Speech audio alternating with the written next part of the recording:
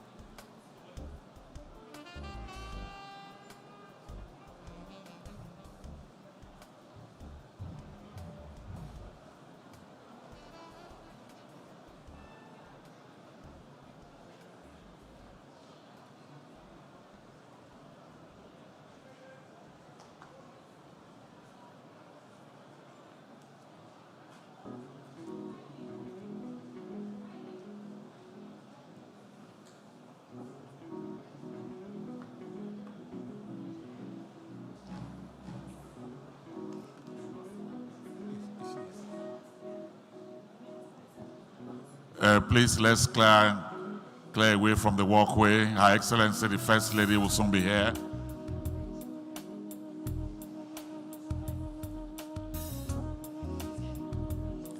Please, shall we all rise now to welcome Her Excellency, the First Lady of the Federal Republic of Nigeria.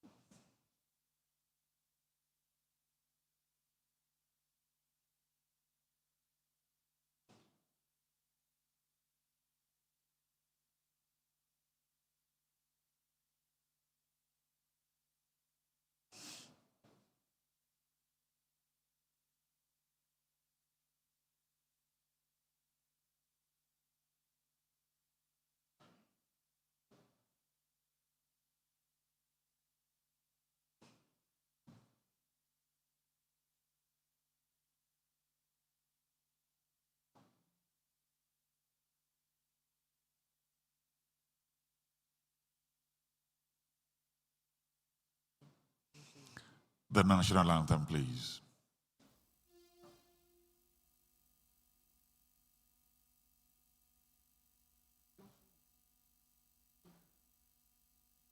The national anthem.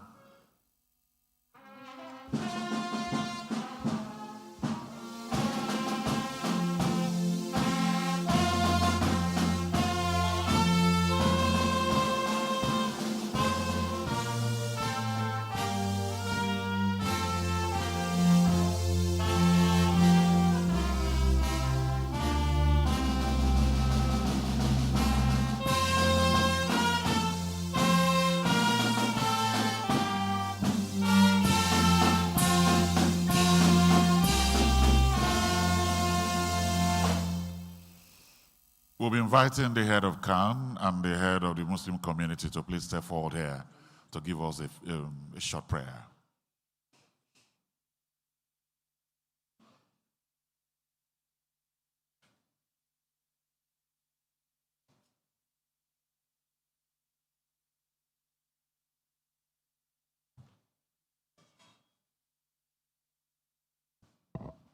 Let us pray. Lord, our Heavenly Father, we thank you for bringing us into this place safely this morning. O Lord, in this gathering, you have brought your children to talk about the health of this nation. We pray, Father, that you, O Lord, will be with us. Direct all that we shall do.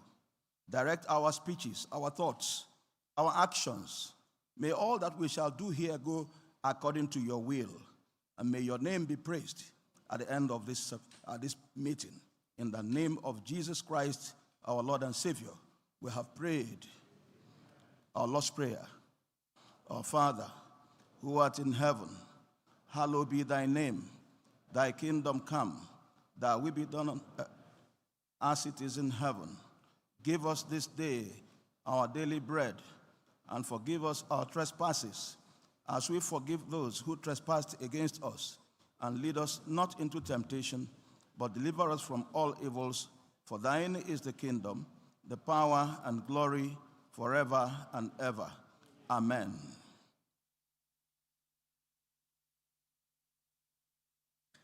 Please, we'd like to have the head of the committee give us a short prayer. Jamaatul Nasr, please.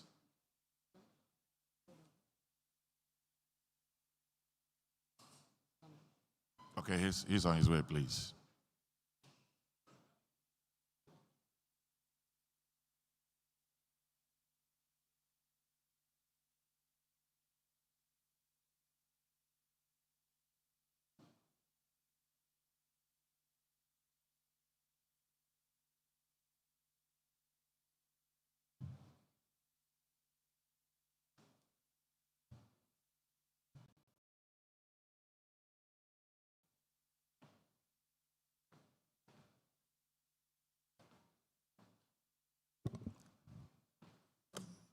Bismillahir Rahmanir Rahim.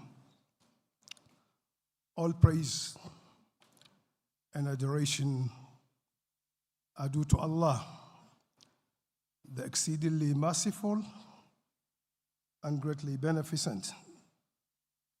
We thank you for this day, this time, and this moment in coming together to look at one of the very important aspects of our lives, improving our health under our own government.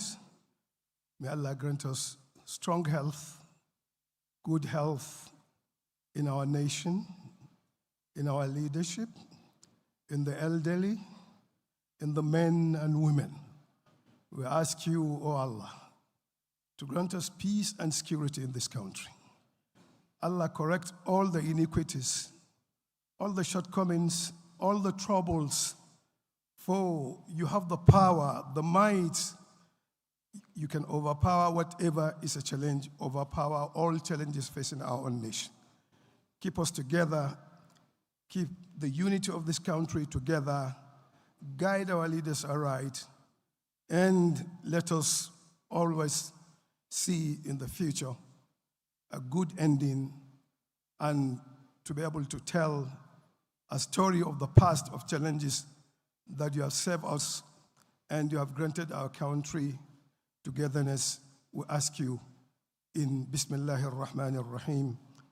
Alhamdulillahi Rabbil Alameen Ar-Rahmanir Rahim. Maliki Yawmiddin Iyyaka na'budu wa iyyaka nasta'in. Ihdina as-sirat al-mustaqim. صراط الذين أنعمت عليهم غير المغضوب عليهم ولا الضالين. Amen. Be with our president, guide him and make easy all his own affairs and all that support him. سبحان ربك رب العزة عما يصفون وسلام على المرسلين والحمد لله رب العالمين. May the name of Allah be ever praised forever and ever. Amen. Please, let's be seated.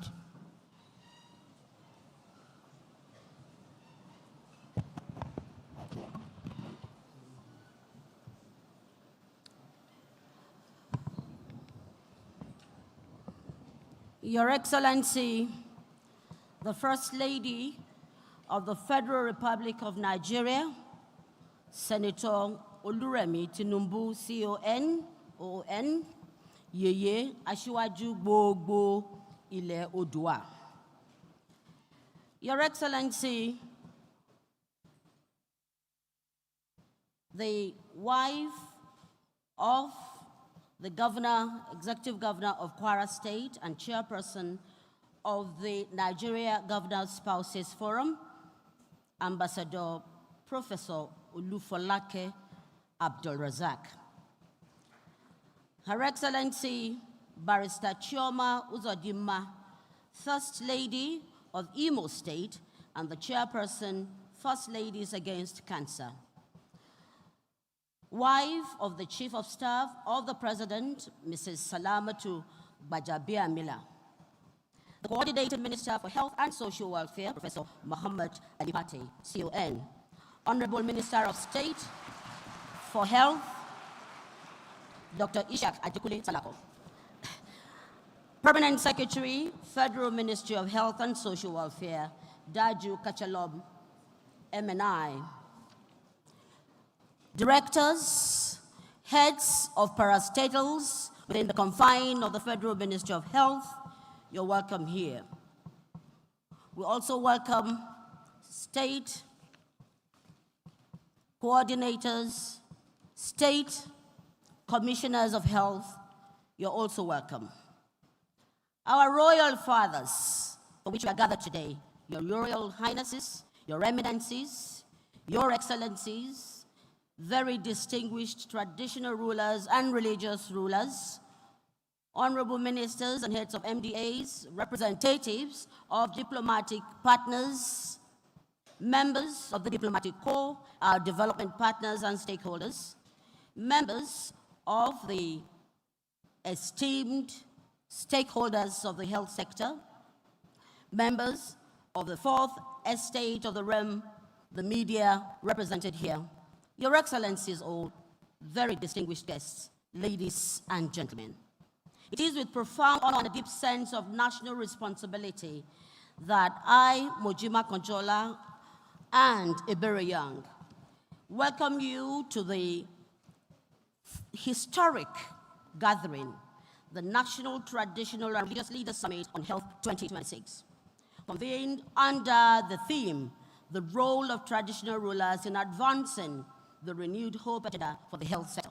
Today's summit is just not another conference. It is a defining moment in Nigeria's journey towards building a healthier, stronger, and more resilient nation. Across our communities, the success of health reforms does not rest only on policies, budgets, and institutions. It rests on trust, culture, belief systems, and leadership at the grassroots. And that leadership resides within us gathered here today, especially our revered traditional and religious leaders.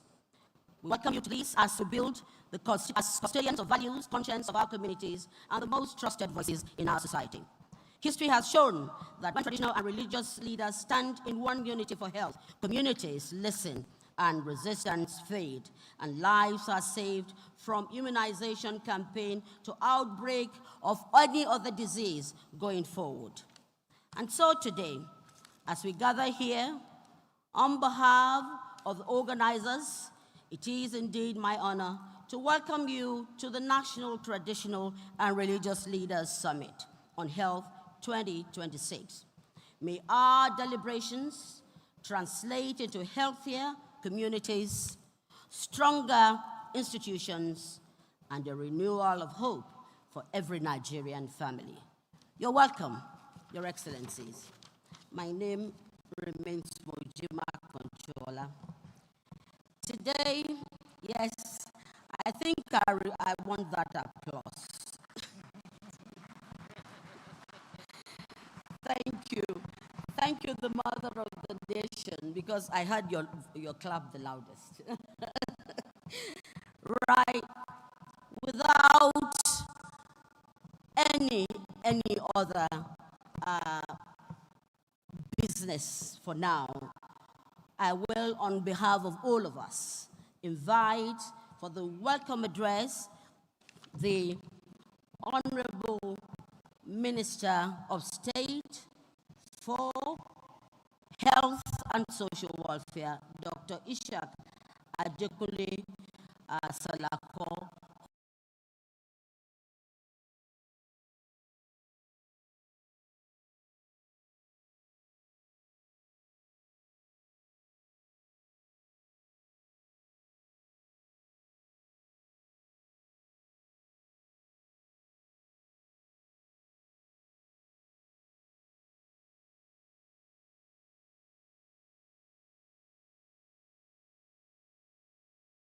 Would welcome us all here, and I pray that today will not be a talking shop, but one that will change the face of health sector in Nigeria. Honorable Minister of State.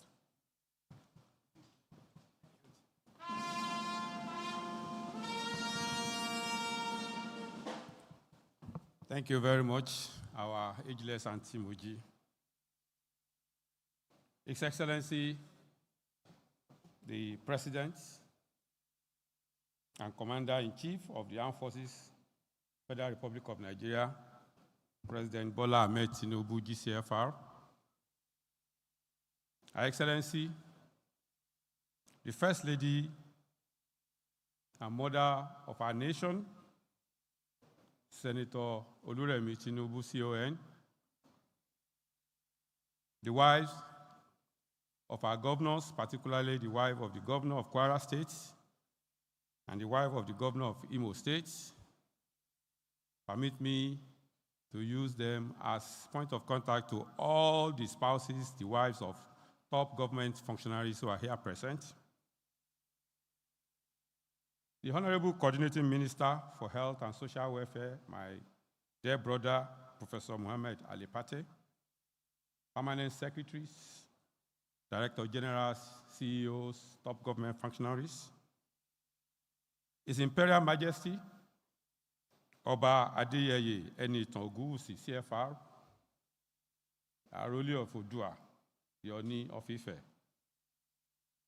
Let me also recognize His Royal Highness Alhaji Abubakar Ibn Umar Gabai Alamin, CFR, the Shehu of Borno. Permit me to use them as a point of contact to all our esteemed and highly revered traditional rulers who are here present. Because of time, please permit me to go that way.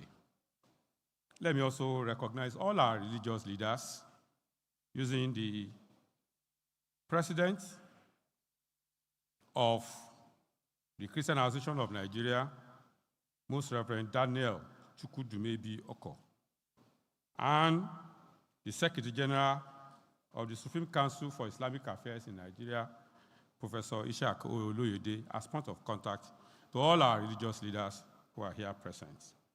Honorable Commissioners of Health, and all other sub-national leaders who are here, gentlemen of the press, distinguished ladies and gentlemen. Today's gathering is a historic milestone as we continue to journey towards a healthier and more prosperous Nigeria.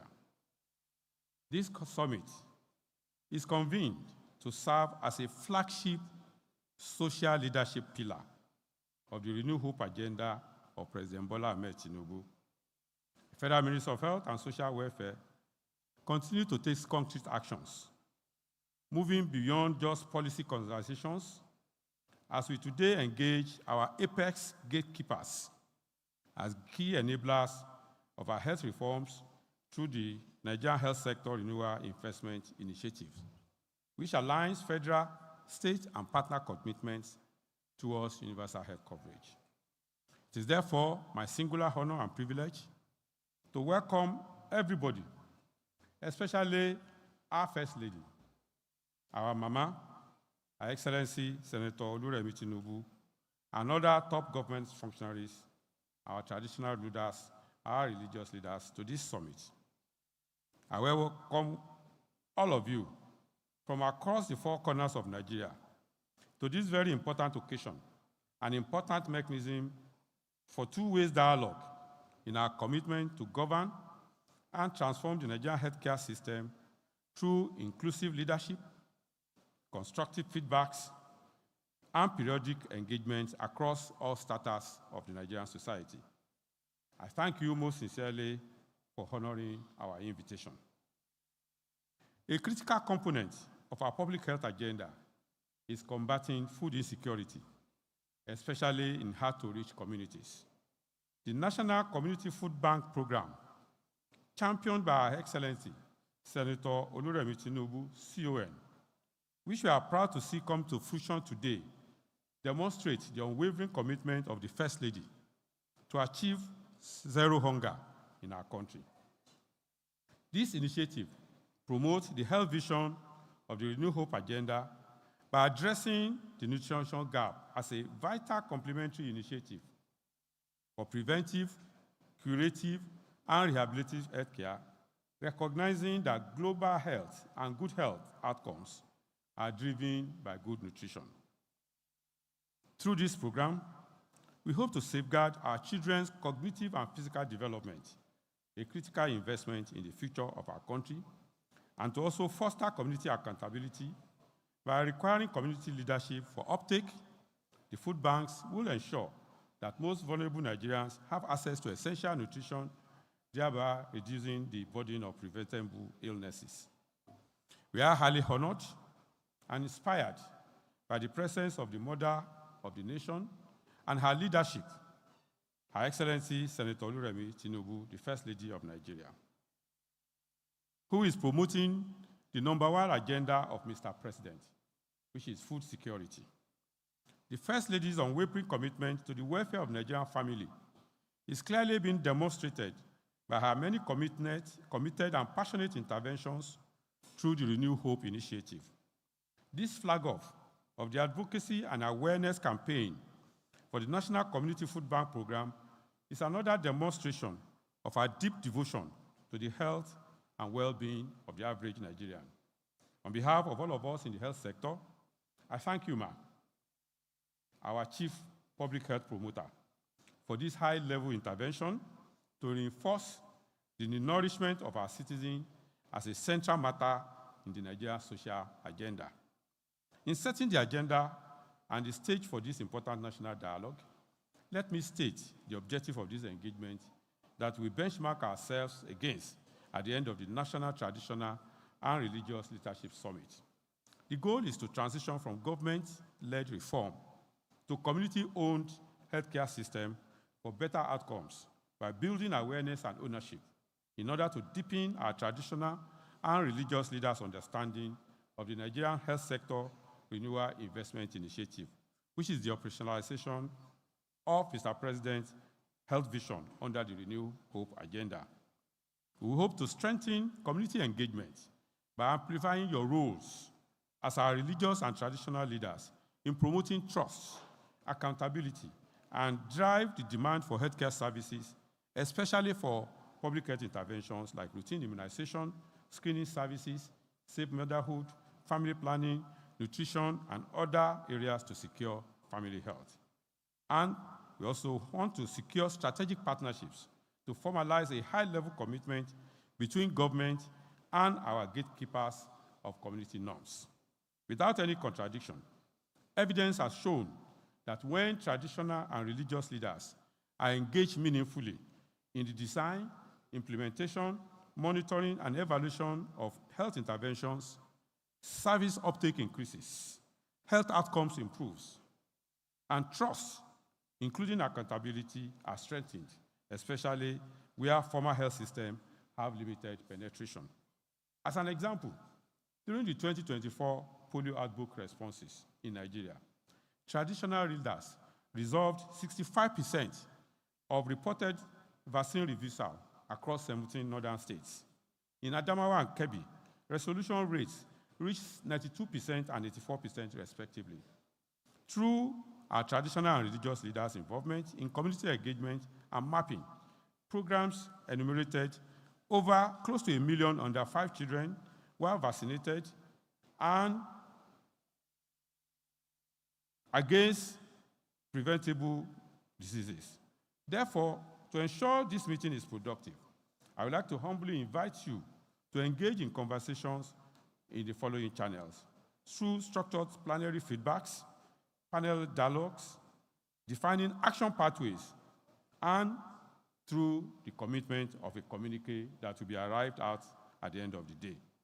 Your Excellencies, our royal fathers, eminent religious leaders, distinguished guests, ladies and gentlemen, as I close this welcome address, let me highlight that the expectation is that at the end of this summit, every leader, religious, traditional, in this room will leave not just as a guest, but as a strategic partner and a champion of the Nigeria Health Sector Renewal Investment Initiative and the proven vision of President Bola Ahmed Tinubu, DCFR, to treat the health of every Nigerian as a matter of urgent right. Once again, welcome to the National Traditional and Religious Leaders Health Summit, another first under President Tinubu to strengthen community engagement and accelerate journey towards universal health coverage. And so, with peace and plenty, Nigeria shall be blessed. Thank you for your attention.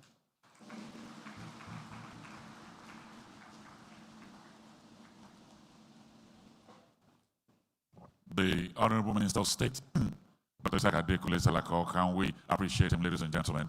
Thank you for what you are doing. Thank you.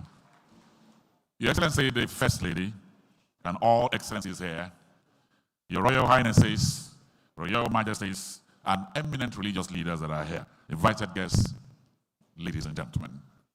Today, history is being made. Today, these are moments in a nation's journey when progress demands more than policy, it demands partnership.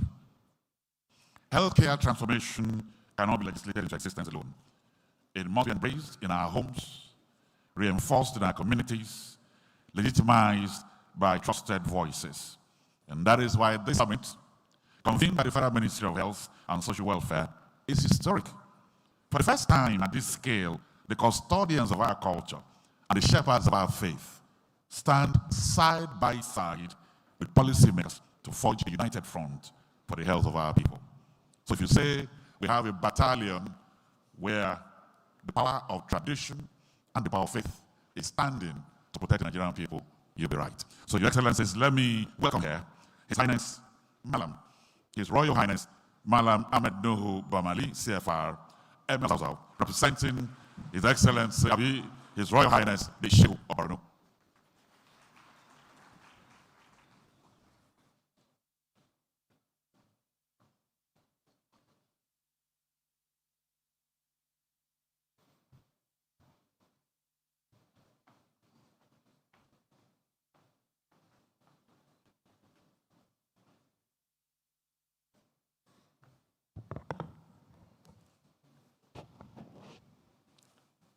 Your Excellency, the Mother of the Nation and First Lady of the Federal Republic of Nigeria, distinguished Senator Oluremi Tinubu,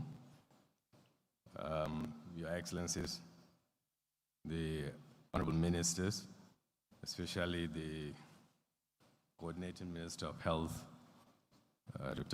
Professor Muhammad Ali Pate, and also the Minister of State,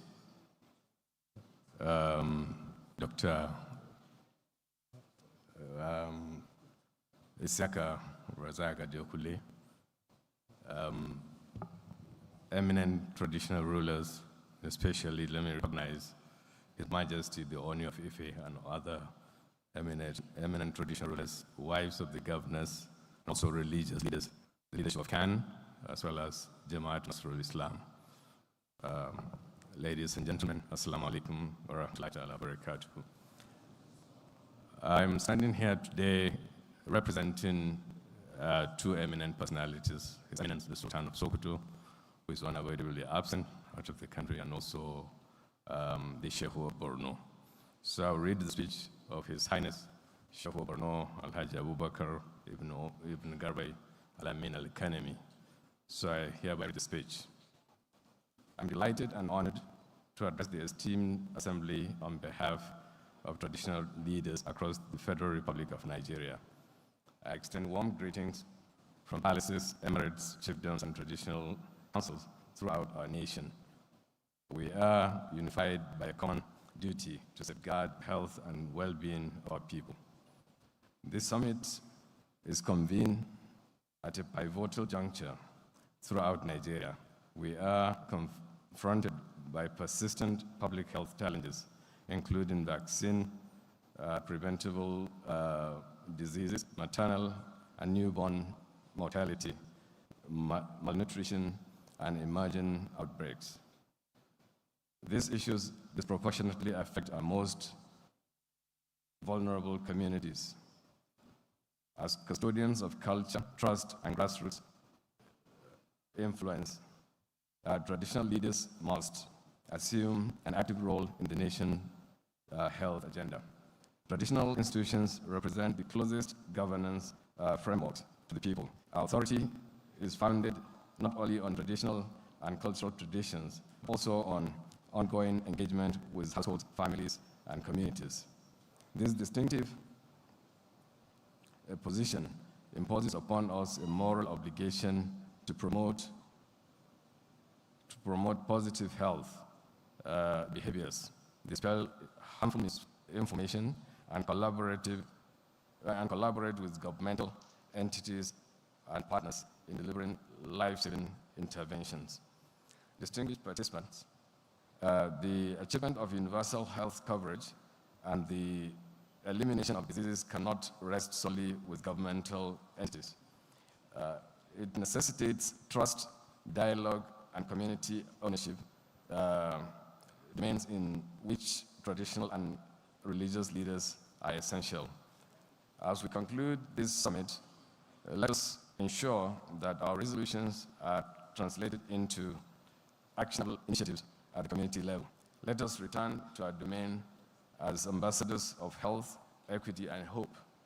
On behalf of traditional leaders across Nigeria, I affirm our continuous partnership, commitment, and determination to foster healthier, stronger, and more resilient communities. Thank you. May God bless all of us. Thank you so very much.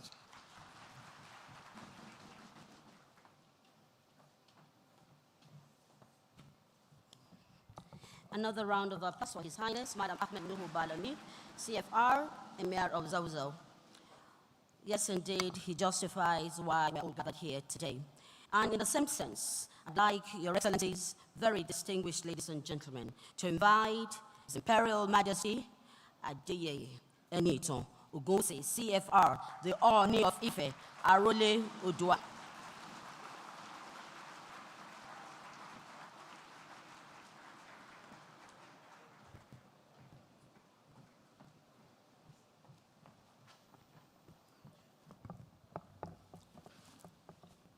Your Excellency, the father of our dear nation, a reformer and a leader that has been very selfless, trying to rewrite and put things right in our dear country. President Bola Ahmed Tinubu. Also here with us, the mother of our nation, a pillar of support, a very selfless woman, a mother by excellence, and also a very privileged is my own mother on the throne of Udua.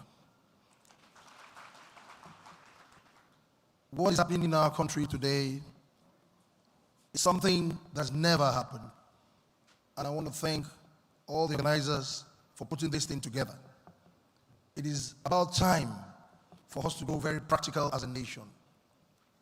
Our country, we know the strengths and the weaknesses of our dear nation. One of our greatest strengths is diversity. A very diverse nation that has different ethnic background and major two solid faiths. Today, faith and tradition are coming together to join our political leaders to take the country to another level. I think all our political leaders that are here deserve a resounding round of applause. Because of time, I will stand on the established protocol.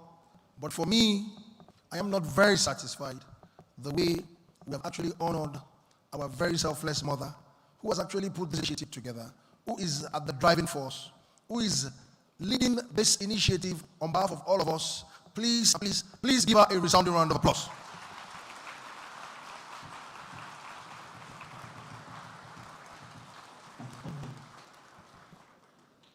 Like I said earlier on, our nation is not getting to the level of being practical.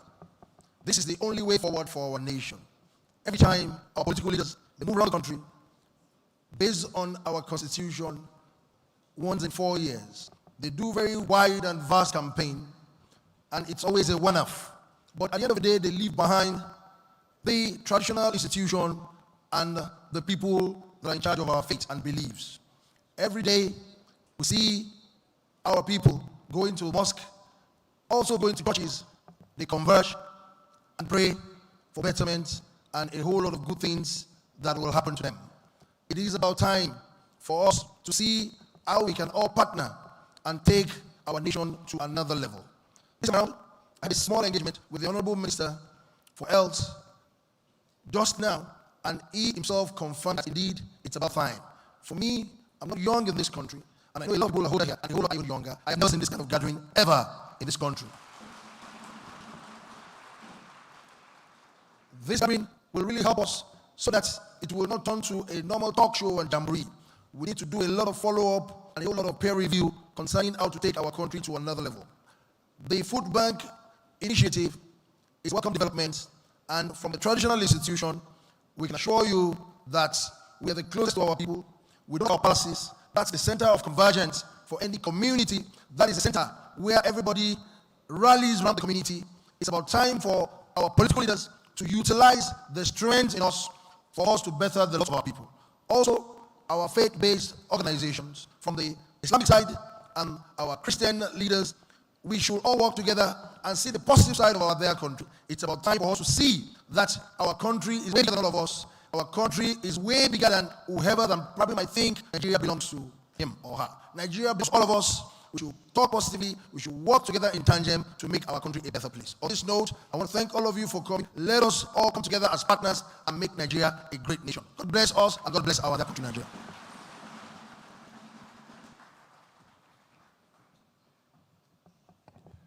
His love for Nigeria cannot be questioned. Let's appreciate him, the 51st Ooni of Ife. Thank you very much. Thank you. Your Excellencies, distinguished ladies and gentlemen, there are gatherings that are very routine, and then there are other gatherings that define direction. This gathering is one of such. We'll be going to short goodwill messages, and be starting with the WHO representative in Nigeria, Dr. Pavel Usu. WHO representative in Nigeria. I welcome you, Doctor. Thank you.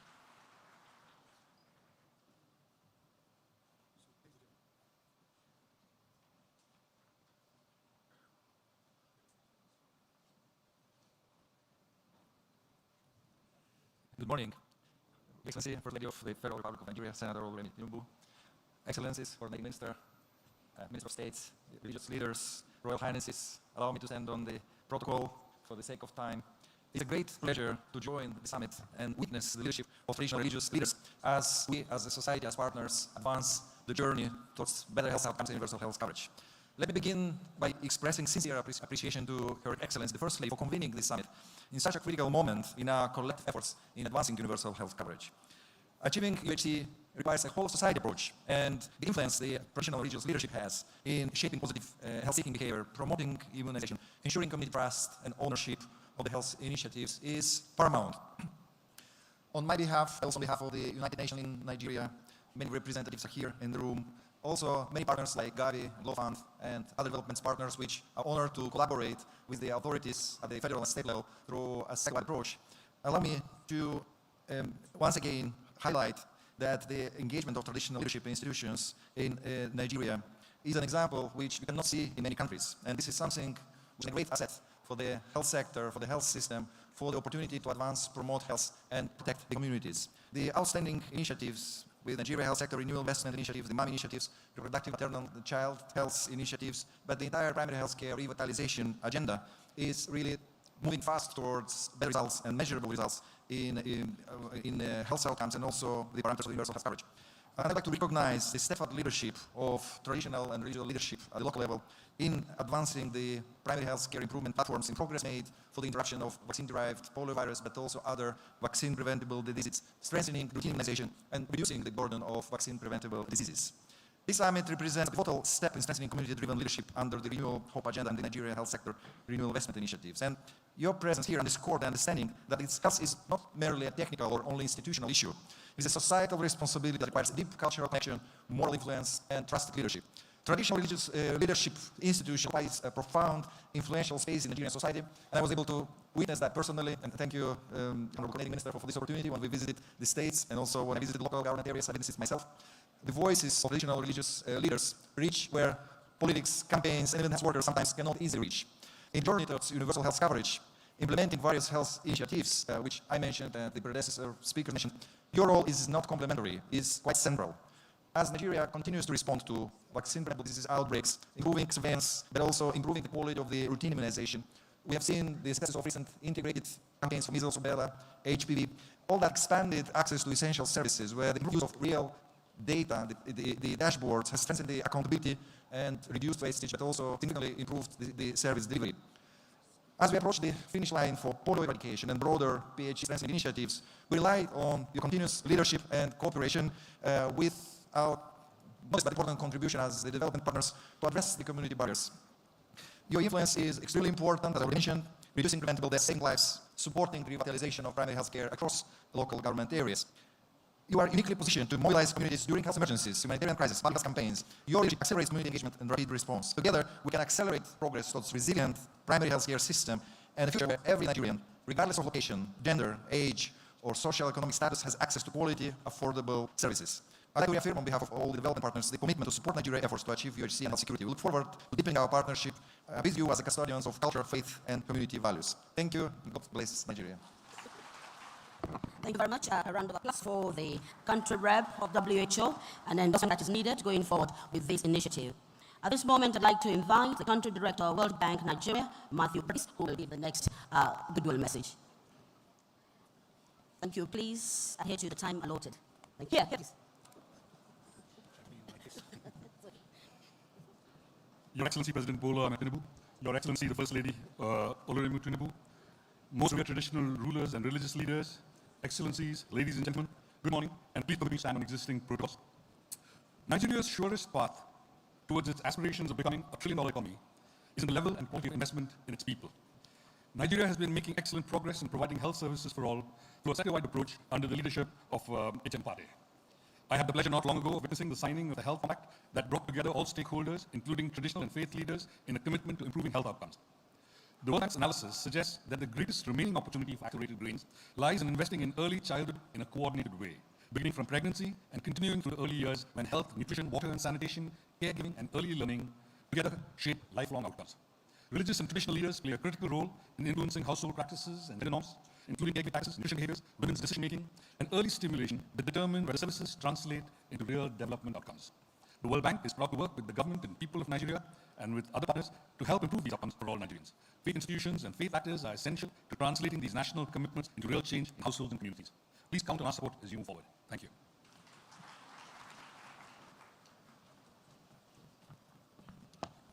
Thank you very much, the World Bank. Your Excellencies, distinguished ladies and gentlemen, this summit represents something absolutely profound.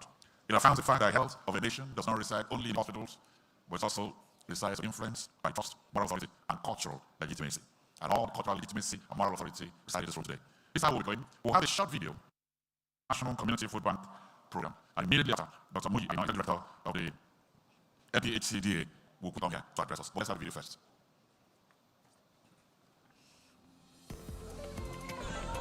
From the very first breath, nutritious food helps life begin. From our earliest moments, the food we eat supplies strength, supports growth, and lays the foundation for a lifetime of vigor and vitality. Nutrition is more than food on a plate. It fuels brain, sharpens concentration, and builds the confidence children and young people need to grow and excel academically. The foundation of that growth starts long before a child enters the classroom, even before a child is born, in the womb of the mother. Supporting maternal nutrition strengthens families. It reduces risks during pregnancy and helps ensure that children are born healthier and better able to thrive. Strong families are the backbone of strong communities and a strong nation, and building that strength requires collective action. Across Nigeria, government, the development sector, and citizens are working hand in hand to build a healthy future for all. To support these efforts, the federal government, under President Bola Ahmed Tinubu, is setting up the National Community Food Bank, NCFB, a long-term social infrastructure designed to strengthen community food security and improve access to nutritious food across the country. The NCFB will bring nutritious food directly to families in communities across Nigeria. At primary healthcare centers, children under 6, pregnant women, and lactating mothers will have their nutritional status assessed. Those identified as most in need will be enrolled in Food Bank voucher system, receive vouchers successfully with additional support provided when necessary. The National Community Food Bank is more than a program. It is a strategic step in renewing Nigeria's health sector, aligning nutrition, social support, and community services around the shared vision of a stronger, healthier nation. Across the country, primary health centers will serve as the front line of this effort. Through more than 13,500 facilities, supporting under the Basic Healthcare Provision Fund, nutrition screening, prevention, and treatment services will be fully integrated in care for pregnant women and children. Health workers will be further supported to strengthen healthy feeding practices through food demonstration corners and to identify malnutrition early, using simple tools such as the mid-upper arm circumference tape. Treatment services for acute malnutrition, including community-based management, will be expanded to ensure that more communities can access timely and effective care. As centers continue to be digitized, they will verify eligibility and securely register vulnerable families. From there, eligible children and pregnant and breastfeeding mothers will refer to the voucher program and connected to nearby community food banks. Beyond registration, primary health centers will provide nutrition counseling, case management, and monitor children's growth and household nutrition. The Community Food Bank Program, championed by Her Excellency Senator Oluremi Tinubu, CON, First Lady of the Federal Republic of Nigeria, is a collaboration between the Office of the First Lady, the Federal Ministry of Health and Social Welfare, the National Primary Healthcare Development Agency, the Bank of Agriculture, and other partners, ensuring that support not only reaches families, but leads to lasting improvements in their health and well-being.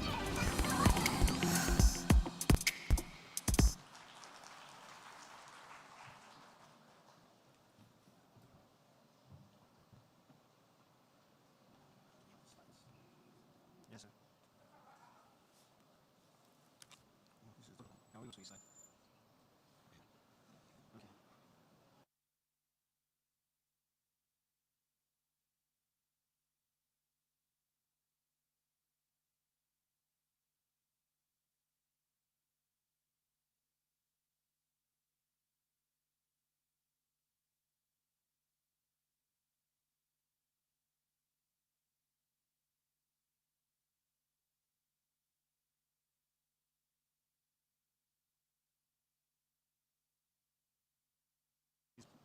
Okay.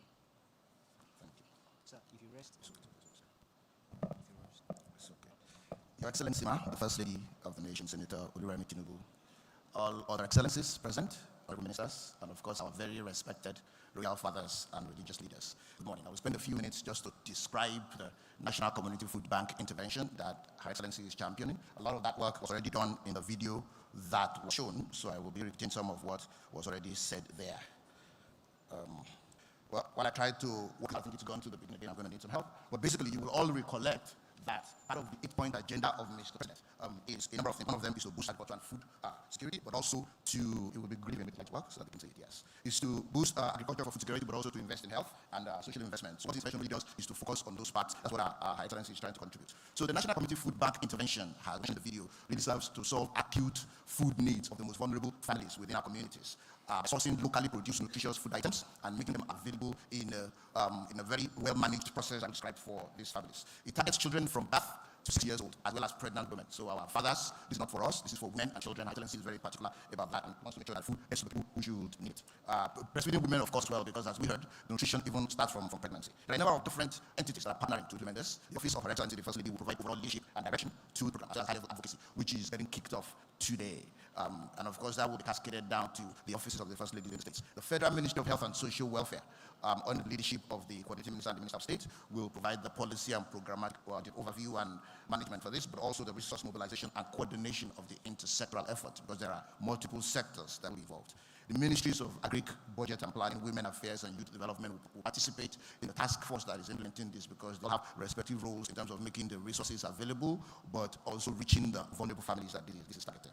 My agency, the National Primary Healthcare Development Agency, will coordinate execution through the network of primary health centers. There are thousands of primary health centers, and many of you have seen the work that the government of President Tinubu is doing to try to make them better, and provide better quality services. So we will be delivering these services through the primary health centers, working, of course, with states. The Bank of Agriculture will source and aggregate produce from local farmers. So that while we are investing in procuring these materials, we're also building the local market for the farmers. States and local government areas will collaborate on the program to establish and operationalize the food banks and also monitor the implementation, expand the sites that can provide these services. And of course, you, our revered traditional and religious leaders, will be the chief advocates. We expect that you will kindly play a number of roles. One is to advocate for this, such that no family that is in need misses out of the program. We also would like that you ensure community ownership and participation, and also pay attention so that the food items, Her Excellency is very passionate and particular about this, that the food items get to those who need them and they're not misappropriated to folks who can otherwise feed themselves. The program not only addresses food stress in the families, but as the video showed, it also will improve child growth, improve overall health, and even school performance for some of these children, and really protect our future human capital for the country. It will also serve to strengthen the local food and health systems because of the involvement of local farmers and producers. So the way it really will work is that when pregnant women with young children under 6 years come to the facilities, the health workers will have been trained to assess them and identify whether they fall in the category of vulnerability that will need help to give food to themselves or their children. They will be counseled, and if they meet and assess, if they meet the criteria, they will be enrolled. And what the enrollment entails is they will be registered in a digital database with a unique identifier, such that ultimately that is linked to the NIN. And then they will get a voucher for about a month's supply of food for the mother, for the baby, or for both of them, as the need is identified in the health facility. And they can then take this voucher to the food banks that will be set up near the primary health centers. And because the way Her Excellency wants us is that it must get to these women and their children, only those who receive the vouchers will be able to redeem them for food. So they will redeem them for food items that are local, again, but that target the specific needs of the mother and her baby. And ultimately, will be followed up in the health facility and in the community. And when the child grows and reaches the age of 6, or when the need for the food sort and the vulnerability has been overcome, then those will be criteria to graduate out of the program. So the intervention itself is being kicked off today by Her Excellency through this advocacy, flagging of the advocacy and community sensitization here today. A study committee will be set up over the next few days, and early in March, a trust fund will be established. That will be the way this program will be funded, in collaboration with private sector partners and well-meaning Nigerians. The next step will then be the establishment of the food banks. Again, like I said, they will look very close to the primary health centers, and we'll be able to source, the Bank of Agric will work to source the food items from local farms. And then we will start to identify and enroll beneficiaries, and then integrate some of our accountability mechanisms, the performance of financial management officers, you, our community gatekeepers, as well as the health fellows, the second batch of whom are here today, will be briefed and engaged to help us keep track and make sure that, again, we minimize or eliminate leakages in the program. The food should go to the young children and the young women. Of course, they will track the outcomes of the people that are enrolled, the babies, and when they are supposed to graduate, they will graduate. So how will this be funded?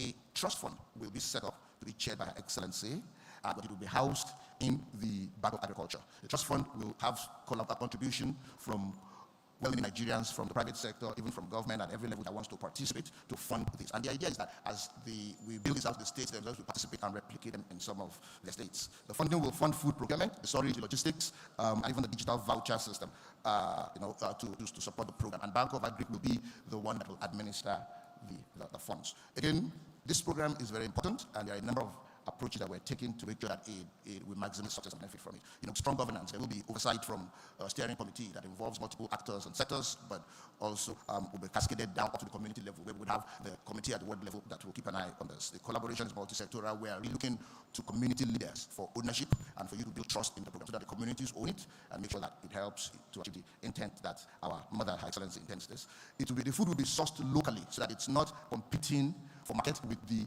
local farmers that currently serve the communities. It will facilitate and even grow their business in some way. And again, like I said, we're going to be distributing through food banks that will be in close proximity to the basic healthcare provision fund facilities. There will be about 13,000 of those facilities across the country.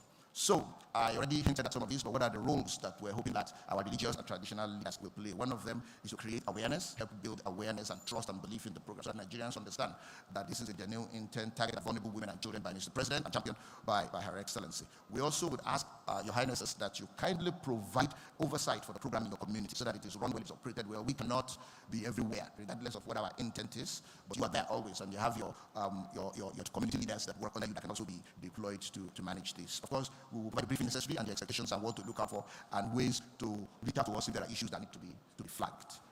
Her Excellency has indicated plans to flag this off ultimately in 6 zones. I believe the first one will be in early April in Borno, but ultimately this will be in every state in the country. Thank you.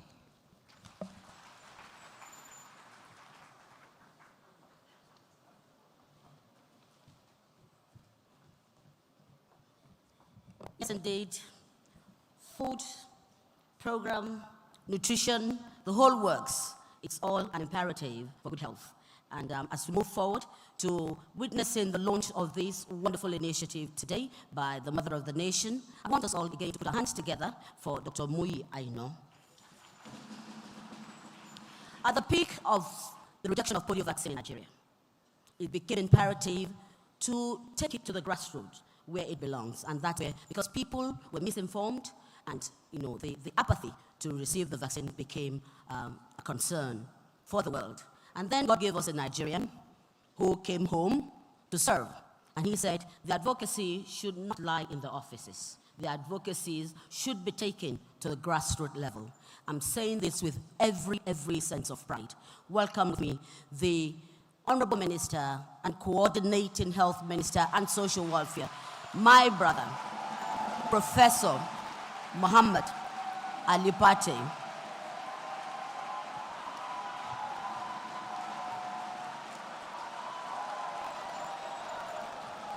Thank you. Thank you. Thank you. Thank you. Your Excellency, the First Lady of the Federal Republic of Nigeria, Senator Oluremi Tinubu, CON, Excellencies, spouses, wives of the executive governors and senior government officials, honorable ministers, our royal fathers, royal majesties, royal highnesses. I see a whole range of you, our fathers, our custodians of our tradition are here. His Majesty the Obi of Ife, His Royal Highness the Emir of Zazzau, His Majesty the Oba of Benin, His Majesty the Oba of Wari. I can go on and on. The representative of the Shehu of Borno, all of you, our royal fathers, I would like to humbly and respectfully recognize you here. Our esteemed religious leaders in both Christian and Muslim faiths, I also recognize you. I recognize you in your multitude with all due respect. Heads of government agencies, honorable commissioners of health, various strands of Nigerians, and especially the National Health Fellows that are here with us. Good morning. First of all, let me start by appreciating His Excellency President Bola Ahmed Tinubu, GCFR, for conceiving but also approving that we convene this summit, the first ever national summit of traditional and religious leaders in Nigeria to discuss health and the well-being of our people. His Excellency gave us permission, and we extended the invitation to you with the support of Her Excellency, the First Lady. We're profoundly grateful to all of you from the various states and FCT, leaving whatever it is that you are doing to attend to this invitation that we have extended. We're eternally grateful to you for coming. Your Excellency, the First Lady, We also thank you for your leadership, for your support, for your encouragement. Some of you is public, but a lot is not seen. On the issues of health, of mothers, of children, of those who are vulnerable, of tuberculosis, of cancers, but also now on nutrition. We thank you, Your Excellency, for being such a great champion. And through you, all the excellencies, the first ladies that have also supported your vision and contribution. Today we're doing something that is remarkable. We're doing a few things, not only one thing, in this summit. And the backdrop for it is that before the Nigerian state, there is a Nigerian nation. Before the Nigerian nation, there is a Nigerian people. The people is what constitutes the nation that now has transmitted into the Nigerian state. His Excellency President Bola Ahmed Tinubu, in his renewed agenda, articulated a vision for a prosperous, people-oriented, and peaceful nation, a $1 trillion economy, and even beyond. But at the heart of it, the most important asset that we have is our people, is the well-being of our people. Without the people of Nigeria, no infrastructure, no oil, no diamond, no gold will actually matter. In his wisdom, the President also decided to use the instrumentality of health and social sectors to heal this country, to unify it, but also to inspire it. Because if we can heal our divides using the instrumentality of something that affects all of us, health, we can heal our wounds, we can unite our country, and we can inspire ourselves to greatness. I think that is the wisdom of the President that we have seen.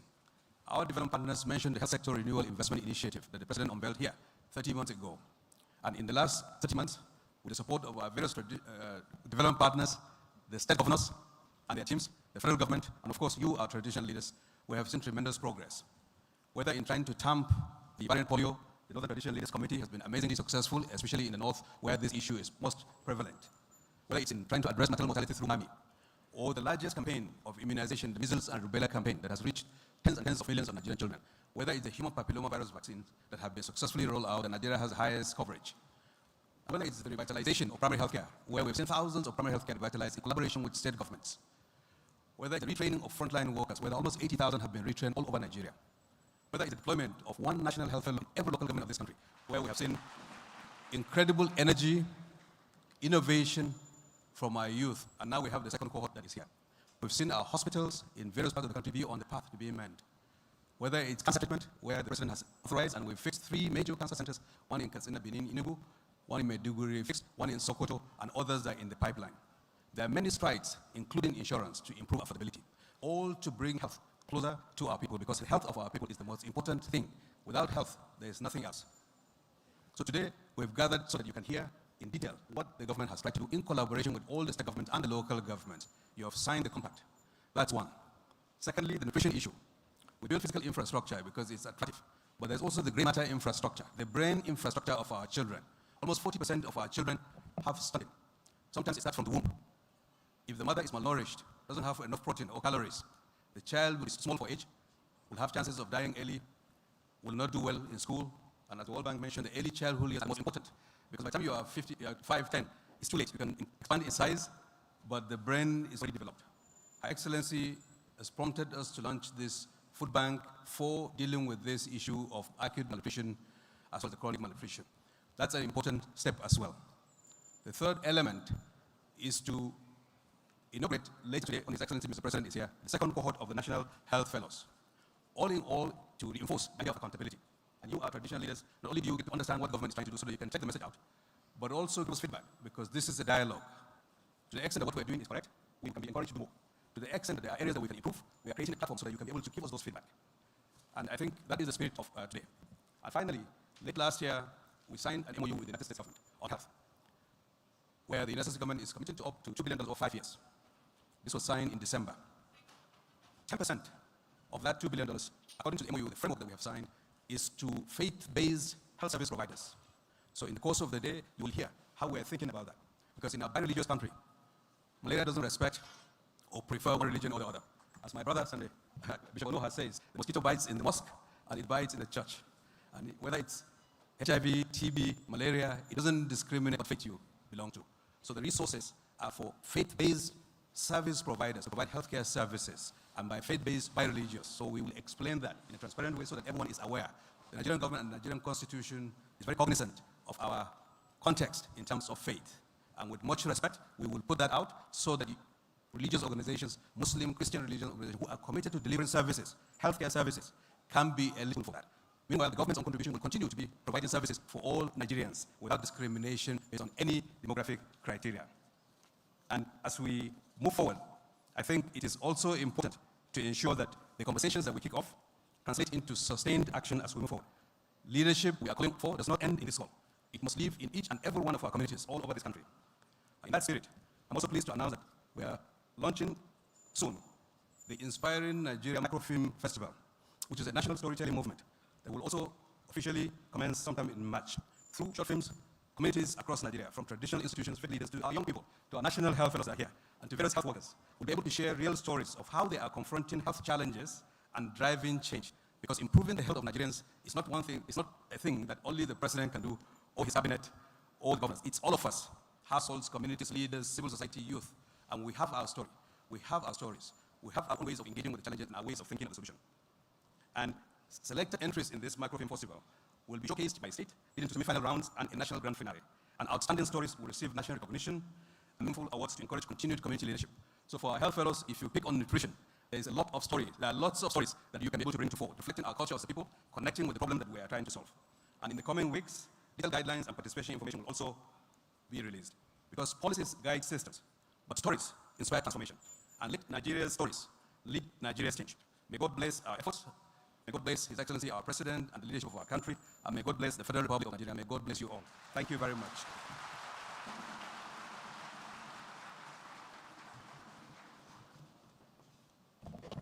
Thank you very much. Another round of applause for a deserving minister. Your Excellencies, Your Royal Highnesses, Your Eminence, all that are gathered here today alongside with the youths of Nigeria out there who are shouting and believing in a better health outcomes. Very distinguished ladies and gentlemen. I have the greatest honor to introduce a woman whose voice carries compassion. She won't allow me. Please let me do this. Commitment to national progress. Our own health ambassador, ambassador of peace, ambassador plenipotentiary. Well, thank you. Her Excellency, our wonderful mother, Egypt. Sweet mother, I don't forget you for this summer when you suffer for me. Sweet mother, sweet mother,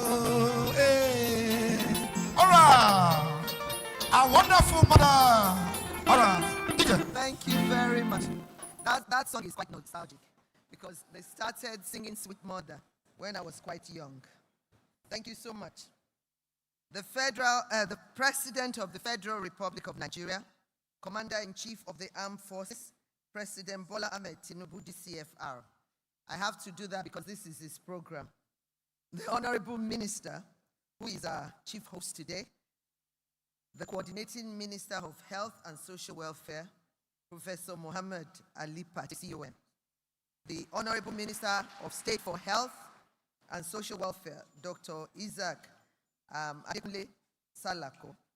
Honorable Minister of State for Finance, Honorable Doris Uzoka Anete. Members of the National Assembly here present, the First Ladies of State. I'll start with the First Lady of Kwara State and the Chairman of Governors Parties Forum. We are here playing a complementary and supportive role today, so that was why the protocol is usually common sense. So we are here to give support to the Ministry of Health as well. And the First Lady of Imo State, Excellency Barrister Chioma Uzodimma. Wives of members of the National Assembly here present. The wife of the Chief of Staff to the President, Mrs. Salamatu Gbajabiamila. We also have wives of service chiefs here present, because these women, we're all here because of the program I'm about to launch today.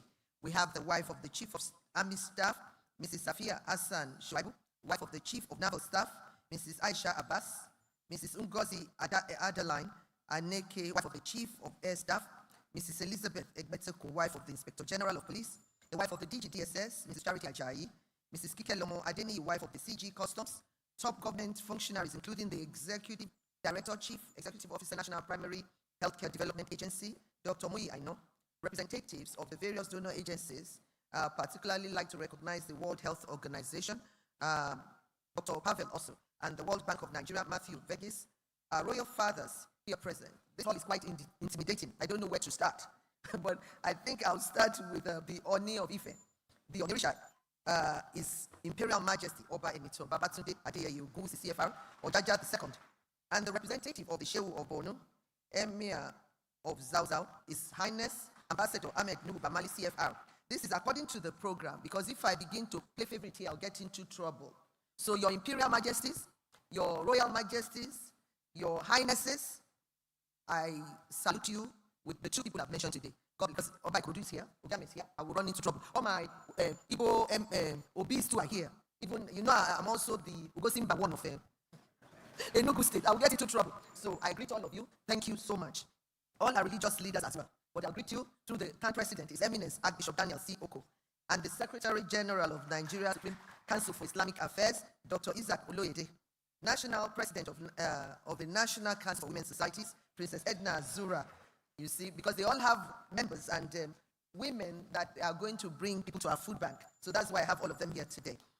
Dear health fellows present, gentlemen of the press, distinguished ladies and gentlemen, I'm honored to join you today the National Traditional and Professor Mohammed Ali Pate, CON, for inviting me to be part of this crucial health summit for our traditional and religious leaders, the custodians of our culture and faith. Health, as we all know, is central to the well-being, productivity, and progress of any nation. It is for this reason His Excellency President Bola Ahmed Tinubu, CFR, has placed health at the heart of the Renewed Hope agenda as an essential pillar of national development. This year, the Office of the First Lady of Nigeria will be working with the Federal Ministry of Health and Social Welfare and the National Primary Healthcare Development Agency to address child malnutrition across the nation. We are collaborating with the Bank of Agriculture and other partners to launch the National Community Food Bank Program in April 2026. This program is designed to strengthen community nutrition support, improve access to safe and nutritious food for vulnerable children, and contribute meaningfully to the national response to ending child malnutrition. The program will operate through the nationwide network of primary health centers to identify and register eligible families with children under 6 years old. Caregivers will receive counseling and be given food vouchers that they can redeem for nutritious, locally grown food at food banks that will be established close to the health centers. This initiative will be funded through a trust fund by willing private sector partners and well-meaning Nigerians to ensure accountability. The trust fund will be overseen by credible Nigerians, chaired by the Coordinating Minister of Health and Social Welfare, Professor Mohammed Ali Pate, not me. We will be needing a lot of support from you, our revered traditional and religious leaders, to raise awareness and sensitize households to ensure no eligible family is left behind as we roll out the program nationwide. And the first ladies are here, we expect the same. And also all the wives of service chiefs, we expect the same. The population of Nigeria is so huge that we have to really come together and make sure that every nook and cranny of this nation is covered. I commend the Coordinating Minister of Health and Social Welfare and his team on this particular health summit. Well done. And for all the great work that you have been doing to improve healthcare delivery to our people. At this juncture, I officially flag off the advocacy and awareness campaign for the National Community Food Bank Program. I also congratulate our health volunteers, the National Health Fellows, and wish you all success as you commence this journey to contribute to our beloved nation while learning and building your skills. Finally, I thank our traditional and religious leaders present for the leadership roles and commitment to the well-being of our people. I wish you all journey mercies to your respective destinations. Together, we will build healthier and stronger generations of Nigerian children. God bless the Federal Republic of Nigeria. She is the authentic mother of the nation. Your mandate. My mandate is Mr. President's mandate. Thank you very much. Sweet mother is good. On your mandate, we shall stand. On your mandate, we shall stand. We'll have excellencies, the Honorable Minister, some of our selected royal fathers, the Honorable Minister of State, the First Ladies that are here, the wives of governors that are here, Honorable Minister of State for Finance, so please join the First Lady of the Nation for this memorable photograph. Sweet mother. All right, it's a wonderful country we have. Wonderful sweet mother. Our able mother, Her Excellency, Senator Honorable Tinubu, CON. Yes. Sweet mother, I don't go forget you. For this offer where you suffer for me. We are inviting 4 representatives of the fellows to join the photograph. 4 representatives of the fellows to join the photograph. Just 4. 2 boys, 2 girls.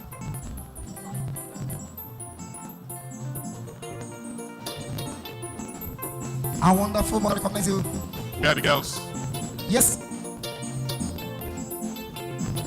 First Lady of the Federal Republic of Nigeria. Yes. I also recognize our own Paris Nkechi. Let me invite White of Service Chiefs. White of Service Chiefs. Right, 1, 2. All right, also, our able mother, Barrister Choma.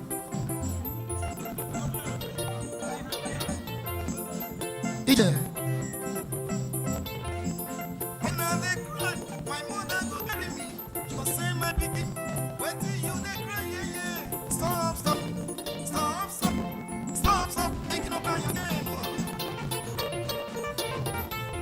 All right.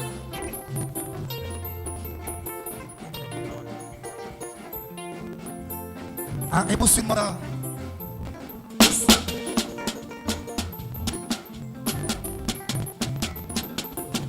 Her Excellency, Senator.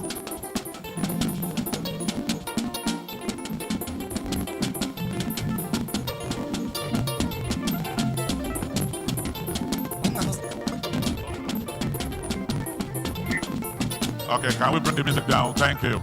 Thank you.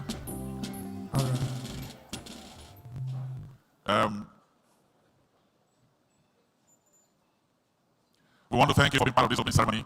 We also appreciate Her Excellency the First Lady. This will be closing the formal opening ceremony. We'll have a short break, and then we'll be back for the technical session.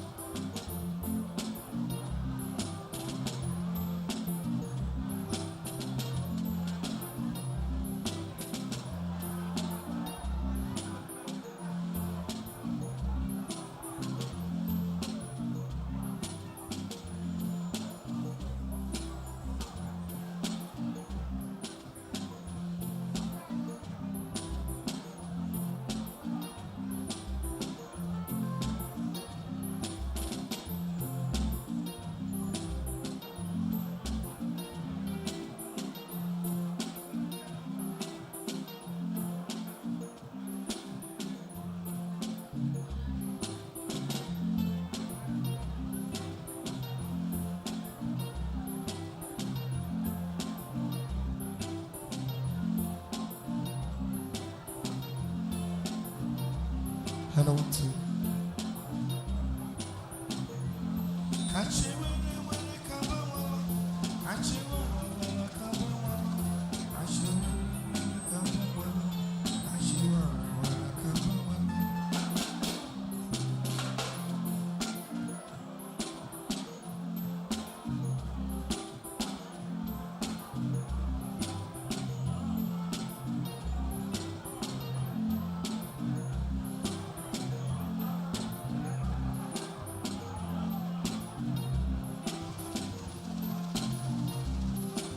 I say congratulations to all Nigerians.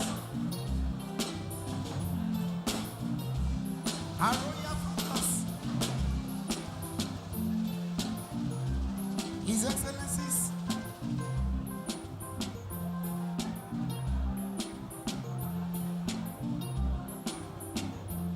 Kashe were were kabawala, Kashe wara wara kabawala, Kashe were were kabawala, Kashe wara wara kabawala.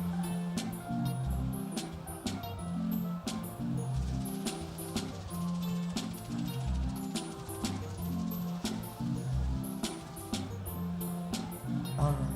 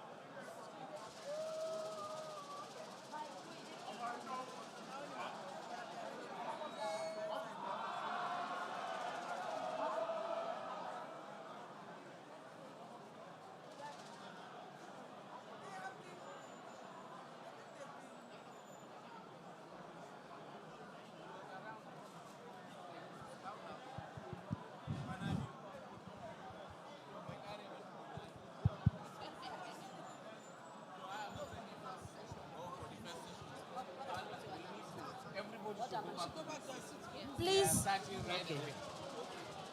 Your Excellencies, Your Royal Highness, Your Eminence, our imperial leaders, may I please request, ladies and gentlemen, that we go back to our seats.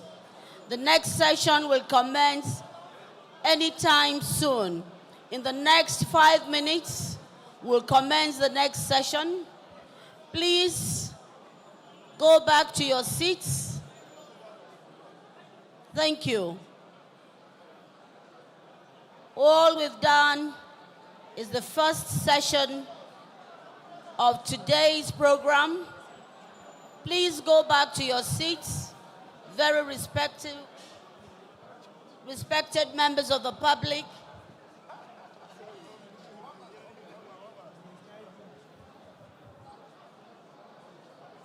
I thank you all. Please, can you go back to your seats? Can we please all be seated? The next session is being called to order. Please go back to your seats. Thank you very much.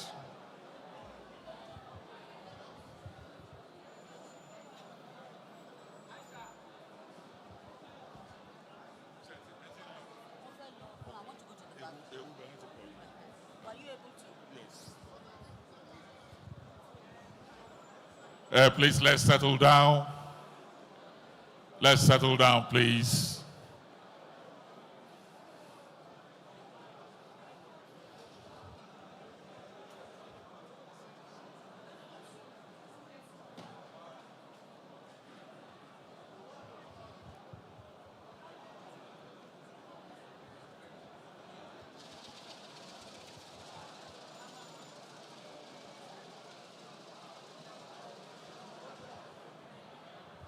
Let's settle down, please. Our next session is about to commence. Please, let's take our seats.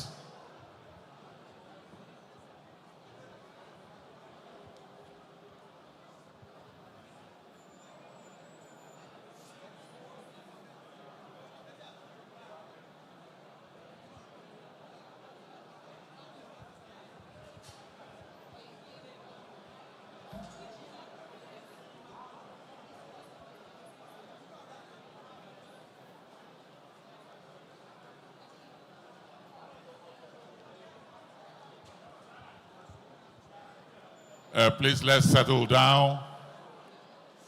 Let's settle down, please. Please take your seats. Thank you very much. Take your seats.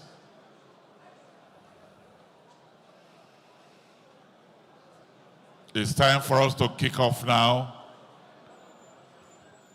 And we shall be taking a look at the overview of Nigeria's health sector renewal and investment initiative. So let's settle down, please. Let's settle down. Let's settle down, please.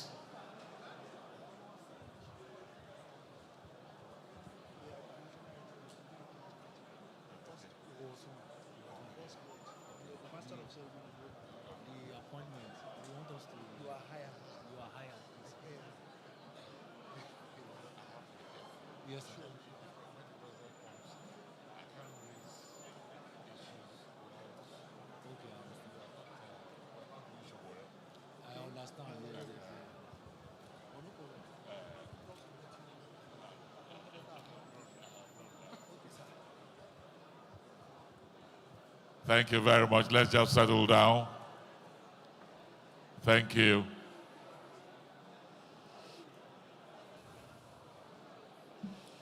Take your seats. Take your seats, please. Take your seats.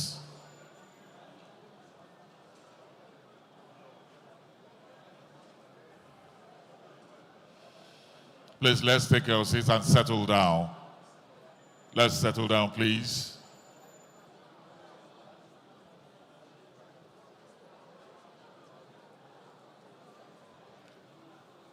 Immediately after the overview, we shall be having the Health Ministry and MDA updates before the panel dialogue.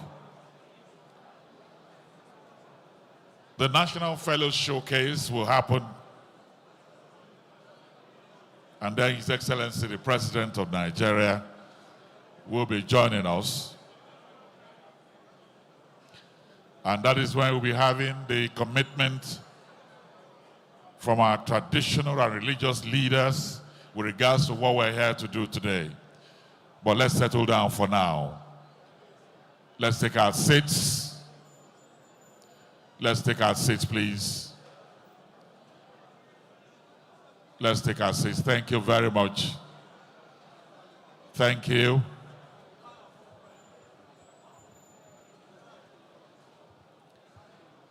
I think we're about to kick off now.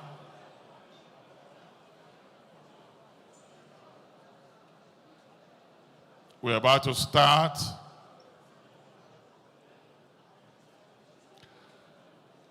Your Excellencies, our royal fathers, our religious leaders, development partners, invited guests, ladies and gentlemen. I welcome all of you to the second part of our program today. And here we shall be taking a look at the overview of Nigeria's public health sector renewal and investment initiative. This will be handled by Dr. Montaga Umar Sadiq, National Coordinator, SWAP Coordinating Office. Dr. Sadiq, please. Please, thank you. Fellows, appreciate him. Appreciate him.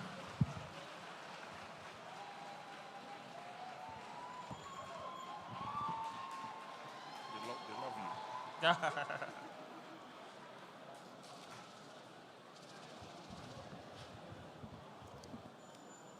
you. Your Excellencies,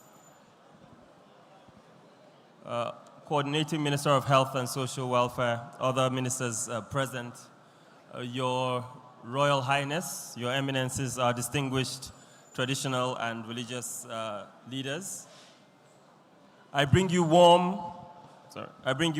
greetings and a deep appreciation for the leadership that you have advanced in our communities and our country at large. Let me use this opportunity to formally introduce all of you to our cohort 2 of our National Health Fellows here today present.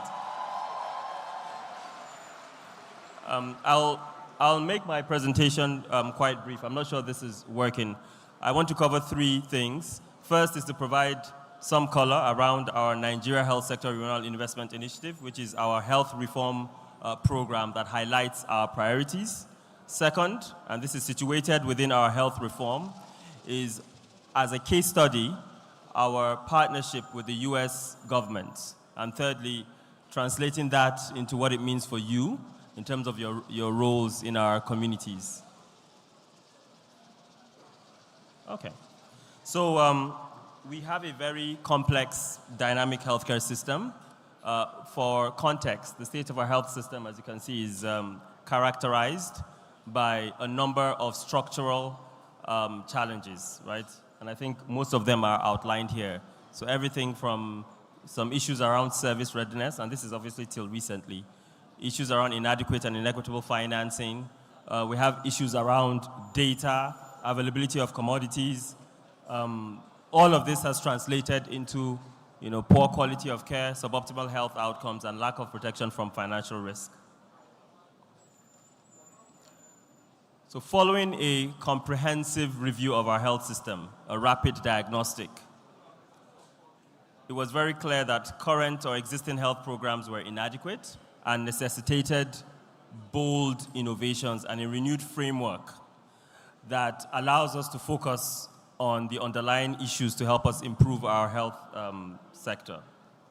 As a result, the Coordinating Minister of Health and Social Welfare launched an ambitious initiative, a reform program called the Nigeria Health Sector Renewal Investment Initiative, which is our basis for dramatically reducing maternal under 5 and neonatal mortality. It focuses on 4 important pillars outlined here today. First, improving effective governance to improve health outcomes, strengthening regulation standards and accountability.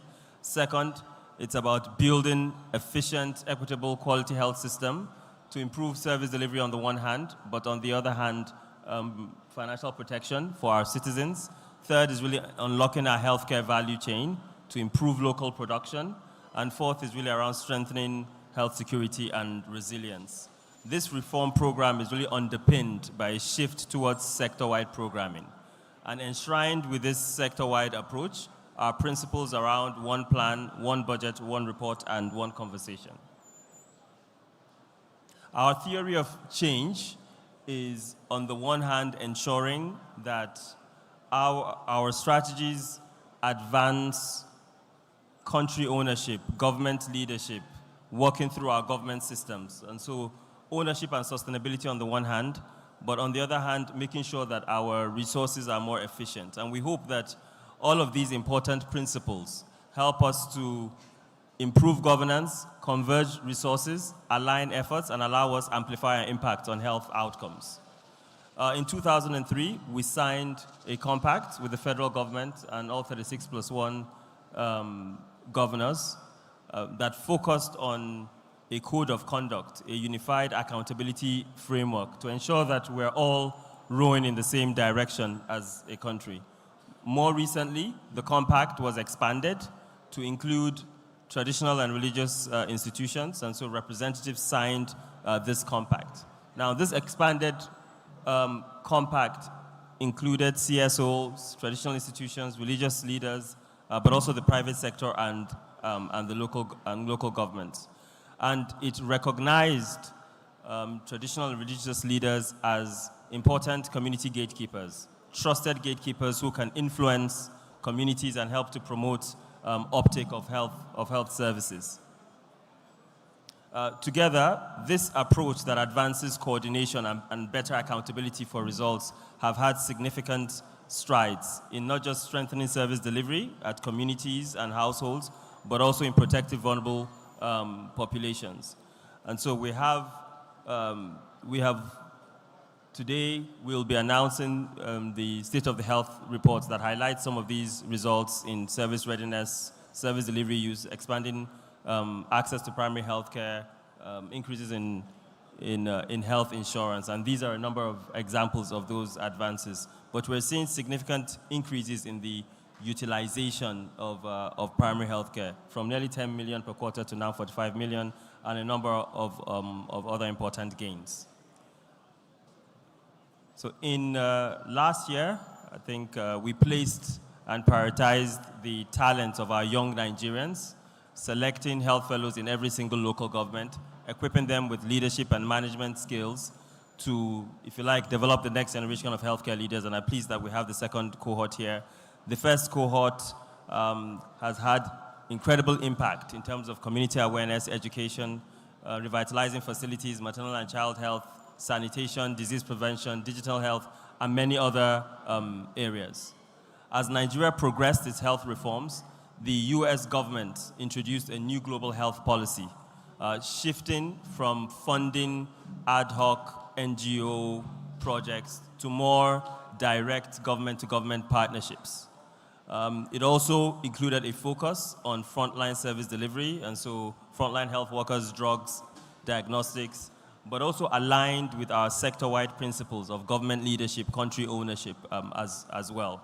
So in December 2025, Nigeria and the US government signed this MOU across priority health system areas with a clear goal to exit dependencies in 5 years. So the collaboration really focuses, which is valued at roughly $5 billion, $3 billion of which will come from domestic resources, but it focuses on expanding access to quality integrated health services across primary, secondary, and tertiary levels by 2030 through sustained partnerships, sustained financing, but also strategic investments. The MOU highlights a number of priorities ranging from funding health commodities for TB, AIDS, malaria, maternal and child health conditions, but also scaling up digital health, technical assistance to advance our reforms, labs, health workforce, outbreak response, service, system-wide service supports that improve service quality, integration, engagement of private sector, CSOs, and faith-based organizations.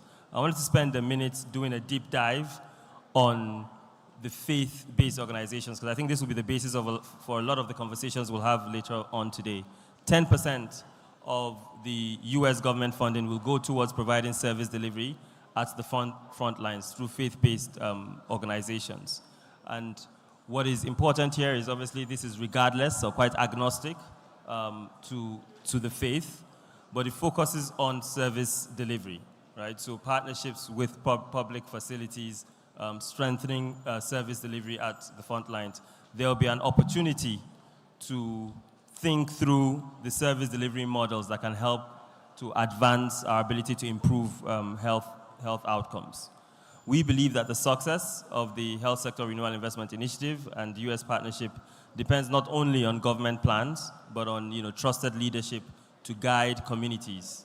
And the number of key asks to advance in this effort will include the roles that you play to help save mothers and newborns, speak up for safe pregnancy and delivery, champion immunizations, protect communities from outbreaks, promote good nutrition and food security, and helping more broadly to shape behaviors. I believe over the next few hours, we'll have the opportunity to really dig down on the role that faith-based organizations can play in terms of strengthening service deliveries to improve health outcomes for Nigeria. I think my time is up. Thank you.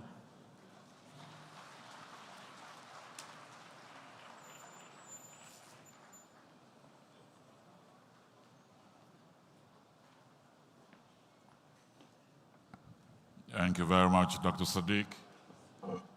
Now we'll be having updates on the National Health Sector Renewal and Investment Initiative from the Ministry of Health and some of the MDAs under the ministry. And so we'll be kicking off with the Federal Ministry of Health and Social Welfare. The Director, DHPRS, Dr. Camille Shuretire, will be starting with the update. Dr. Camille Shuretire, you're welcome.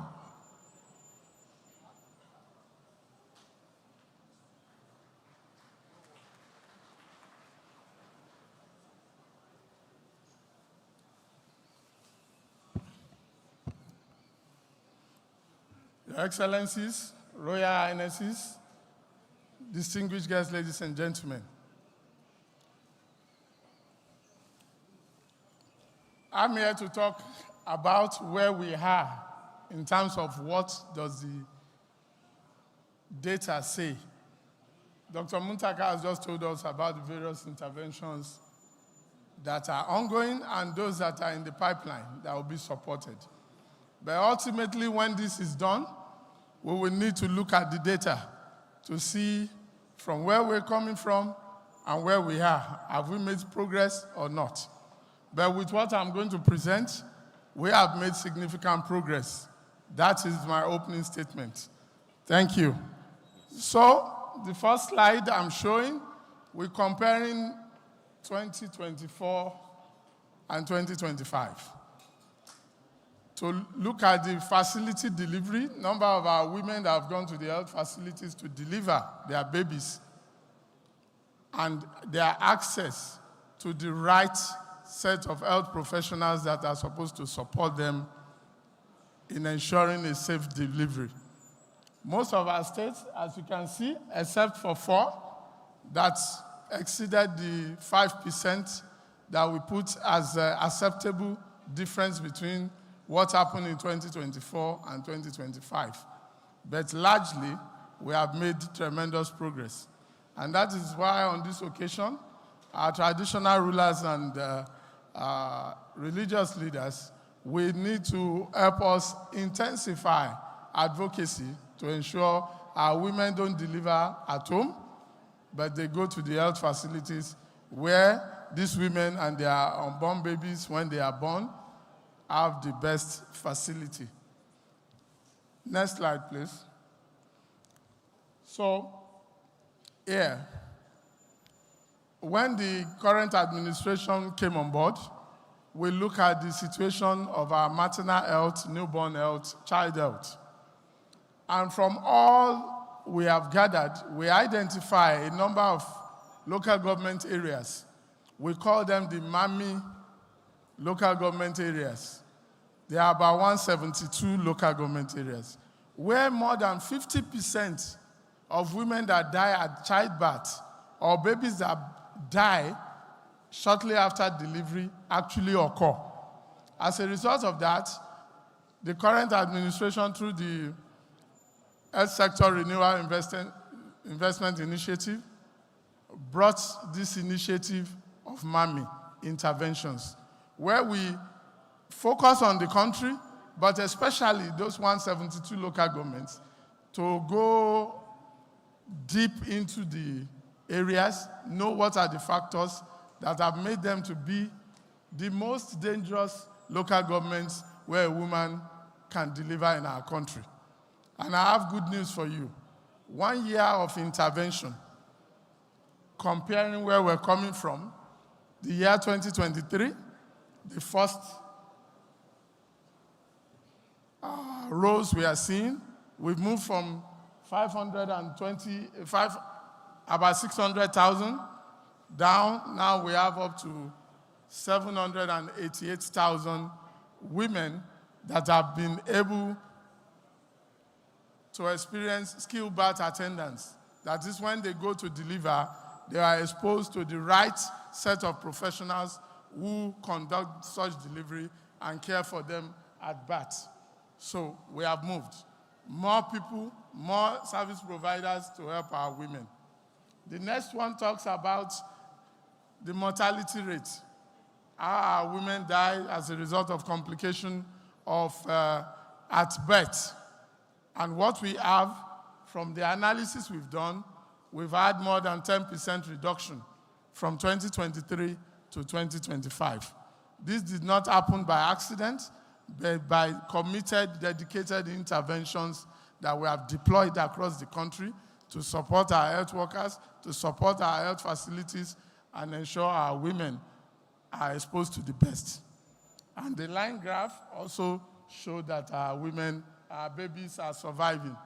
So this next slide is about, we actually went to town to ask Nigerians, what do you feel, what do you think about the current health system and the interventions government have deployed in place?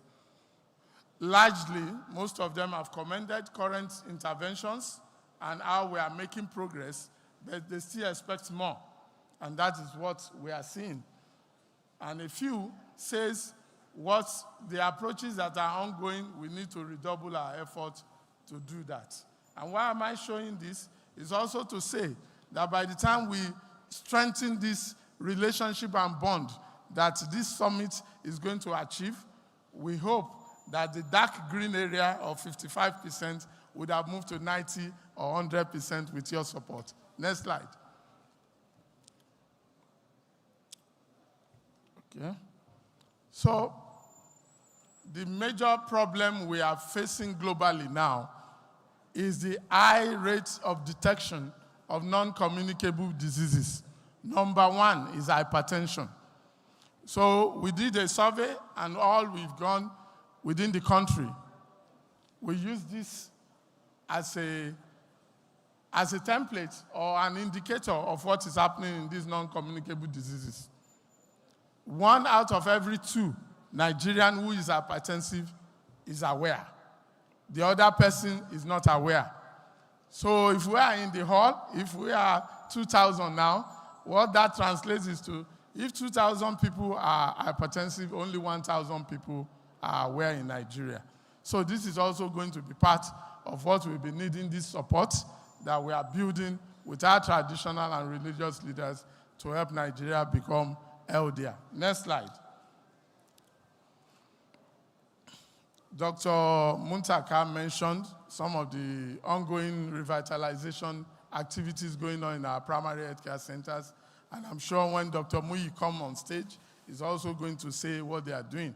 So I will just focus on our federal tertiary health institutions, our teaching hospitals, federal medical centers, and orthopedic centers, neuropsychiatric centers, National Eye Hospital that are spread across the nation.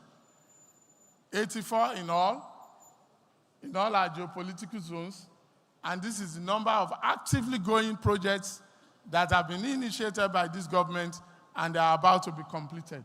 Next slide. So, quickly run through Northeast. Abubakar Tafawa Balewa Teaching Hospital in Bauchi, 33 ongoing projects. University of Maiduguri, 28. FMC Nguru, 54. Federal Medical Center, Misau. That's a new Federal Medical Center, 11 projects. Teaching Hospital in Wukari, Taraba, 50 projects. In North Central, Kefi, 53 projects are currently ongoing, funded by the government. Benue, 60 projects. FCT, 31. Federal Medical Center, Bida, and University Teaching Hospital, Ilorin. In the Northwest, Federal Teaching Hospital, Katsina, has the highest projects going on. This particular hospital just transformed to a teaching hospital, and while it's undergoing transformation, it also became a cancer treatment center. So that is not surprising. Kebbi, Ahmadu Bello Teaching Hospital, Usman Danfodio University Teaching Hospital, Neuropsychiatric Hospital in Kanu, all have projects. And the Southeast, Federal Medical Center, Umuahia, Nnamdi Azikiwe Teaching Hospital, Orthopedic Hospital, Enugu, David Umahi Federal Teaching Hospital, and Neuropsychiatric Hospital in Enugu, all have one project or the other currently ongoing. Next slide, please. This is about the Southwest, from Neuropsychiatric Hospital in Abeokuta, Teaching Hospital in Ido-Ekiti, Ebute Meta FMC, FMC Ikole Ekiti, and of course, Federal Medical Center, Ekpe, that's newly established as well. And in the South-South, University of Port Harcourt Teaching Hospital, Calabar Teaching Hospital, Benin Teaching Hospital, all have projects that are currently ongoing to improve our service delivery. And last one is to say that the current administration, having identified at the inception the need to accelerate manpower development, equipment of our hospitals, to promote service delivery, to make our hospitals more friendly for Nigerian citizens to patronize. I've done all this, and the expansion in medical education facilities are also going, including staff accommodation challenges and enhanced emergency and outpatient care capacity are being improved upon. Thank you very much, sir, and we look forward to collaboration to ensure that all these ongoing projects are well executed to the satisfaction of all of us. Thank you. Thank you very much, Dr. Shoretire. Thank you. The next will be from the National Primary Healthcare Development Agency.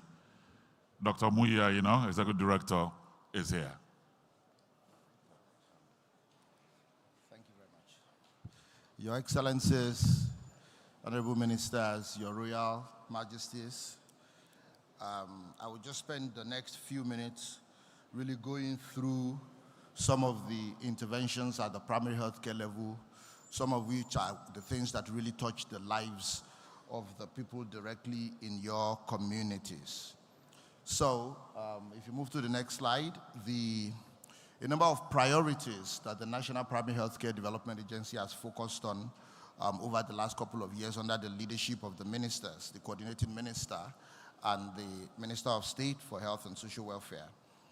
Again, similar to what SWOP has laid out, to reduce rapidly maternal and newborn mortality, to reduce child mortality under 5, and to also reduce the prevalence of non-communicable diseases. So to do that, we're doing a number of things, improving the functionality of primary health centers across the country. We're incentivizing better performance at the primary health centers by increasing the amount of money that they get in terms of direct facility funding for operations, and I will speak more about that. We're investing in healthcare workers, working with the states and local governments to increase the number of skilled birth attendants and the quality through training of skilled birth attendants and the community-based health workers. We are also focusing on a number of specific areas where there have been gaps: sexual reproductive health, maternal, newborn, and child health, and some of our immunization areas. We're focusing on polio eradication, as many of you, traditional leaders, have partnered with us on this, and as part of that, also improving our routine immunization performance. One of the biggest areas of collaboration with the traditional and religious institutions is in building trust in the system. You know, a trust that had broken over many years of not being up to what we should be, but really we are starting to see a rebuild in that trust right now, and thank you for that. For the primary health centers, many of whom you have seen around you, again, it's a work in progress, but what we decided through looking at the evidence was that we needed each primary health center, that is what we call level 2, to one, have a decent enough infrastructure and environment that our mothers, our sisters, our children can receive services. We want to have a minimum complement of health workers. We want to have the equipment. We want to have power so that they can work 24 hours. And at a minimum, they need to provide antenatal services, provide delivery services, provide routine immunization, as well as health promotion and diagnosis.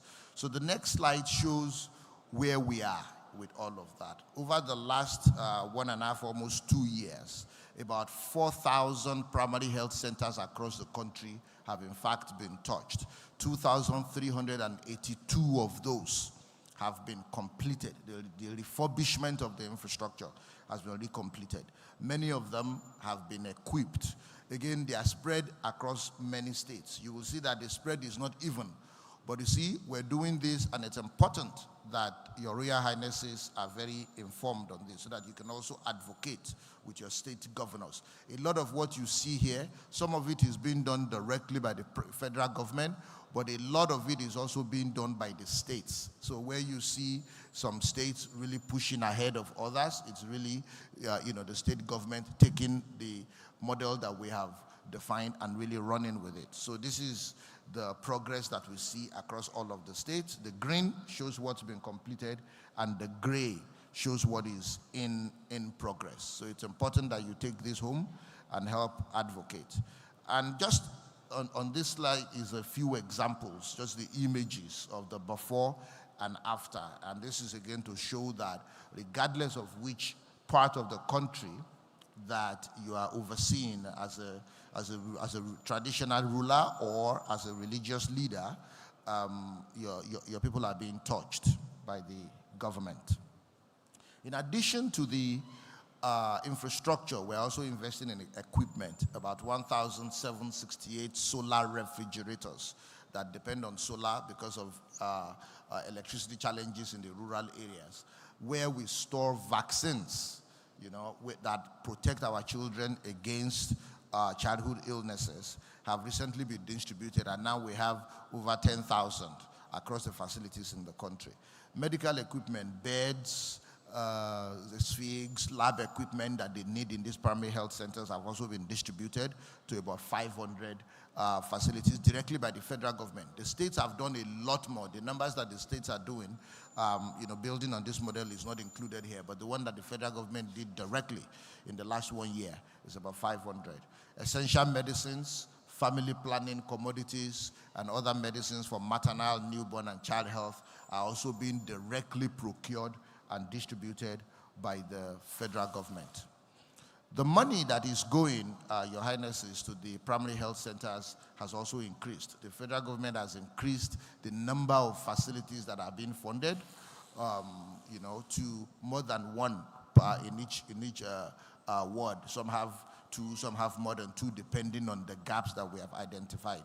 But in all, we have about 13,521 facilities now that are receiving these funds, and they are distributed according to what you see on the right of the slide. Every zone is getting more facilities, every geopolitical zone in the country. Also, the amount of money, we all know what the price of things has looked like recently. So the amount of money that these health centers are getting every quarter has been increased from 300 naira to 300,000 to 600,000 if they are what we call a low volume facility. But those that have the highest volume, where they see a lot of patients, treat a lot of illnesses, they get slightly more at 800,000. So we're asking that you pay attention, through your village and ward development committees to also ask questions and help us ensure that this money is reaching where it should be and funding where we want it to go. I think over the last few years, a total of almost 65 billion, every region has been funded in this way. Now, it is money, and it is money that is going to these thousands of facilities. And one of the important things here is that we all need to work together to make sure that there is accountability and transparency, that this money is not wasted. So, Your Highnesses, you have a role here. Some of what the government is already doing is we have what we call performance and financial management officers, PFMOs. Some of your representatives were involved in their selection. We have the health fellows, the second cohort, who are here, who have a mandate to also engage and pay attention and help improve accountability in these facilities.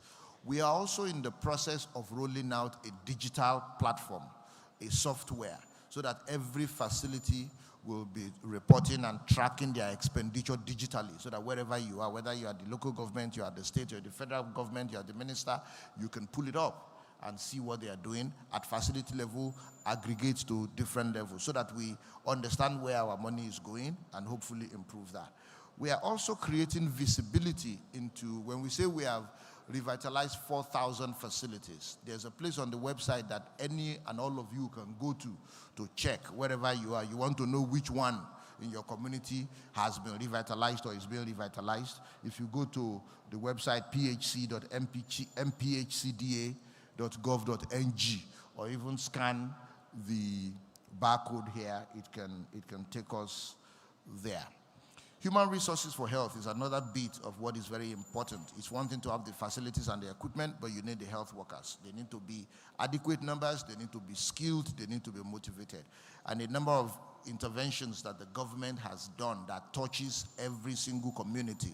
One of them is what was led by Her Excellency herself, where she donated 60,000 uniforms just to motivate these health workers. We all know it can be challenging to work in some of these environments.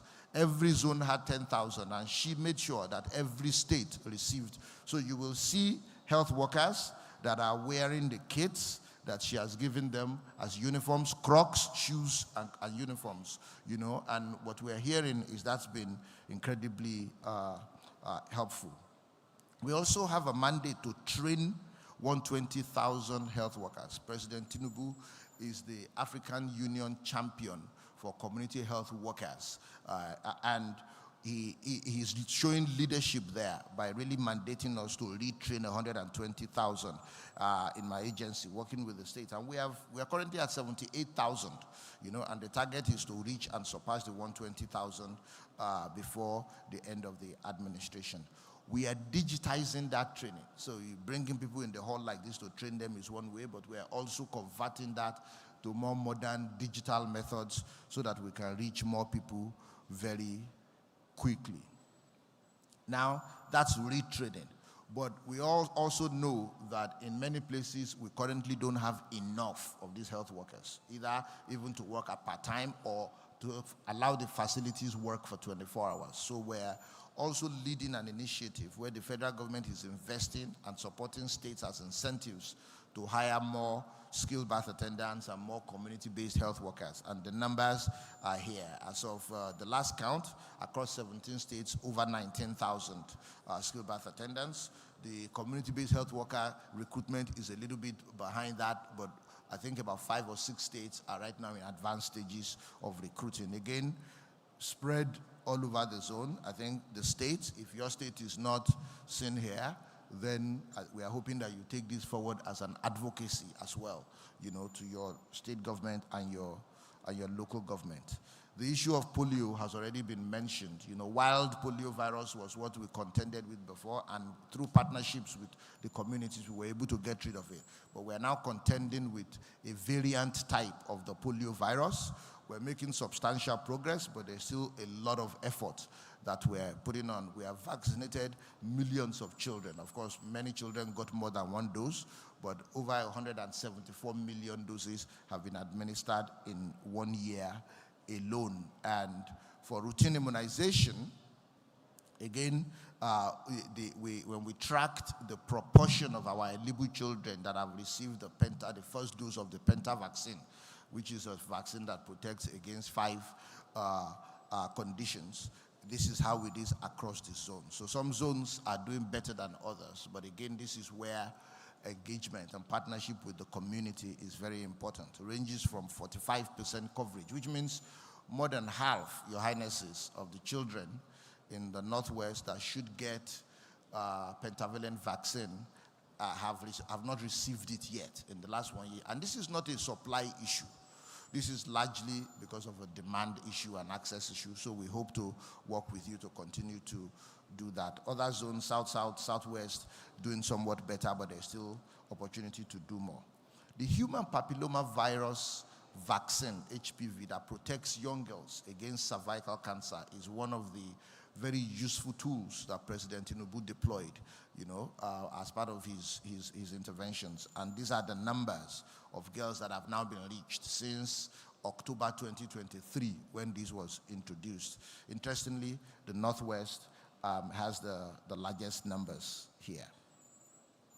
Where the measles rubella campaign, where we're administering vaccines, we did the first 19 states in the north, plus FCT and Oyo earlier, and we reached about 100%, 99.8% of the targets that we are setting. We're right now implementing in all of the other southern states, and we hope that you continue to partner with us, your Imperial Majesty and other traditional leaders in the south, that you continue to use your voice to drive uptake of these interventions. In addition to all of these, there are other useful tools. The malaria vaccine has been introduced in some states. The diphtheria outbreak responses. We had several states that had outbreaks. We responded to them, and we were able to curtail it and minimize deaths. Cholera outbreak, as a government, we were able to mobilize and curtail. Cerebrospinal meningitis outbreaks. We were able to respond quickly. In addition to vaccines, we have outreach programs that reach Nigerians in all states and communities through specific interventions that promote health, nutrition, vitamin A, the warming tablets, multiple micronutrient supplements for pregnant women.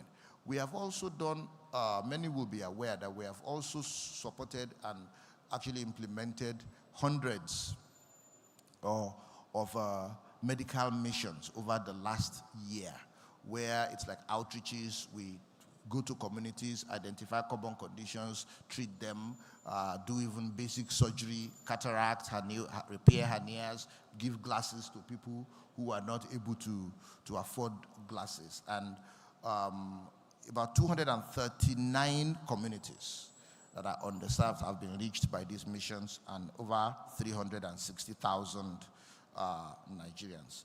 I think the maternal mortality reduction, maternal and newborn mortality reduction innovation initiative has been described, but the idea is that in your communities, if we work with you to identify every pregnant woman and support them through the pregnancy, then the chances of them not accessing the services that they need is reduced. We are starting with 172 local governments spread across 33 states, but ultimately the states are already taking this up, and we're hoping that we will expand this to all of the local governments. What we are finding is that through this intervention, over 500 ANC, antenatal care visits, have been recorded in the women that we have identified and we are following. Across the zones, the numbers are here. The deliveries by skilled birth attendants, about 1.9 million plus women have been delivered, which of course reduces the risk of complications and mortality in these women. One of the things that we also do that is important to what we do in the primary healthcare system is the engagement with you all, the traditional leaders and religious leaders. We have the Northern Traditional Leaders Committee. The Southern Traditional Leaders Committees are now being reactivated under the leadership of His Imperial Majesty. you work with us, you know, in committees that oversee our campaigns. When we flag off campaigns, when we do review meetings, you are part of that. And that has really helped us in trying to understand very closely, you know, what are the real issues and what are the barriers, and guided us in the things that we're trying to do. When you put all of this together, you know, it's also important. I thought it was important to end by highlighting that we are starting to see that the issue of trust, and we're hearing from you as well, is starting to be better. Nigerians are using the primary healthcare system a lot more. So from about 34 million people per quarter in Q1 of 2024, as of Q3 2025, went slightly lower in the Q4 because that happens in the Q4 sessions. We have 46, 47 million people, you know, in a quarter. So that's incredible. And that progress you see regardless of what service line, whether it's vaccination, you see that it's increasing quarter on quarter. It is antenatal care, it's skilled deliveries, you see the numbers are rising. So we just wanted to thank you, because this is not just what we are doing to improve the quality and access to services, but the work that you also are doing, you know, to make sure that your subjects and the communities see what the government is doing and believe in it and come to take it and use it. And we hope that we continue this collaboration. Thank you very much.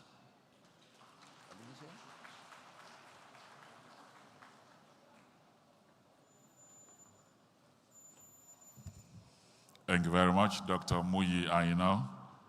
So from the National Primary Healthcare Development Agency, we'll be going to the National Health Insurance Authority, and the very elegant Dr. Kelechi Ohiri, the Executive Director, the GG, will be speaking to us.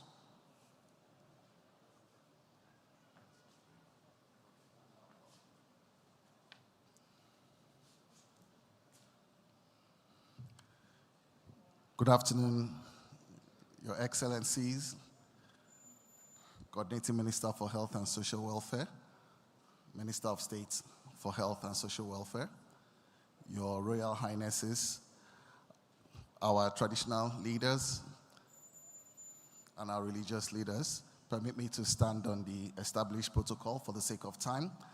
I will try to keep this brief, but good afternoon. My brother, Dr. Muyi, and Dr. Camille from the Federal Ministry of Health have outlined very strongly some of the reforms and some of the things that have been implemented on the supply side.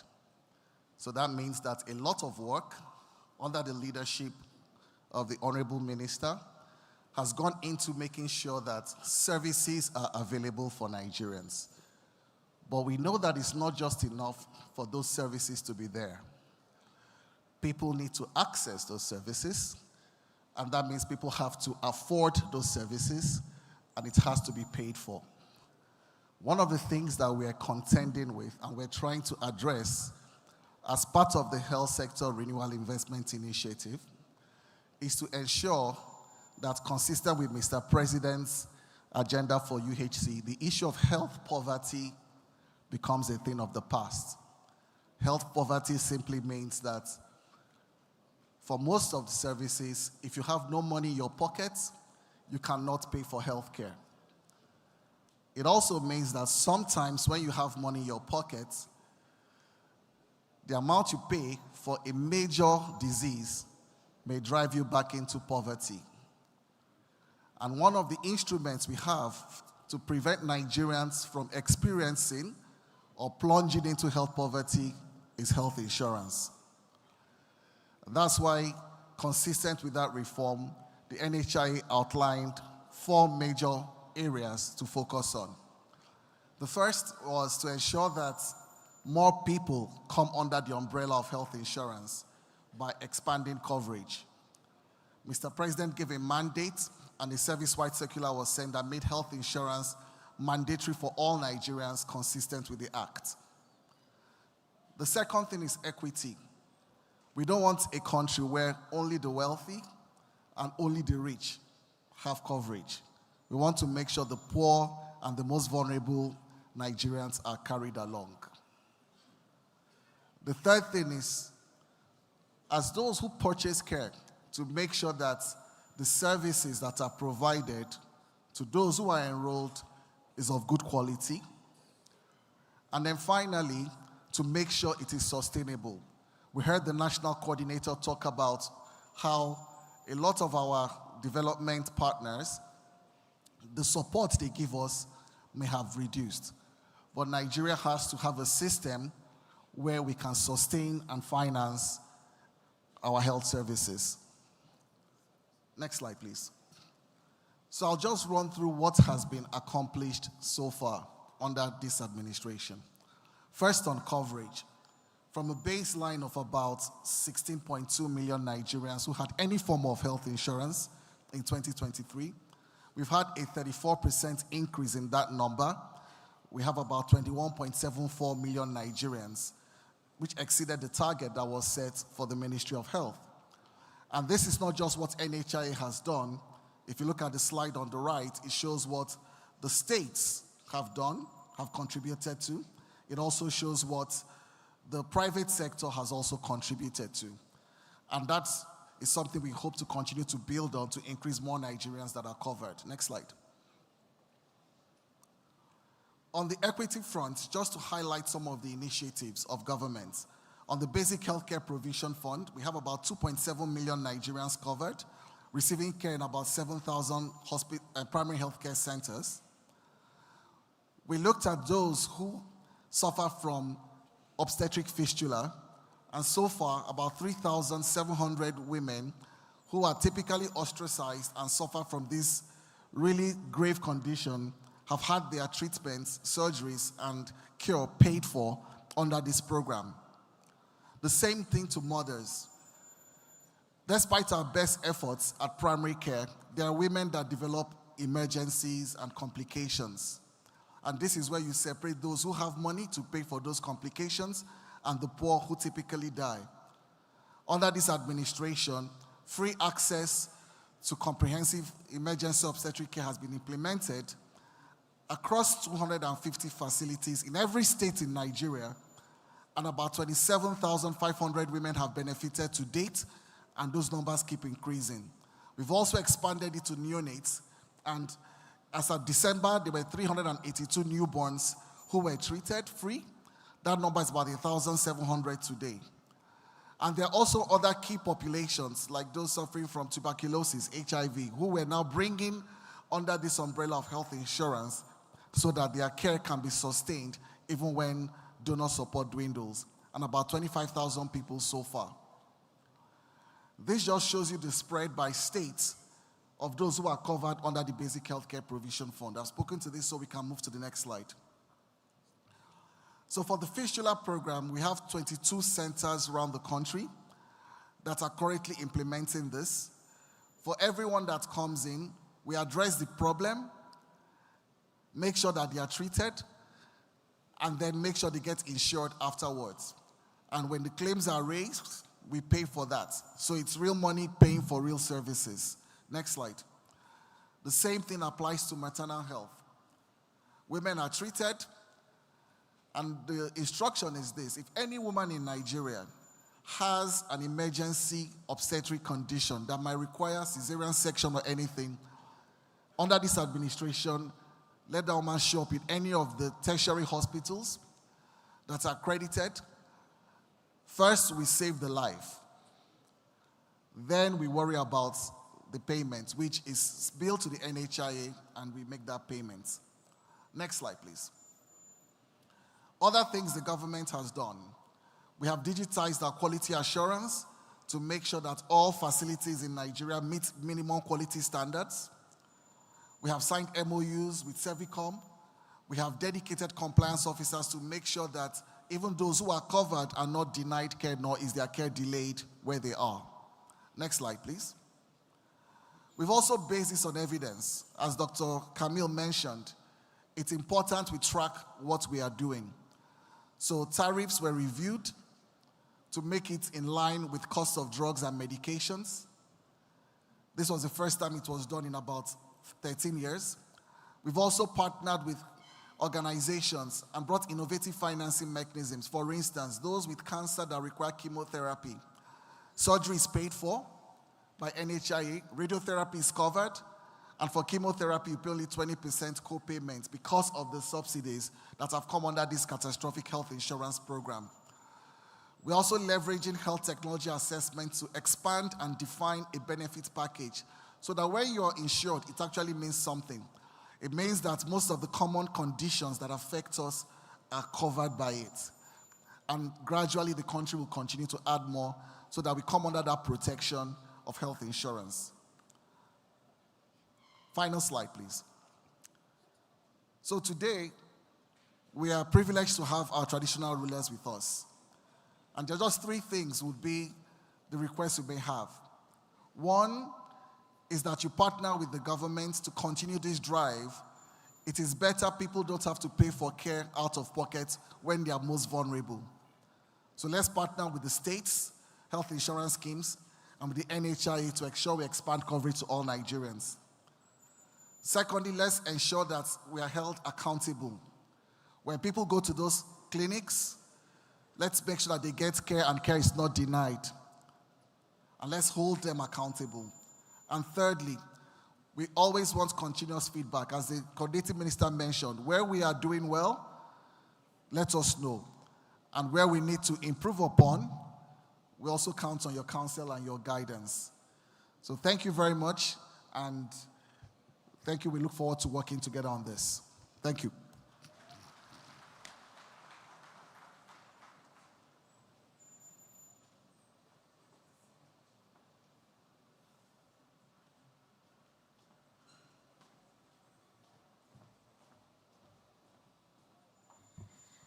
Thank you very much, Dr. Kelechi from the National Health Insurance Agency. This is a very important part of healthcare, being able to finance health when you need it. And interestingly, the most vulnerable are also captured in this. We're moving on now.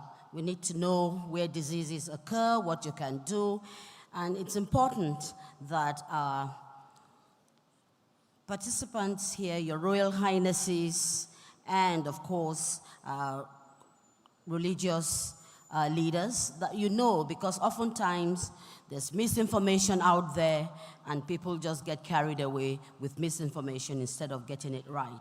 The National Agency, the National Center for Disease Control and Prevention is ready to give you how far they've gone, where these messages should come, and what messages to bring in to them.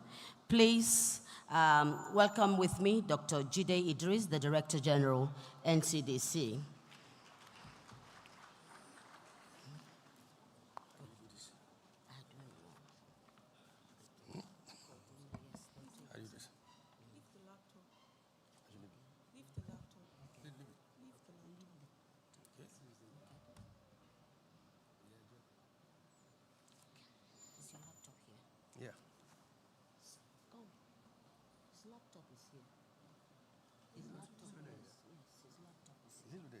No, it's here. Yes. It's here. Okay, let me do it.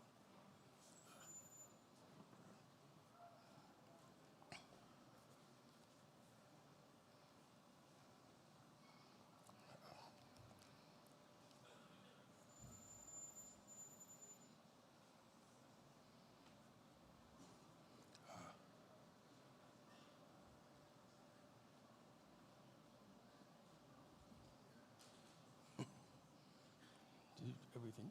Yes. Or would you rather use yours? It's fine if you use yours. Is everything loaded? Yes, on its side.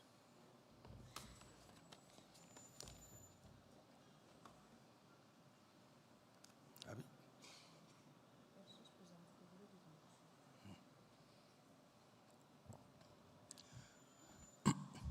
The Honorable Minister for Health, Professor Pate, our royal fathers and religious leaders, let me extend all courtesies to the other distinguished guests and ladies and gentlemen here. My name is Jide Idris.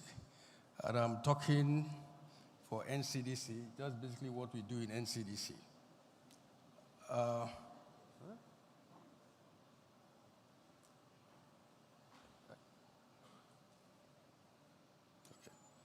Yeah, for NCDC, well, we cover what we will say the fourth pillar of the National Health Sector Reform Agenda, which is health security.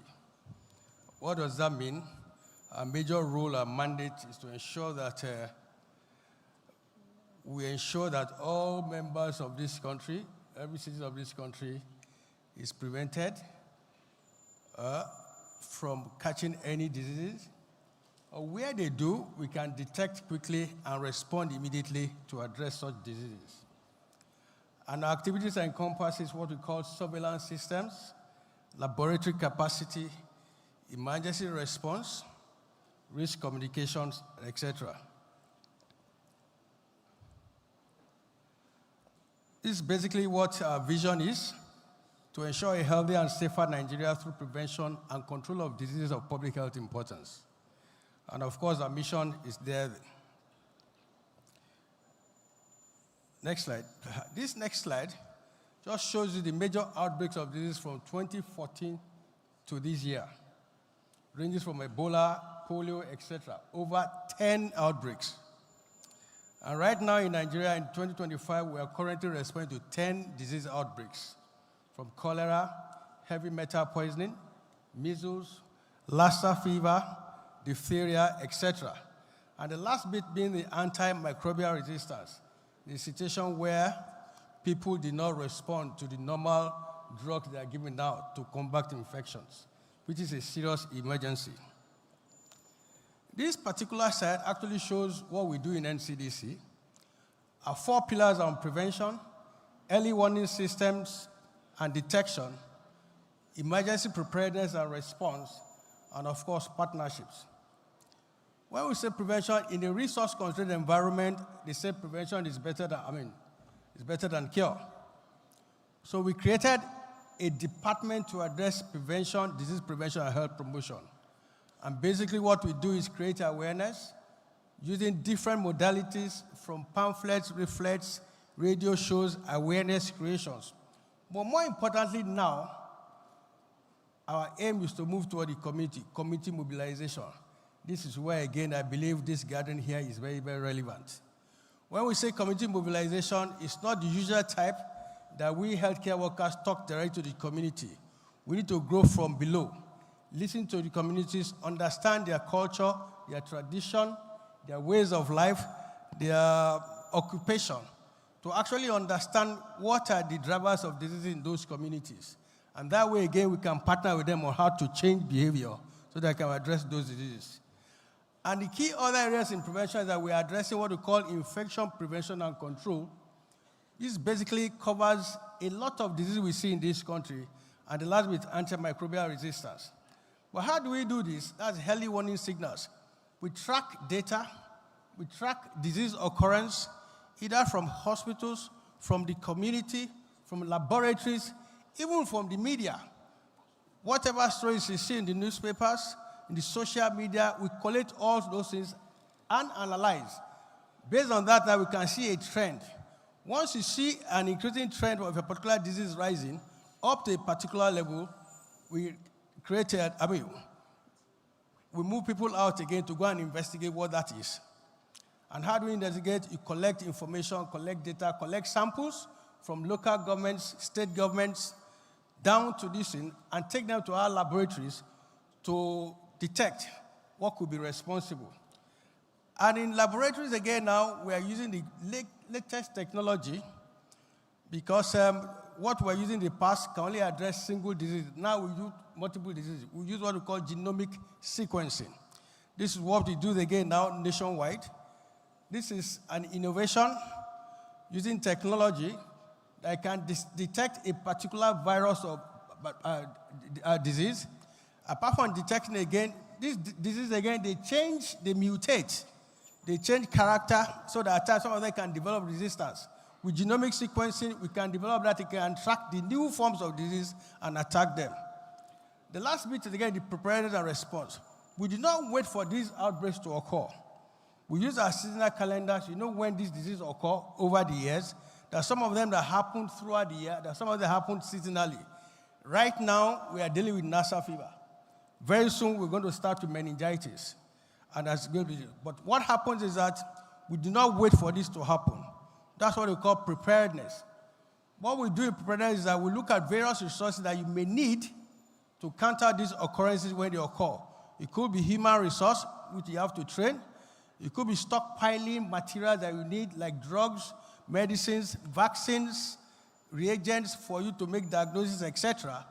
And of course, you train staff on how to do this again, and train staff again what to do again when you create the rapid response teams. And what we do again, when this happens, response, we train people now from NCDC. We create teams that actually go to the local government, the state government, to support them in addressing these diseases. The last bit, again, is partnership. Nobody has all the resources available. So we partner with regional people. We partner with World Health Organizations, our partners. We partner with state governments. We also partner with subnational governments. And we partner with the private sector. So, what have we done so far? On antimicrobial resistance and infection prevention and control, we have created operational frameworks established in all 36 states.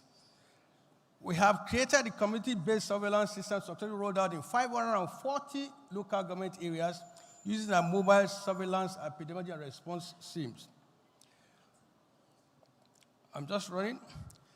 Our digital platform SOMAS, this is what we use to collect data from local governments, state governments, and all over the place.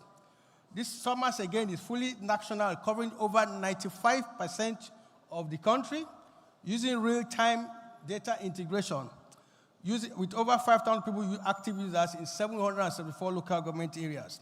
And this SOMAS, again, is interoperable with other platforms that are used in hospital systems, EMRs, and functional labs. When we collect this data, we see the surveillance again. If we want to detect, and that's why again we're building again laboratories. These laboratories are used to detect which organisms we come across.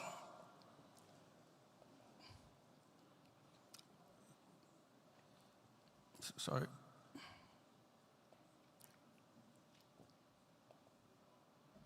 Now, we see quite a lot of diseases in this country, but most of them, again, are diseases of animals that find their way to human beings. That's why they call it zoonotic disease. So in the health sector alone, we do not work alone.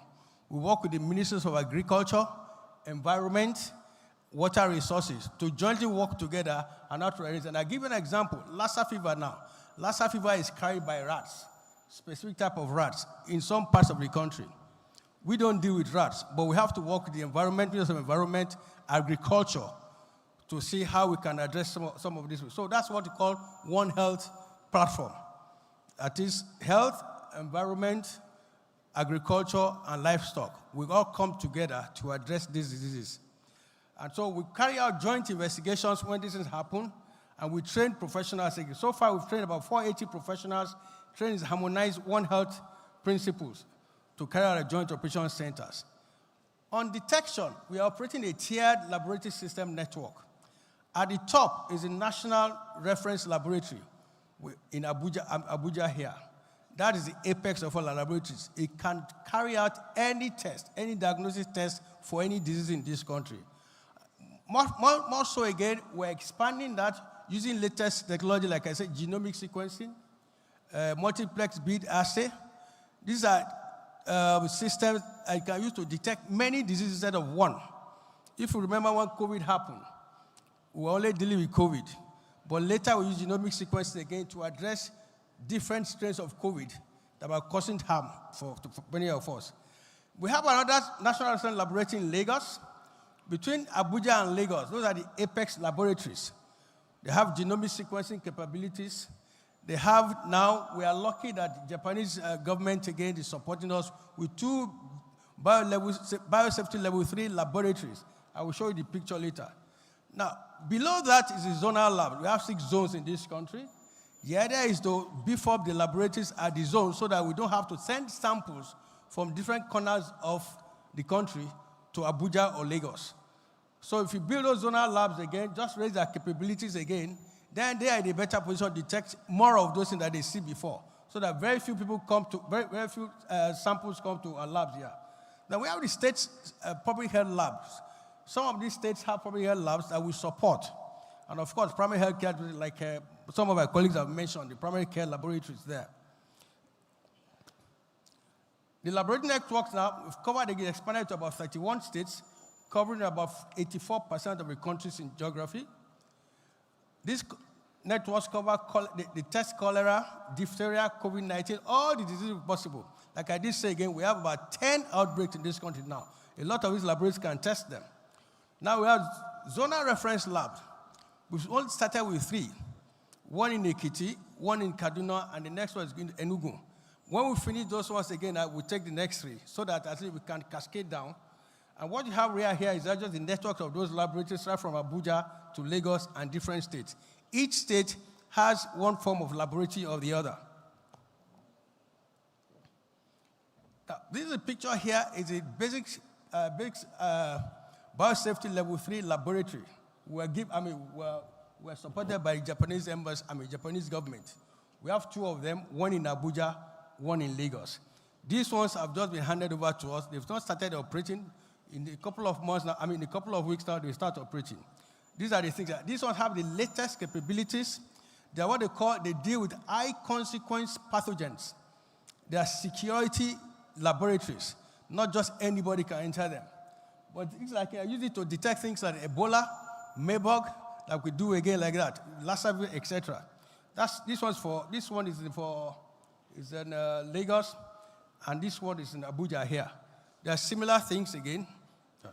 Now, even in those labs again, we have this real equipment again, genomic sequencing. These are the equipment we have here, all over the place again. These are genomics and multiomics. These are current, latest technology for laboratory detection. Now, these are seasonal calendar. We know the seasons when these diseases occur.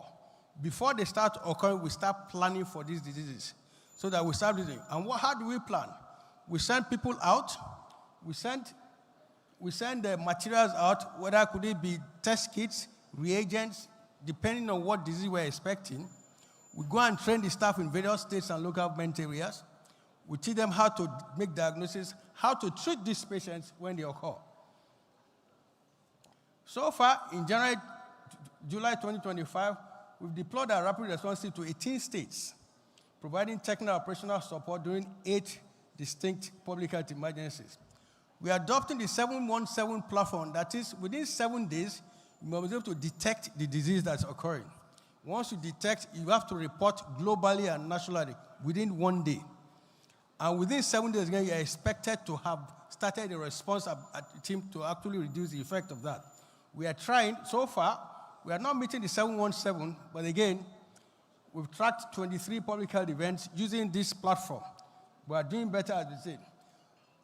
Now for responses, apart from our incident command systems in Abuja here, each state is supposed to have a public health emergency operation centers.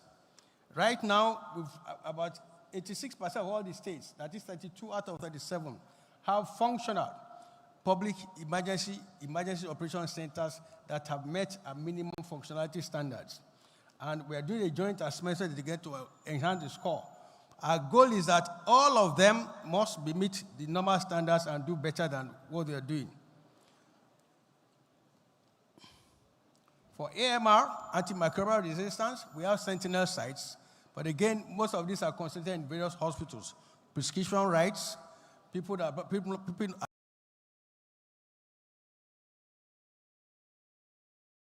apart from the health facilities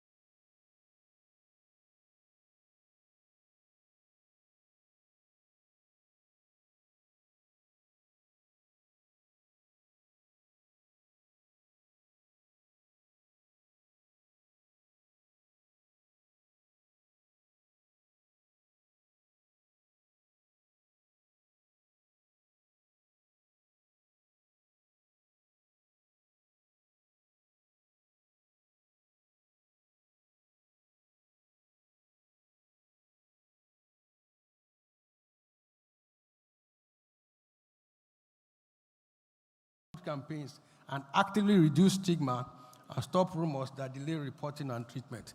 And thank you very much.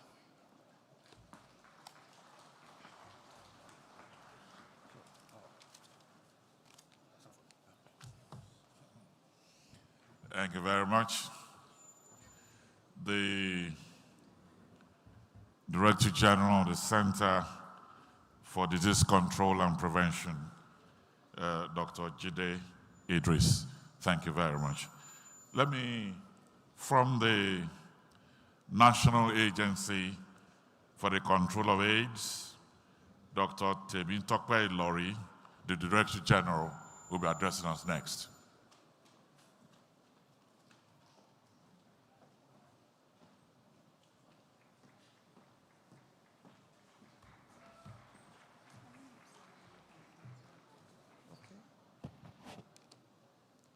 Good afternoon, distinguished ladies and gentlemen, the Coordinating Minister for Health and Social Welfare, Professor Mohamed Fateh, our Royal Highness, Imperial Majesty, all traditional rulers here seated, our esteemed and distinguished religious leaders. I appreciate you all. I appreciate all other distinguished persons in the audience, all our partners, all heads of agencies, all permanent secretaries, directors here present.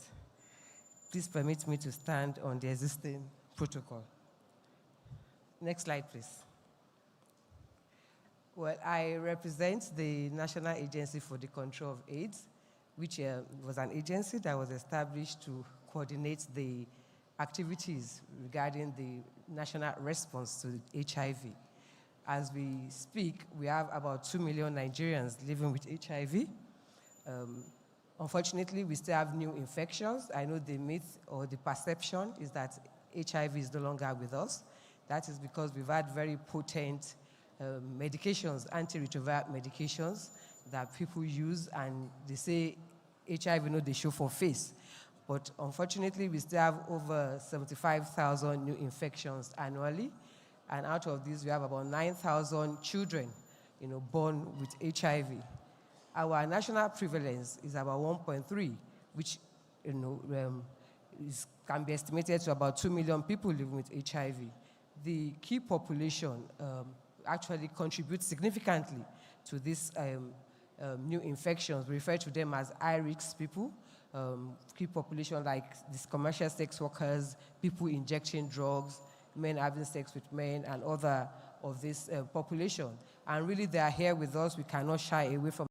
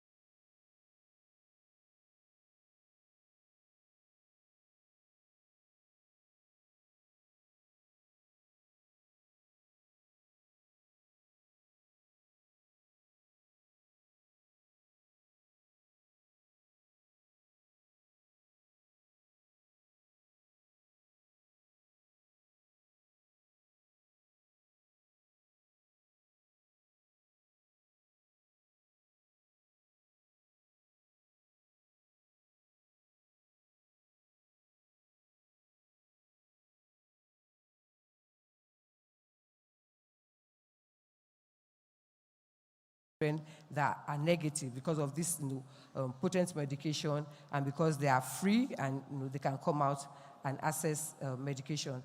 And also leadership, advocacy is very important. We actually collaborate with sister agencies across the federation, for instance, and then we have different ecosystem, our data ecosystem too. We have the HIV data ecosystem, which also connects with other existing ecosystem. And for instance, we are also collaborating across the continent, in the search for the vaccines. There's this eight countries research that is ongoing to identify a vaccine. But meanwhile, I think the major message is to say that we should find those with HIV, encourage them to use their drugs and stay on treatment. I'm being pushed out of there, and I thank you all for listening to me. Thank you.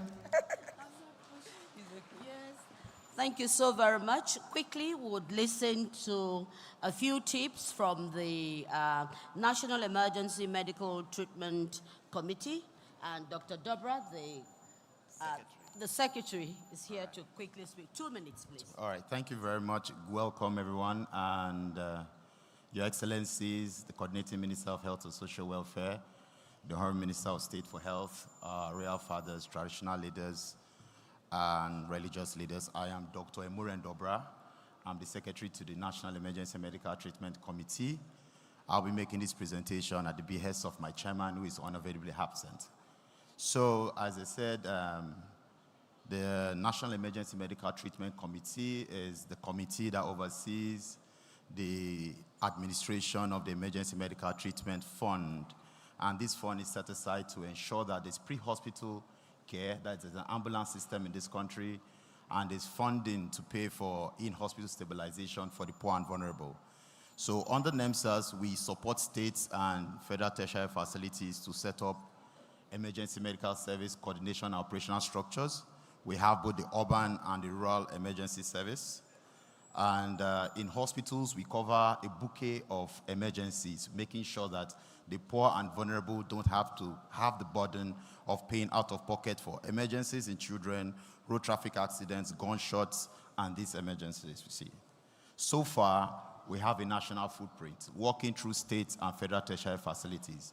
In states where the STEM cells are not operational, we work through the tertiary facilities, and so far we now have a national footprint. Also, at the rural level, we ensure that there's access for transportation for pregnant women and neonates as the newborns, to ensure that they have access to emergency care when needed. We adopt this dual system where we use a paper-based rural emergency service and the digital Save Mama model. And the Save Mama model is such as this. It's not moving. Next slide. So this slide. All right. All right. So the Save Mama movement is where you use a digital ResMart system and ensure that a USSD code 3581 is utilized to make sure that a pregnant woman can dial that number from her home and get emergency transport when she needs it. And so far, we've been able to transport 30,000 pregnant women for labor and 11,000 during obstetric emergencies.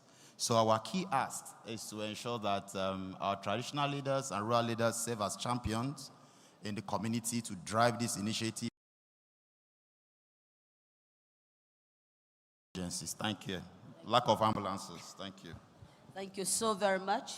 We are moving on quickly to a panel dialogue that is going to be centered on reflections and experience sharing by all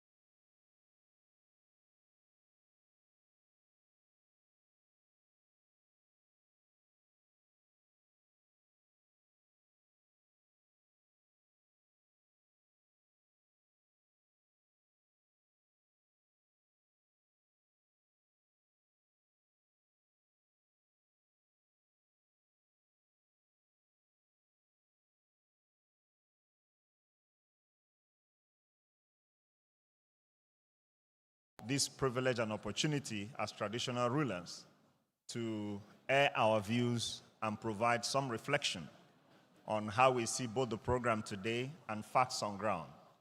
From the program today, it's been an excellent session. We have been duly enlightened by all the health professionals who have spoken to us about infant health, maternal health, AIDS, non-communicable disease, and management of communicable disease at the grassroots. From our experience, looking at facts on ground, I think much still needs to be done in the area of investments into primary health care centers. Many of them have been neglected for many years and lacking adequate resources to be able to man them. I think the initiative we have today is another encouragement and hope for us as traditional rulers to see that these primary health care centers receive both the manpower, the medicine, the facilities that is needed to make them run efficiently, because they are the first port of call when there is health issue in the community. I think I'll leave my comment at that, but because of the shortness of time, so other panelists can make a contribution. Thank you. Thank you very much, sir. Bishop Sunday Onoha, you have 2 minutes to give us your quick reflections. Thank you very much, Honorable Minister. I think one of the things that has happened to this country that we must celebrate is that the Honorable Minister served us in this country as the head of the primary health care. And he graduated to become the Minister of State. He graduated to become a minister. So through the years, he has gathered quite a number of experiences that we are harvesting today as we are gathered. One of the things that is happening to us today is that having the traditional rulers and faith leaders seated here, there is a saying in my Igbo language that says, you can't barb somebody's hair without his head. So when we go to communities to do health interventions, we must have faith leaders and community leaders and traditional institutions on ground in order to celebrate the program that is being brought to them. Honorable Minister, we must accept our diversity as our strength. Our diversity as Muslims and Christians and people of various cultural traditions in this country should not be a curse. It should be a blessing. And as such, every person in this country should come together to work together as members of the same community for this to work. That is my initial intervention. Thank you, Bishop Onoha, for those wise words. Your Highness, I think you are next, and then we'll move on beyond. Good afternoon, everyone. Yes. The microphone works, yes. Yeah. Good afternoon. My first comment is actually about the minister himself. The reforms can only come from people who know exactly the subject. Like the Honorable said, the Reverend, or Father Reverend. He has studied the system for quite a long time. Come back to it.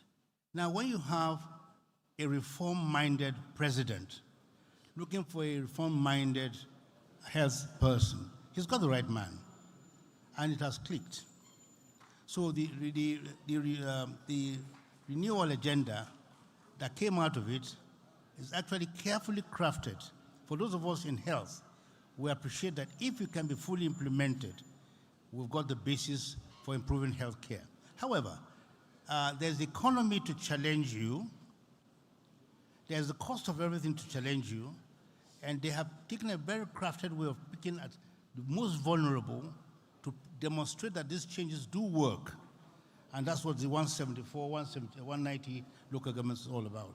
They have demonstrated, like you see with changes here, that if we can have enough money to get to everybody, would produce these changes. However, in nearly every community across the country, there have been changes in primary health care. People have followed what's happening. Immunization has had its own changes, and so on and so forth. Like he listed them all here. We in the communities actually are seeing the impact.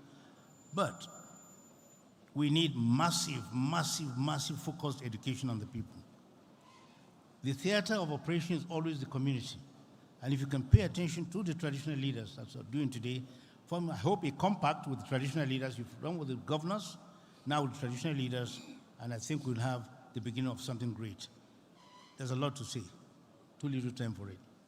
Thank you, Royal Highness, for your comments. Your Majesty, I think. All right, thank you.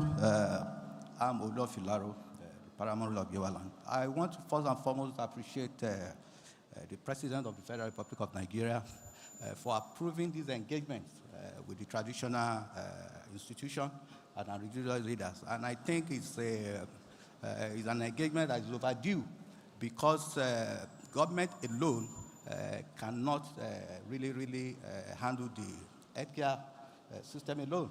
I will speak vividly from my experience from the Southwest. I would say that our national primary health care, which I would say is where most of our traditional rulers are really engaged, we are not really where we are supposed to be.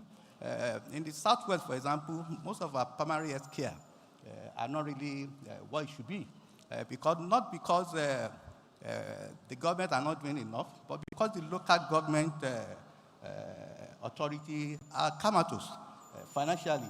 They cannot really, because the primary health centers are usually within the purview of the management of the various local governments. But what we discover, what we see, is that they don't have enough financial capacity to really manage most of these health centers. So what we discover is that they don't have enough manpower, and in fact, in most cases, some of these health centers are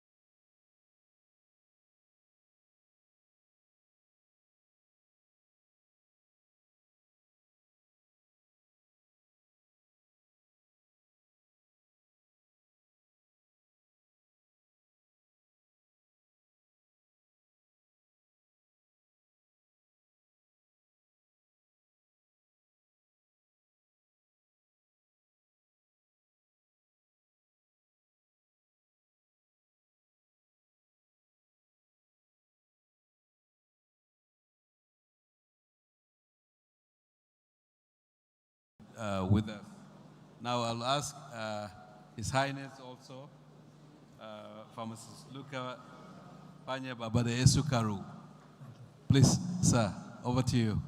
Thank you, the Honorable Minister. If you look at the policy content of the Nigeria Health Sector Reform Renewal Investment Initiative, you will see that most of the items there are being carried out by the federal government. In our various communities, we have seen improvement on the healthcare facilities themselves, physical improvement, renovations, provision of water systems, and so many things that are being done. We have also seen attitudinal change in the staff that man these facilities because of the training that they are undergoing over time.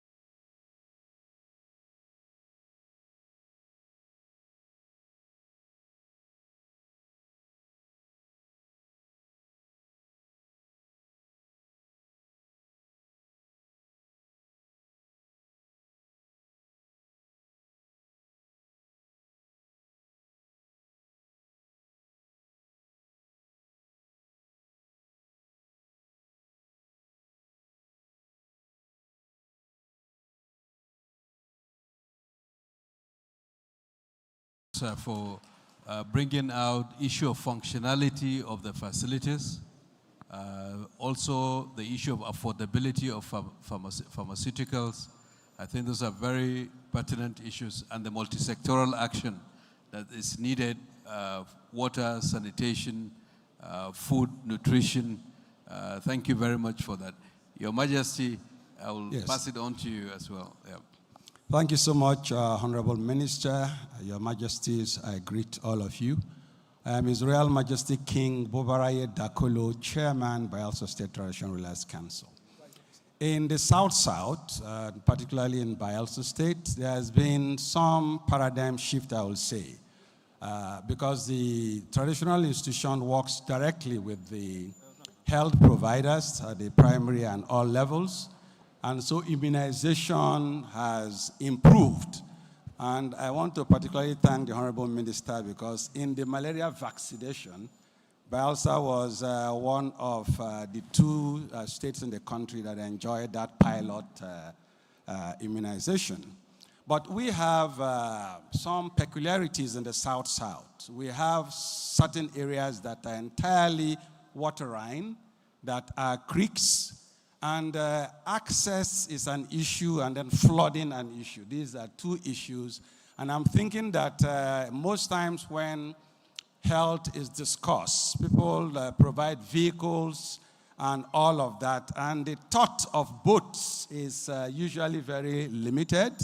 As we speak now, I think there are just about 10 or 12 ambulance boats in Bayelsa State. And in most states, it's the same, most waterine states, is the same challenge. So if that is consciously also made available, it will make reaching out to the real creeks, the communities in the creeks, easier, and then they won't be left out of this country that they also belong to. But overall, the synergy between the traditional institution and the primary health care providers has been excellent, and things are going very well. Thank you so much. Thank you, Your Majesty, for that very kind word. We have 2 or 3 minutes before Mr. President walks in. So, yes.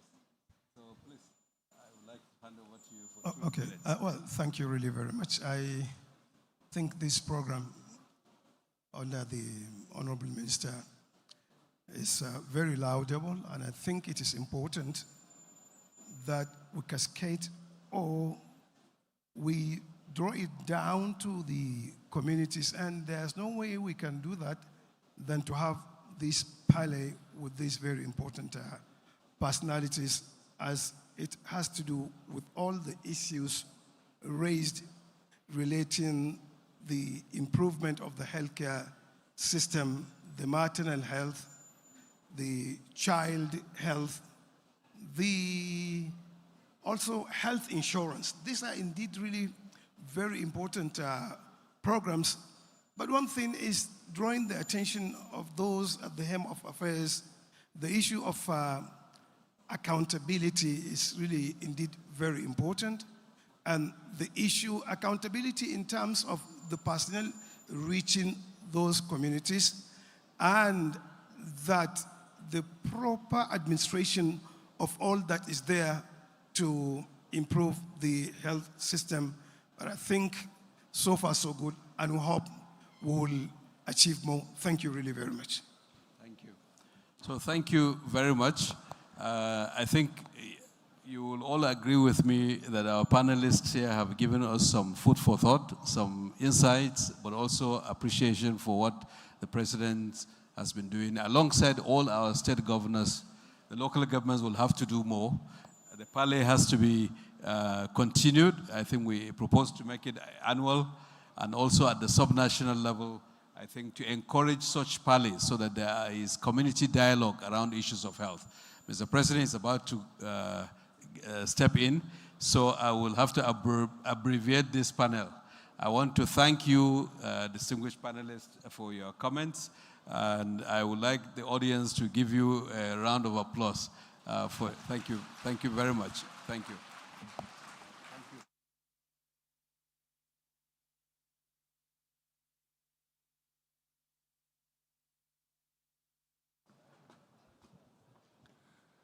Do we have photographers in the room that to quickly capture them?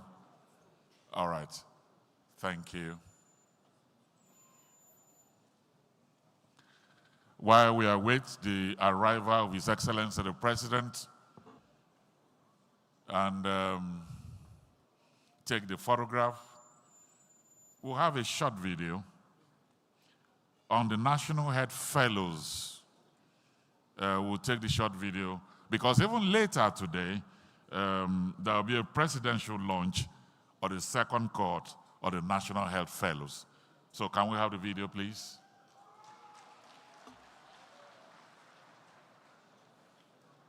My name is Salisu Yusuf Salisu, a proud National Health Fellow serving in Maiduguri Metropolitan Council.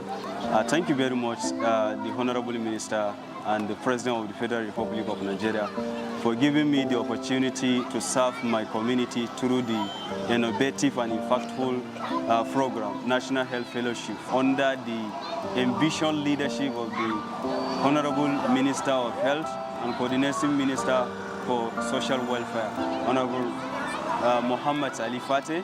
Over the last 6 months in my local government, I engaged with the community, I assessed facility, and I found some challenges that I am currently working to solve those challenges. There are some challenges that I have already identified that is becoming a barrier to accessing quality healthcare and providing quality healthcare in my local government area. Like the community I'm currently in is called Musari community, where they lack a nearest facility and they lack emergency transportation system.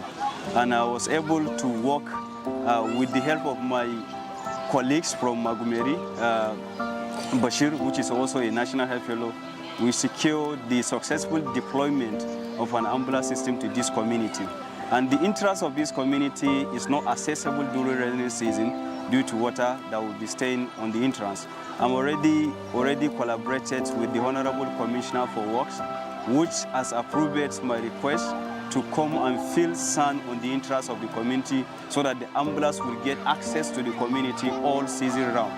And also in terms of the facilities, primary care facilities, there are some facilities that are lacking lab equipment, which we are already working to provide that with collaboration with non-governmental organizations. Out-of-pocket expensive is one of the barriers to accessing quality and affordable healthcare in my local government area, which inspired me to pick up a research capstone project to write on the understanding, the perception and level of awareness, and the barrier to enrollment of health insurance in my community, and the feasibility of adopting alternative payment model of basically barter arrangement. Like a typical farmer or maybe fisherman, during fishing season or during harvesting season, they have large stock of their own product or maybe the crops. So if they are willing to give some of their product in purchase of health insurance premium, that I think will go a long way in increasing the access to quality healthcare in my community towards achieving the universal health coverage. So I made that decision from my inauguration at the presidential villa that I'm going to community in transforming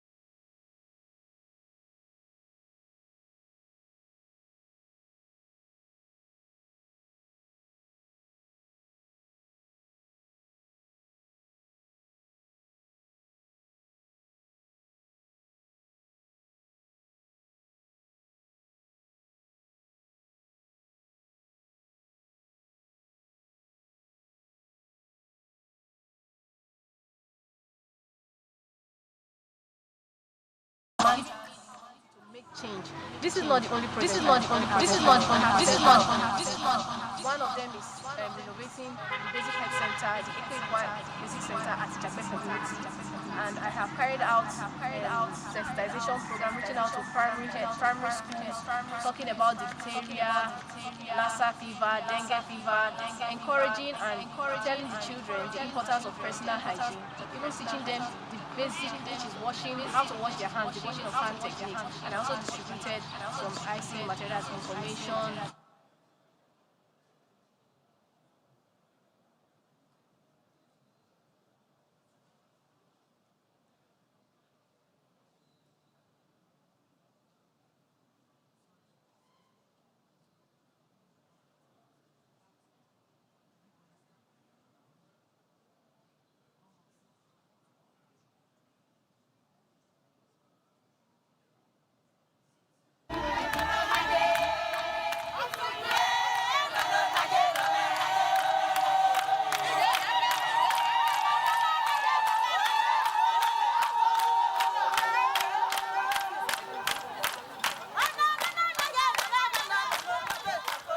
This initiative was spearheaded by the Minister of Health, Social Welfare. Please, I want to appeal while the video is going on that those who are standing at the back, please, we are not allowed to stand.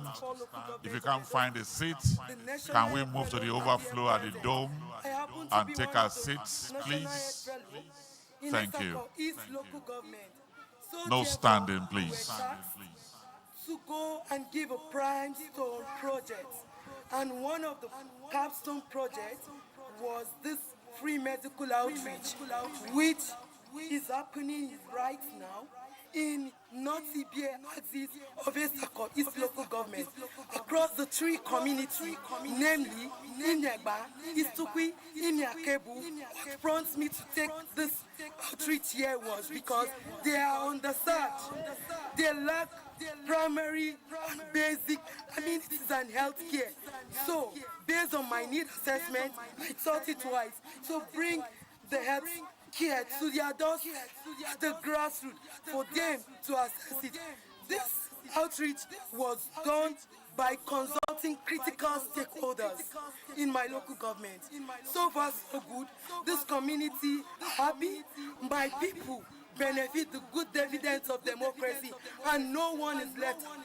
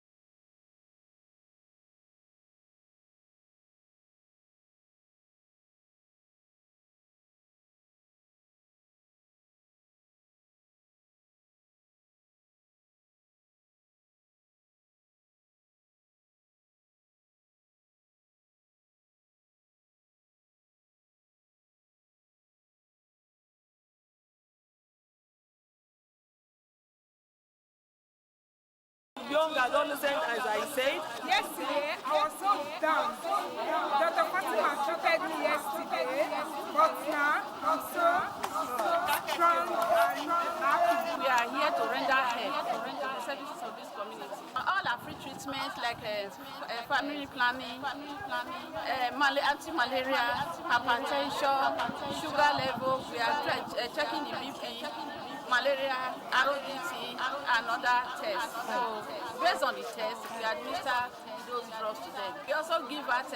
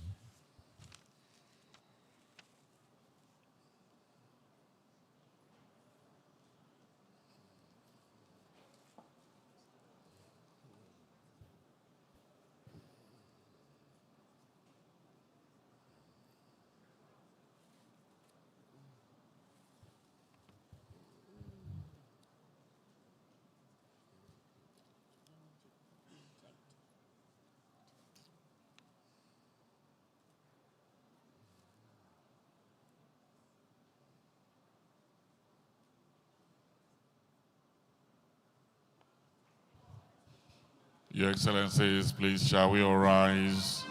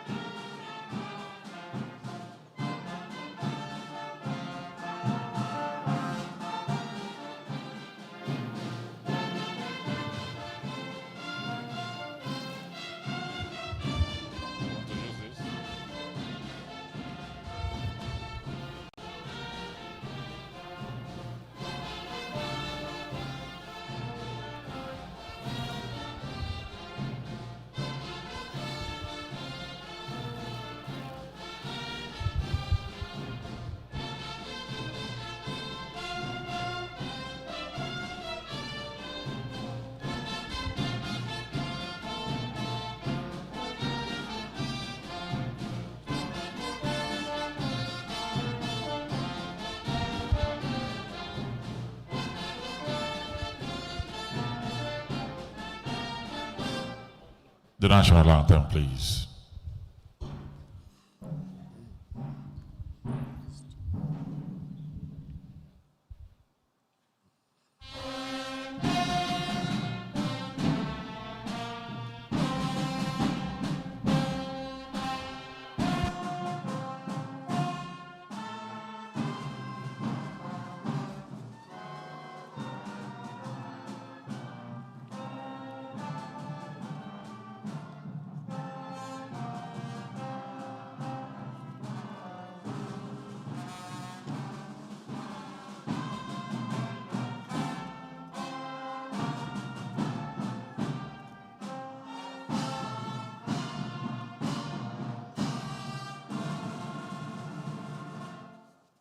Let's be seated. What's next? Okay. His Excellency Bola Ahmed Tinubu GCFR, President and Commander-in-Chief of the Armed Forces of the Federal Republic of Nigeria. Your Excellencies here present, distinguished senators and honorable members here present, the Secretary to the Government of the Federation, the Chief of Staff to Mr. President, the Coordinating Minister of Health and Social Welfare, Professor Mohammed Ali Pate, CON, Honorable Minister of State for Health, Dr. Ishiak Adekunle Salako, directors and heads of MDAs here present, Honorable State Commissioners of Health here present. I'll go straight to our people of the moment that we have here, Your Excellency, sir. We have with us our royal fathers, Your Royal Highnesses, Your Eminencies, Your Excellencies, distinguished traditional rulers and religious leaders, esteemed stakeholders in the representatives of development partners, members of the Fourth Estate of the Realm, non-governmental organization members here, stakeholders here present, very, very distinguished guests, ladies and gentlemen. Since the early hours of today, Your Excellency, the custodians of our culture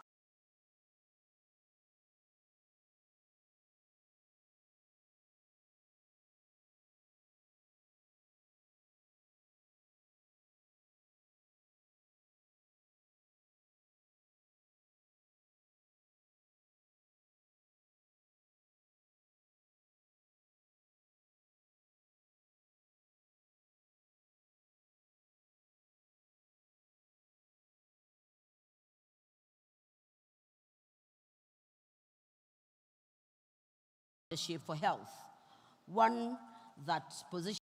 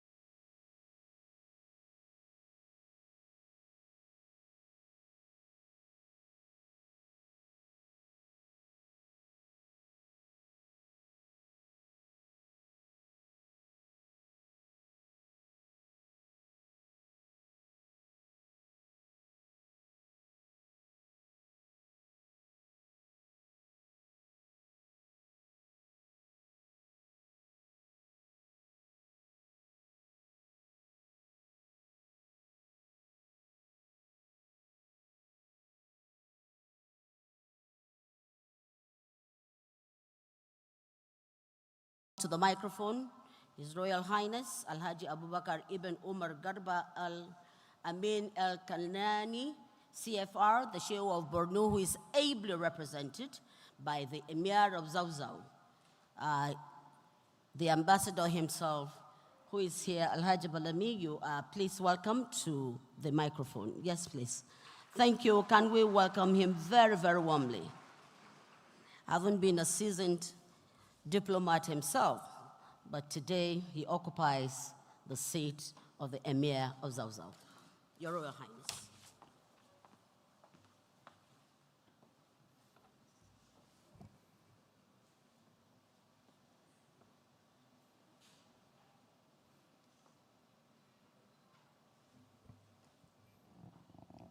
Excellency, the President of the Federal Republic of Nigeria,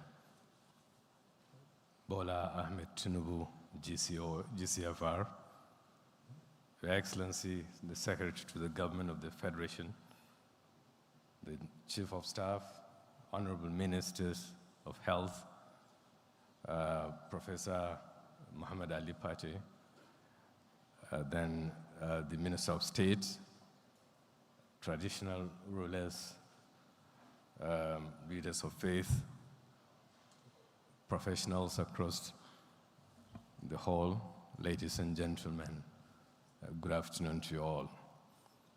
Your Excellency, the traditional institution represents the closest governance framework to the people. Our authority is founded not only on historical and cultural traditions, but also on ongoing engagement with households, families, and communities. This distinctive position imposes upon us a moral obligation to promote positive health behaviors and dispel harmful misinformation and collaborate with government entities and partners in delivering life-saving interventions. On behalf of the traditional leaders of Nigeria, I wish to reaffirm our collective commitments as follows. Number one, sustain advocacy for immunization and primary health care. We pledge to utilize platforms, policies, councils, and community forums to promote routine immunization, disease prevention, maternal and child health services, and encourage timely health-seeking behavior. Number two, community mobilization and social norm change. We shall actively engage our communities to embrace vaccination, support outreach initiatives, and address resistance based on misinformation, fear, or cultural misunderstandings. Number three, we support for zero-dose and hard-to-reach communities. We commit to identifying and facilitating access to undeserved populations, including those in border, nomadic, and insecure areas, collaborating closely with health and security agencies to ensure no community is neglected. Number four, strengthening accountability at the community level. Traditional institutions will contribute to the monitoring of health interventions within our jurisdiction, ensuring that services reach the intended beneficiaries and that community feedback is effectively communicated to relevant authorities. Number five, partnership with government and development partners. We reaffirm our readiness to collaborate closely with federal, state, and local government, as well as development partners to align traditional leadership initiatives with national and subnational health priorities. Number six, championing women, children, and youth health. We commit to safeguarding the health rights of women, children, and adolescents by supporting maternal health, nutrition, adolescent health education, and the prevention of vaccine-preventable diseases. This is the speech of His Highness, the Shehun of Borno, that I read. Thank you very much for listening. Thank you.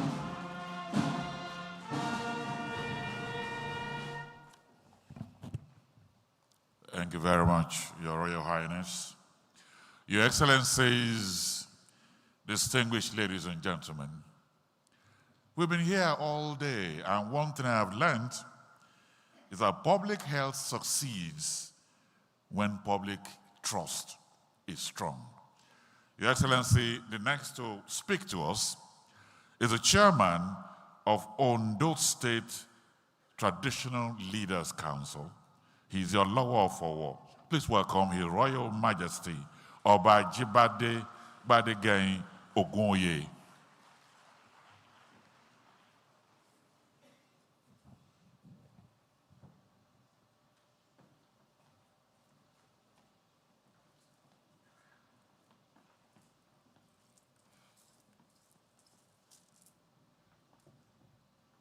Your Excellency, the President of the Federal Republic of Nigeria, Asiwaju Bola Ahmed Tinubu, GCFR, the Secretary to the Federal Government, the Chief of Staff to Mr. President, Honorable Minister of Health, Professor Ali Pate, the Honorable Minister of State for Health, Dr. Salako, Kábíyèsí the Onírìṣà, Ọba Ẹnìtàn, Adéyẹyè Ògúnwùsì, the Jaya II, the Emir of Zazzau, due recognition to all our traditional leaders across Nigeria, as well as our faith leaders. On behalf of the traditional institutions of Nigeria, we appreciate Mr. President for approving this engagement, the involvement of our traditional institutions and the faith leaders in the health sector of Nigeria. This is a remarkable development in our nation's development.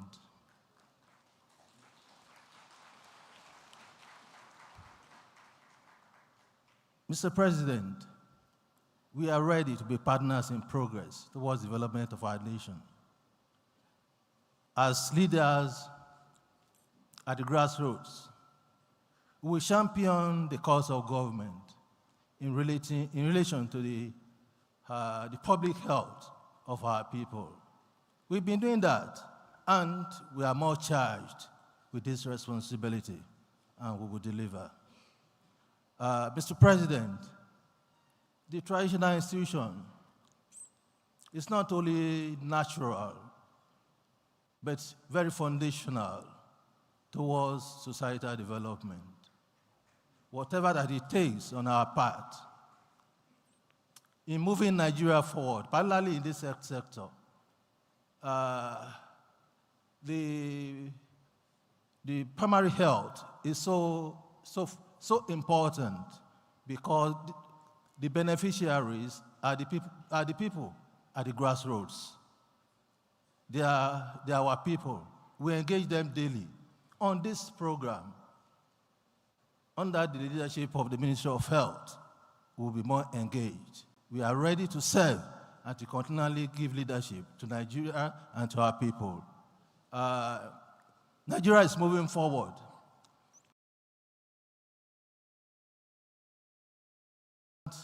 Aspect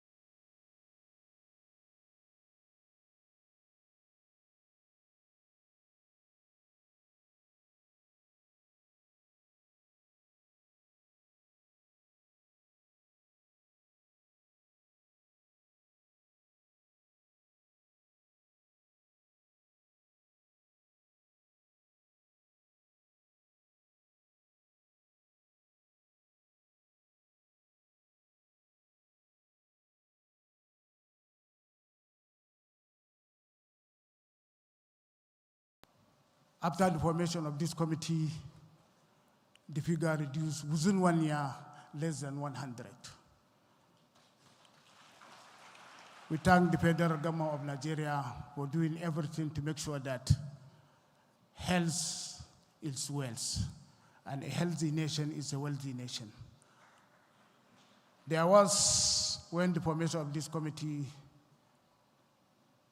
Jigawa Declaration, and we committed ourselves to making sure that eradicating polio and other 6 killer diseases.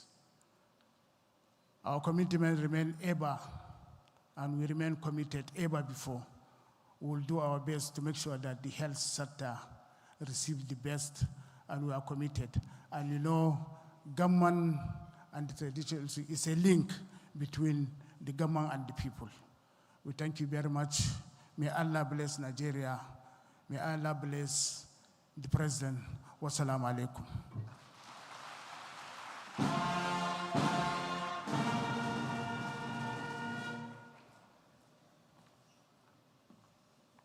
Thank you very much.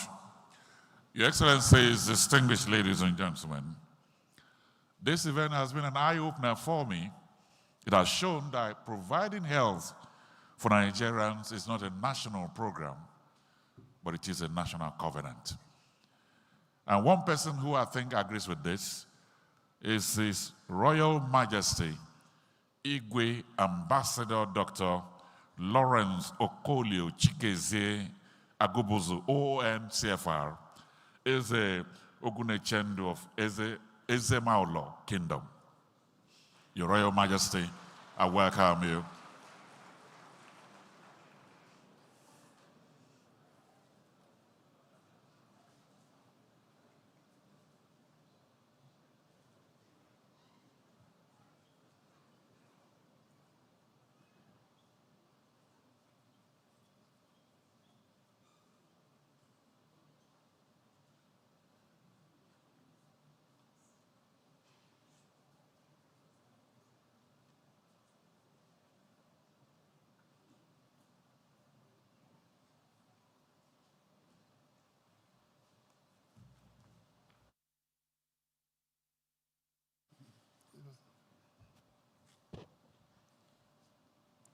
Your Excellency, the President of the Federal Republic of Nigeria, President Bola Ahmed Tinubu, GCFR, the Secretary to the Government of the Federation, distinguished Senator George Akume,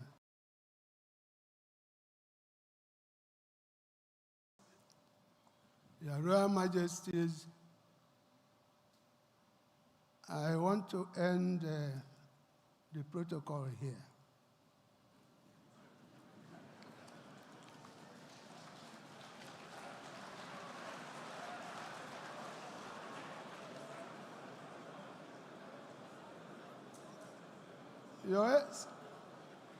Your Excellency, we have come to Abuja today, and we've seen the crowd. The only thing I can remember is when President Jonathan was president of Nigeria, he called the 2014 National Conference, and the hall used to be full like this. But this one is fuller. There are more people. So you have scored a first.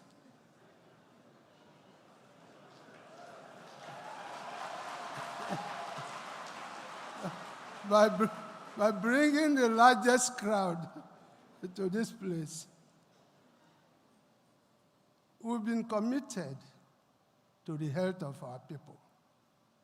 But having come now to Abuja and listened to Professor Mohamed Pate and his team, we are now more committed.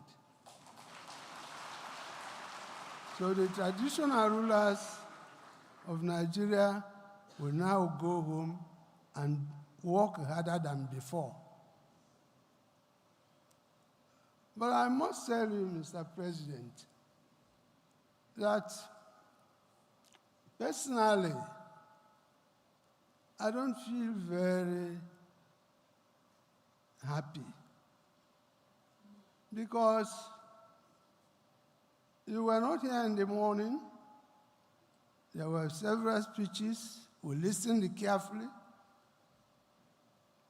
I listened to the opening address by His Imperial Majesty, the Onyé of Ife. And he was gingering all of us to work as a family, to work as a team, to see Nigeria as one. And then I felt maybe this is good. But when you look at it, this same Imperial Majesty is arranging to confer a very high honor on Sunday Igboho, who in my own part of Nigeria in the southeast, we see him as a counterpart of Nnamdi Kanu.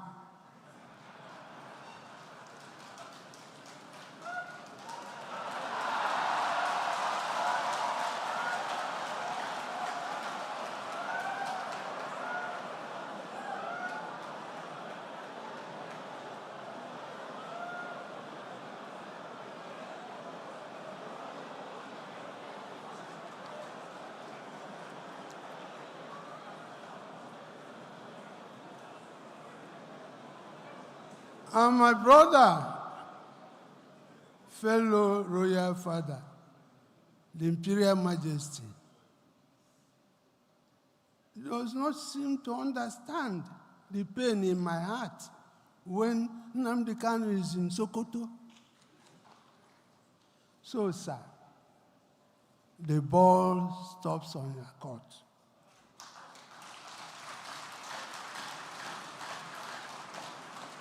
Bring this man out. If we don't want him in Nigeria, return him to Kenya or London, where they took him from. You see, some of us here have been asked to go and work, but the young people in the Southeast are so agitated. They can even beat us. They see us as sellouts. We come to Abuja, they may think we come to collect money. And then we keep quiet. So, sir, please do something about this. Do something about this. We cannot make progress in this country if we don't tell ourselves the home truth. There's no way. There's no way. Now, again, they were talking about Southern Traditional Rulers Committee on Health.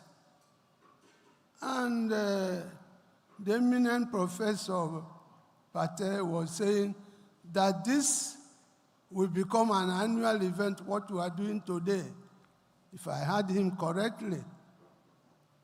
The truth of the matter is that there is nothing like Southern Traditional Rulers Council. If you come here, Patel, and you give money to people on that basis, it's not correct. The South is not the North. We have our system. We need unity in diversity. So that people, so if you want to deal with us in the southeast. If you have resources for us, give it to us. Don't give it to people who come and say, we are Southern Traditional Rulers Council. Democracy is a representative government. And anybody who goes to present himself without his people is not democratic. So get it. We think that we will do our best. Mr. President, we are going to support this health. Do all we can, but please listen to our cries. May God bless all of us.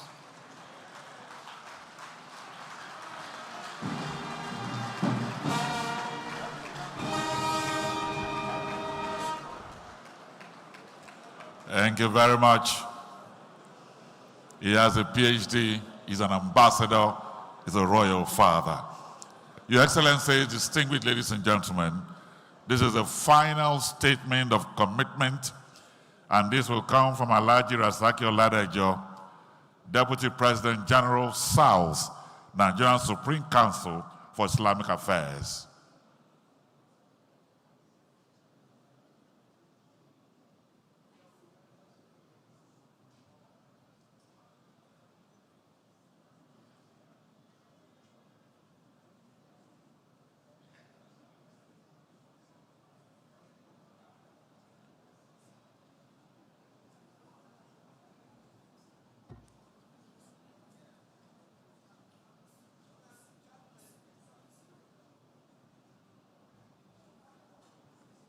All right.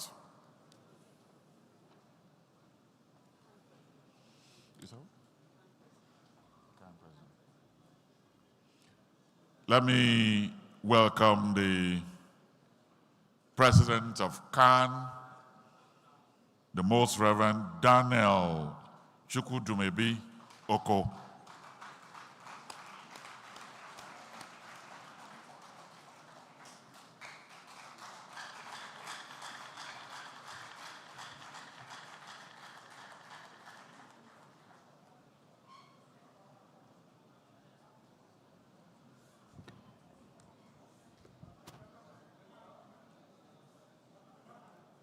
Your Excellency,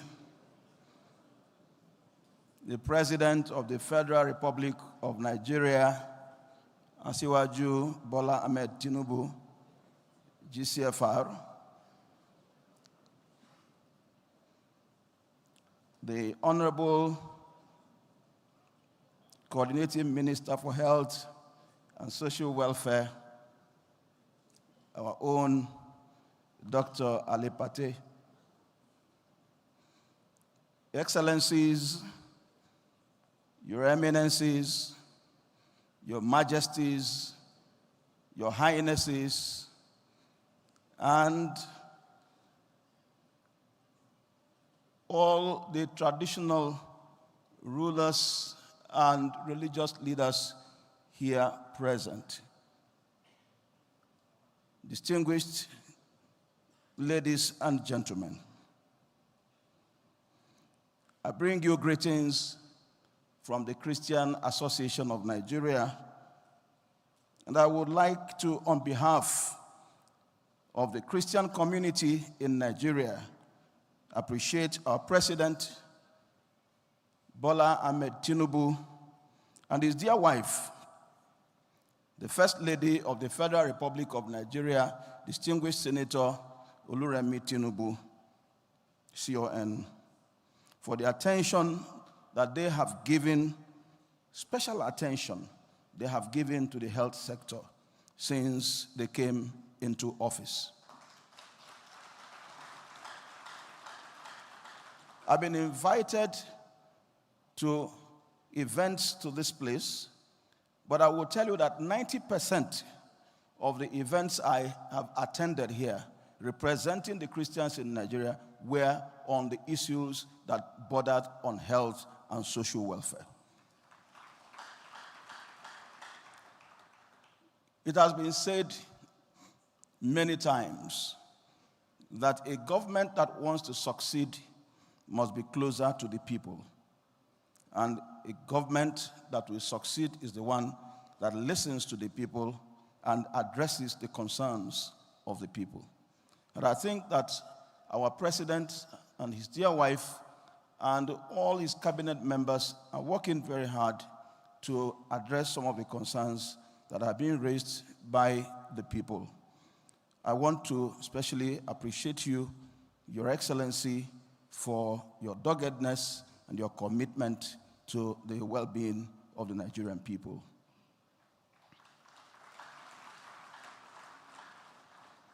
May I use this opportunity to also commend the efforts of the Coordinating Minister for Health and Social Welfare, Dr. Ali Pate.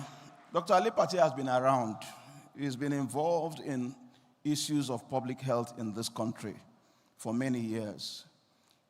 And I can't remember seeing him telling people that he was on holiday. He's always working, traveling. If I don't see him in Nigeria, sometimes I see him at airports, traveling, and as he is moving, he'll be looking at his phone. He's not watching social media. He's actually doing some work to improve the lives of Nigerians. I can tell you that. So he is a committed professional, and I can tell you that Nigerians, and indeed the Christian community, are happy and are proud of you.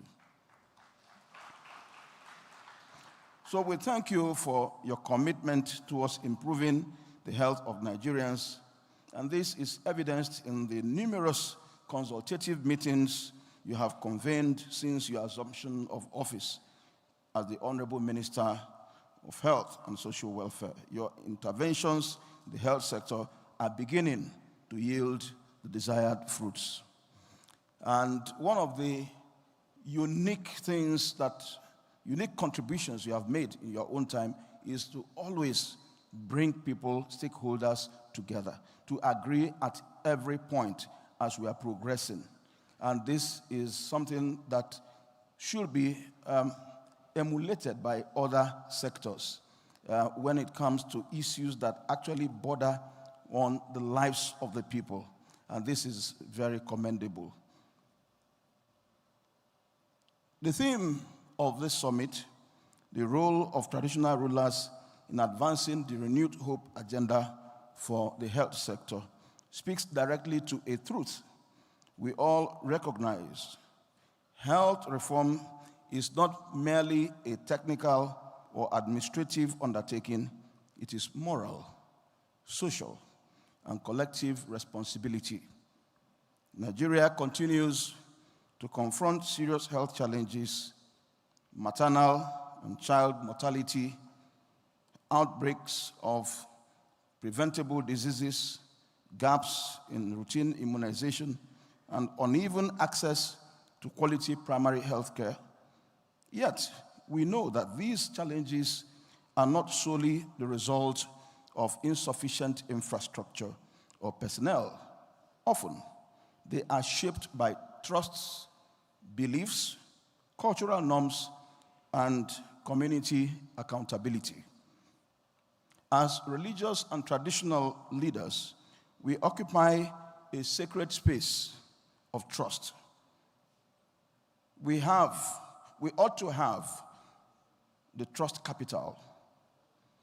We speak into the hearts of our people every day and every week. We preside over rites of passage. We guide conscience. We help interpret public policy in ways that resonate with faith and culture. Therefore, we cannot stand at the margins of health reform. We must stand at the very center. the Nigerian Health Sector Renewal Investment Initiative, and the Health Sector Renewal Compact represent bold and structured efforts to reposition our health system towards universal health coverage. But policies signed at the national level must be translated into informed decisions at the household level. A mother's choice to attend antenatal clinic, a father's consent for immunization, a community's willingness to report an outbreak early. These decisions are influenced significantly by the voices people trust. And I want to believe that the voices people trust are the voices of traditional rulers and religious leaders in our communities.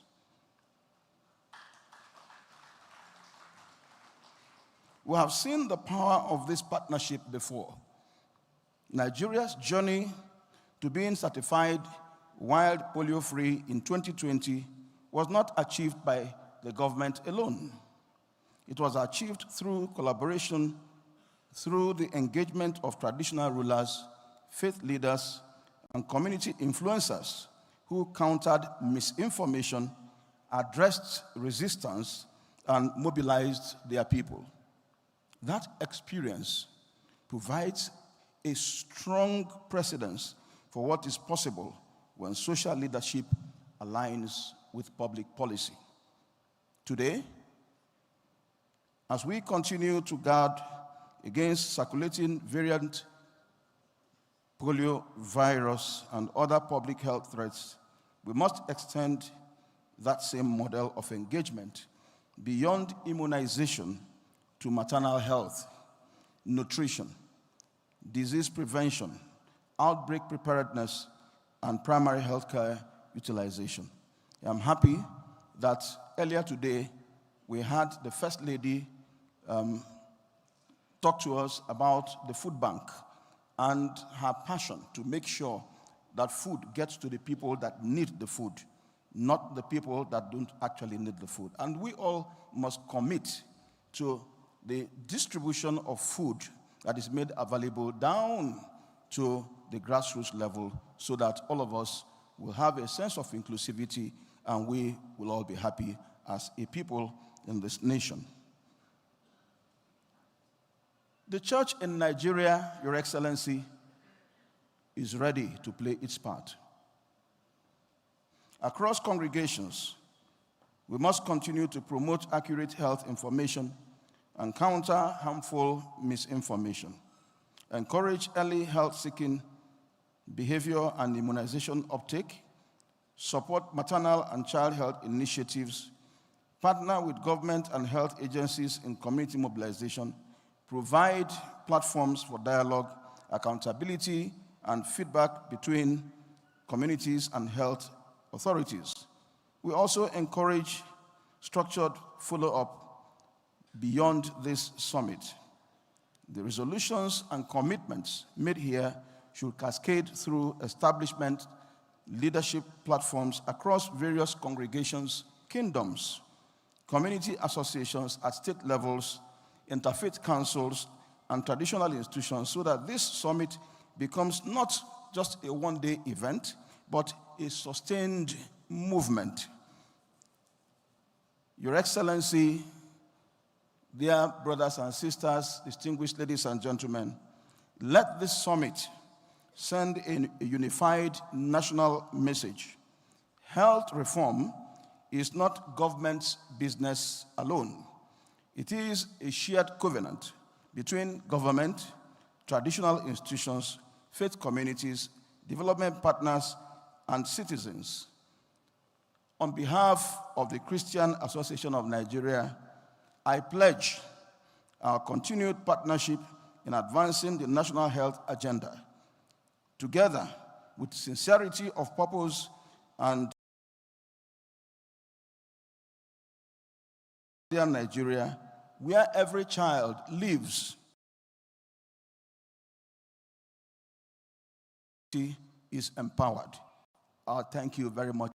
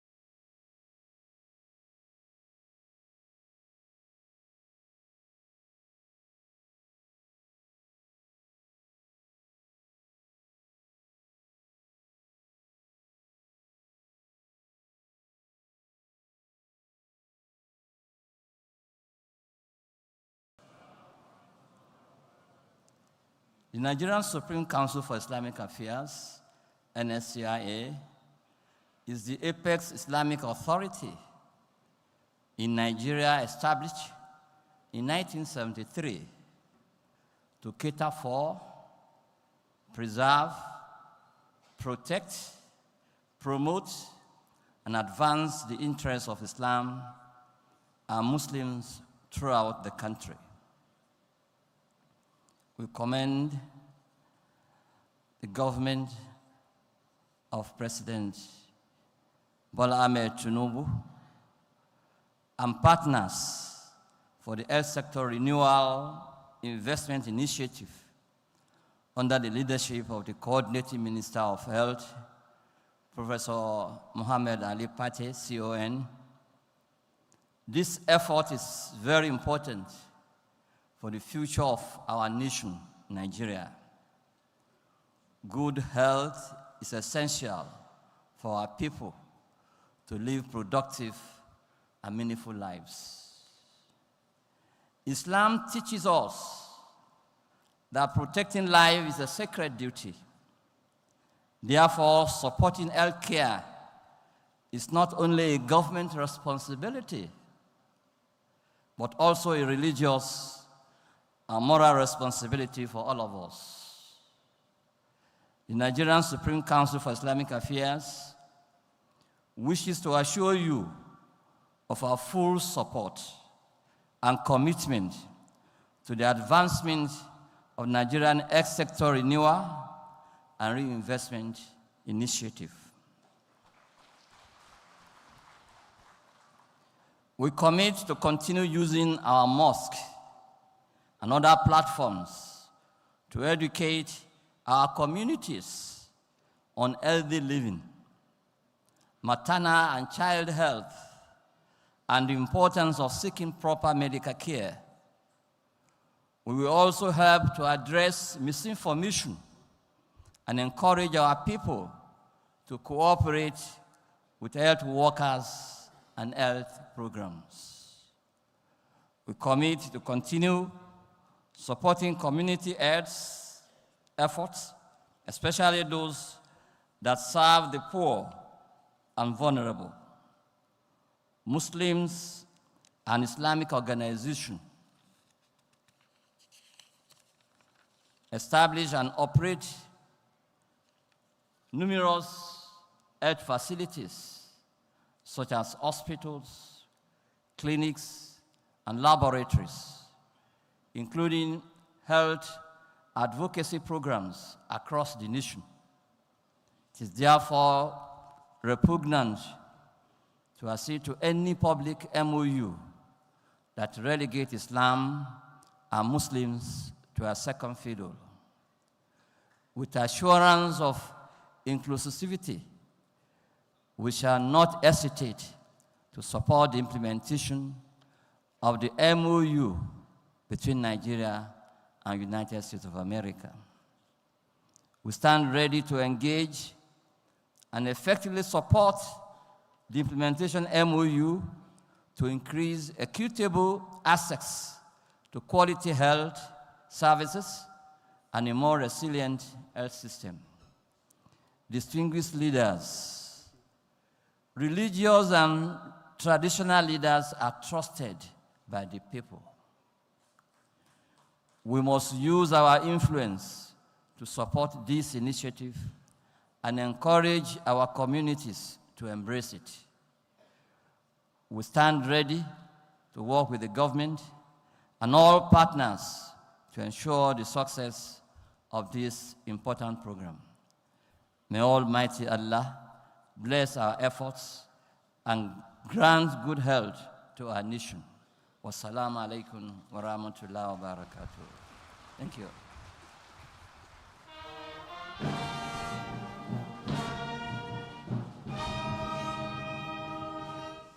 Thank you very much, sir. Your Excellencies, distinguished ladies and gentlemen, it is said that the hospitals treat diseases, but it's actually leadership that prevents it. And those leaders are the people in this room today ready to work for the nation. Your Excellencies, our final voice of commitment will be coming from the representative of Dr. Matthew Hassan Kuka, the Catholic Bishop of the Diocese of Sokoto. I'd like to welcome here Reverend Father Morris Kwaranga.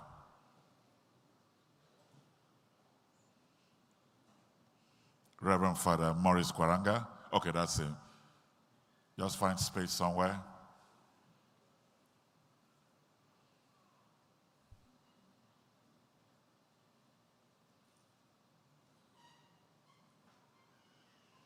It's a long trip, but he'll get here.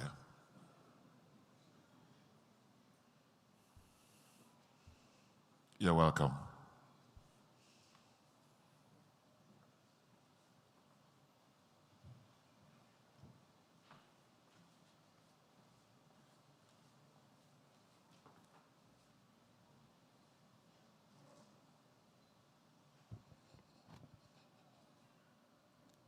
Your Excellency, the President of the Federal Republic of Nigeria, President Bola Ahmed Tinubu, GCFR, the Secretary to the Government of the Federation, our brother, Sir George Akume, the Minister of Health, Dr. Pate, Your Royal Majesties, and all invited guests. On behalf of His Excellency, Most Reverend Dr. Matthew Hassan Kuka, the Catholic Bishop of Sokoto Diocese and the founder of the Kuka Center, I read, "The health of humanity has been our mission. Jesus said, I have come that they may have life and have it to the full." John chapter 10, verse 20. Our landmark contributions and footprints to health are everywhere. During COVID-19, the Catholic bishops placed its entire health facilities of over 500 hospitals and clinics at the disposal of the nation for free. Our hands of solidarity are still stretched. Thank you.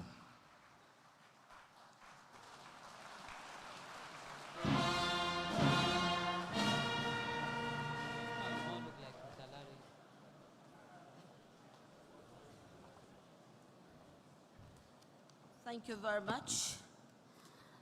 A good close-up to the series of statement of commitments that we've heard from the traditional and religious leaders.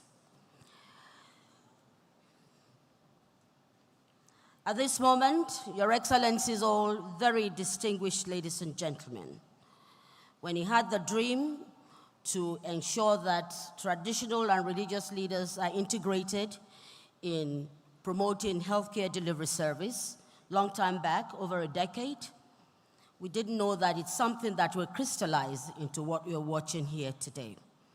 It is with that sense of commitment, that sense of getting things done, that I invite most happily and proudly the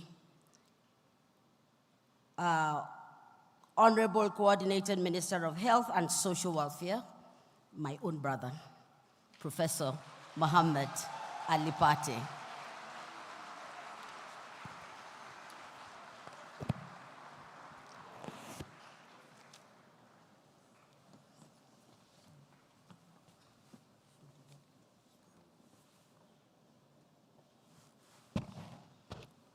Thank you, Auntie Moji. Your Excellency, the President of the Federal Republic of Nigeria,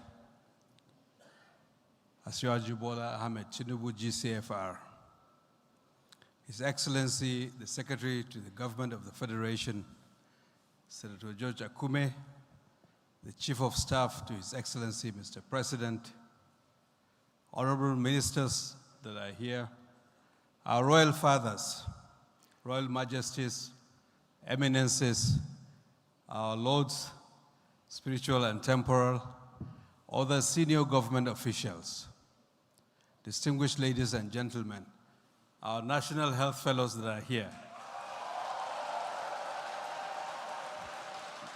May I, with your permission, Your Excellency, stand on the existing protocol, given the want of time.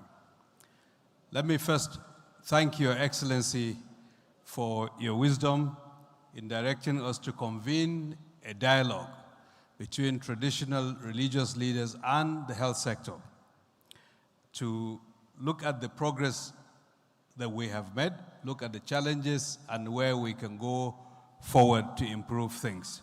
So thank you, Your Excellency. We have delivered what you have directed us to do.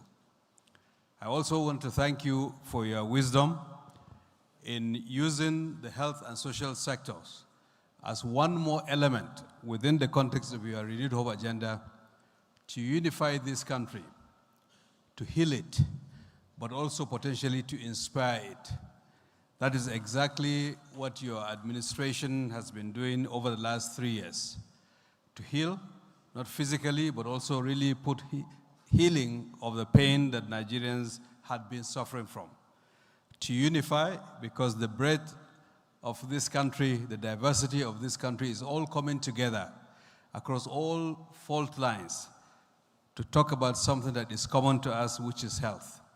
And to inspire, because by using health and what we are able to achieve, we are having more confidence as to what Nigeria can be able to do. So thank you, Your Excellency, Mr. President, for these amazing steps that we have taken. Today, we have been blessed by Her Excellency, the First Lady, who opened this summit. And we have had extensive deliberations across various themes on nutrition and the food bank, on the progress of the Health Sector Renewal Investment Initiative over the last 2 years, primary healthcare expansion, training of frontline workers, expansion of health hospital capacity that are still ongoing in all the geopolitical zones of this country. And the data was presented. Immunization, multiple micronutrient supplements, cancer infrastructure, and so many more. Thanks for your leadership in terms of policy direction, but also in allowing us to execute all of those efforts. We have had a dialogue with Royal Highnesses and our religious leaders that are here. As you can see, Christian and Muslim faiths were represented to hear their feedback. And I think we have carried some important lessons from what we have heard from them.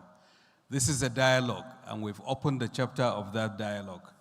We have used the 2025 State of Health report, State of Health of the Nation report, as the basis for the dialogue.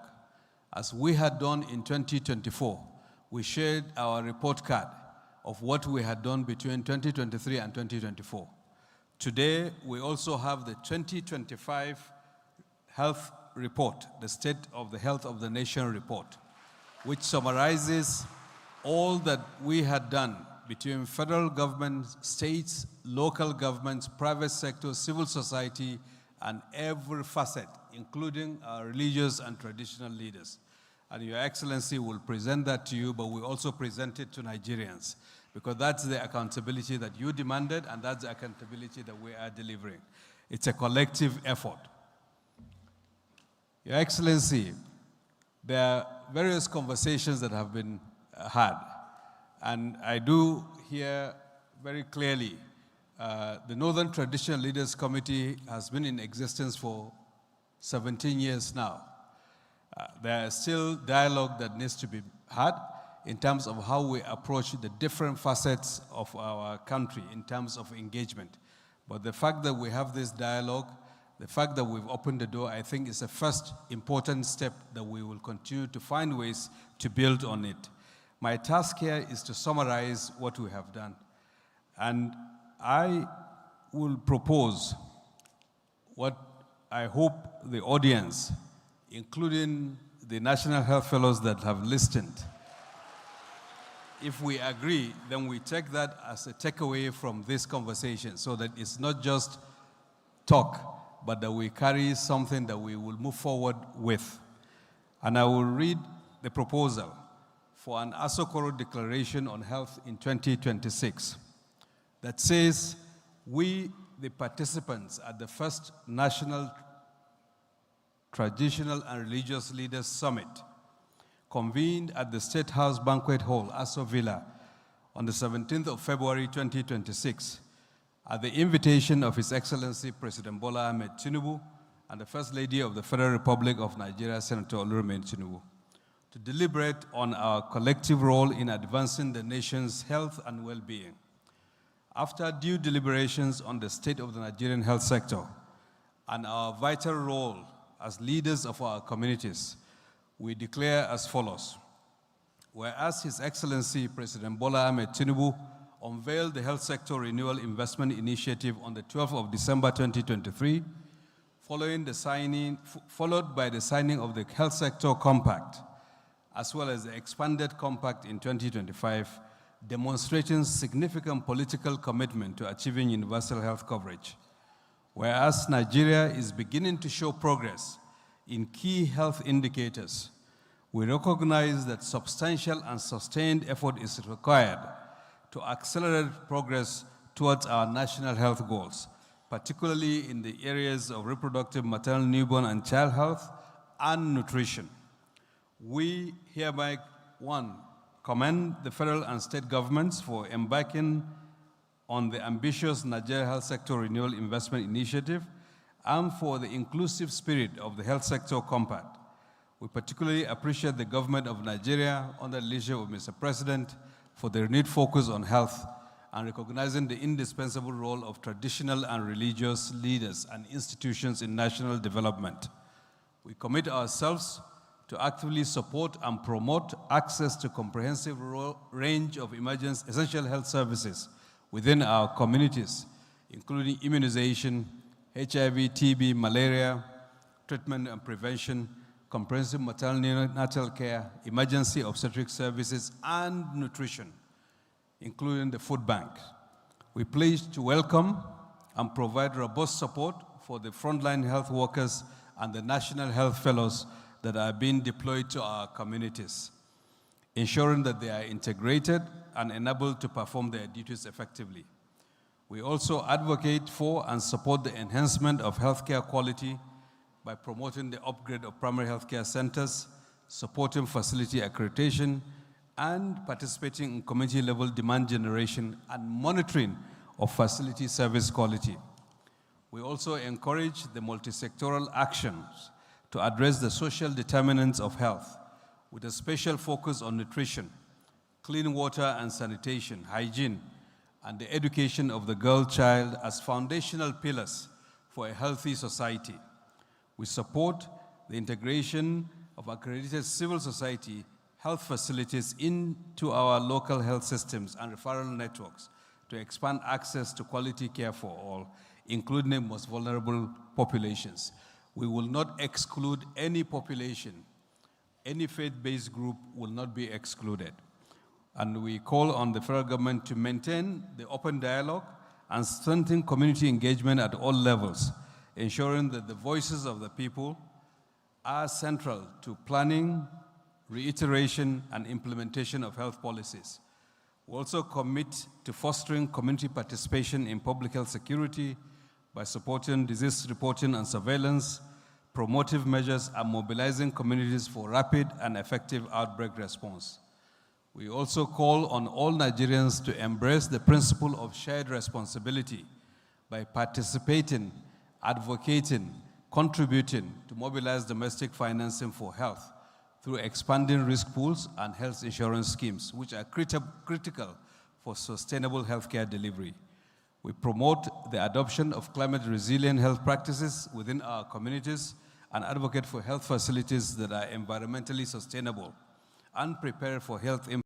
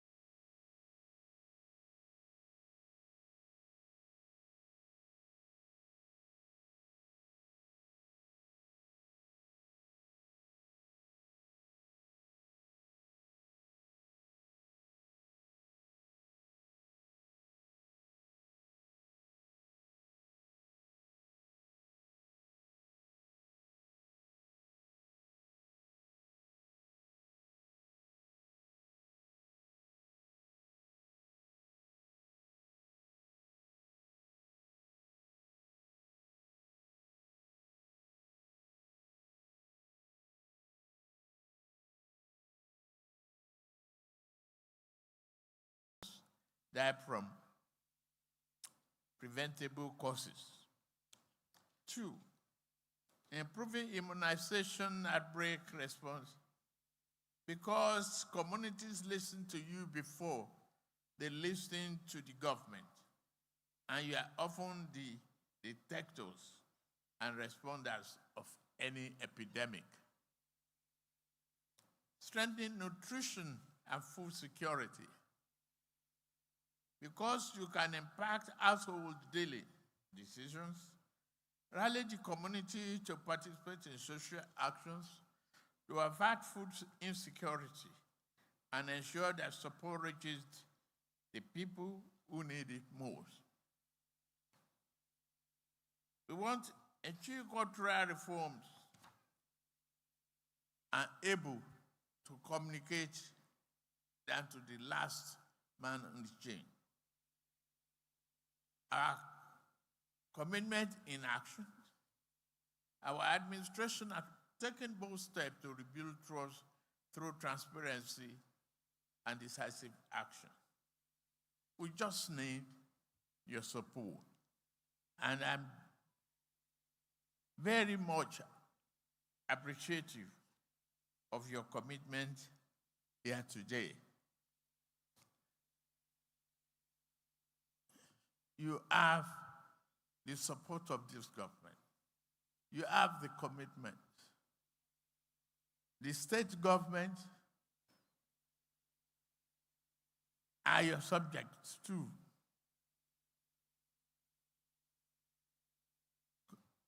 Call them back home. Work with them. Work with the local government, including councillors.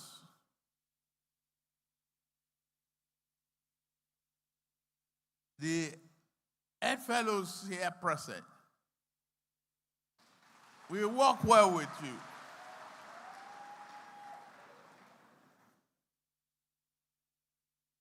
Let's find solutions to areas of conflicts. Respect each other's cultures and the value that we believe in. We can move Nigeria forward greater and faster. And we can achieve the goal. It is in your hand. We are working with the state governors, local government, chairmen, and other partners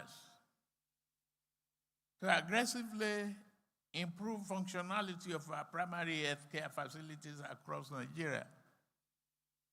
Check the ones in your area. Send a message out there to look at that neighborhood or health facilities. And if they don't exist, write to the local government, write to the state government, write to us. We will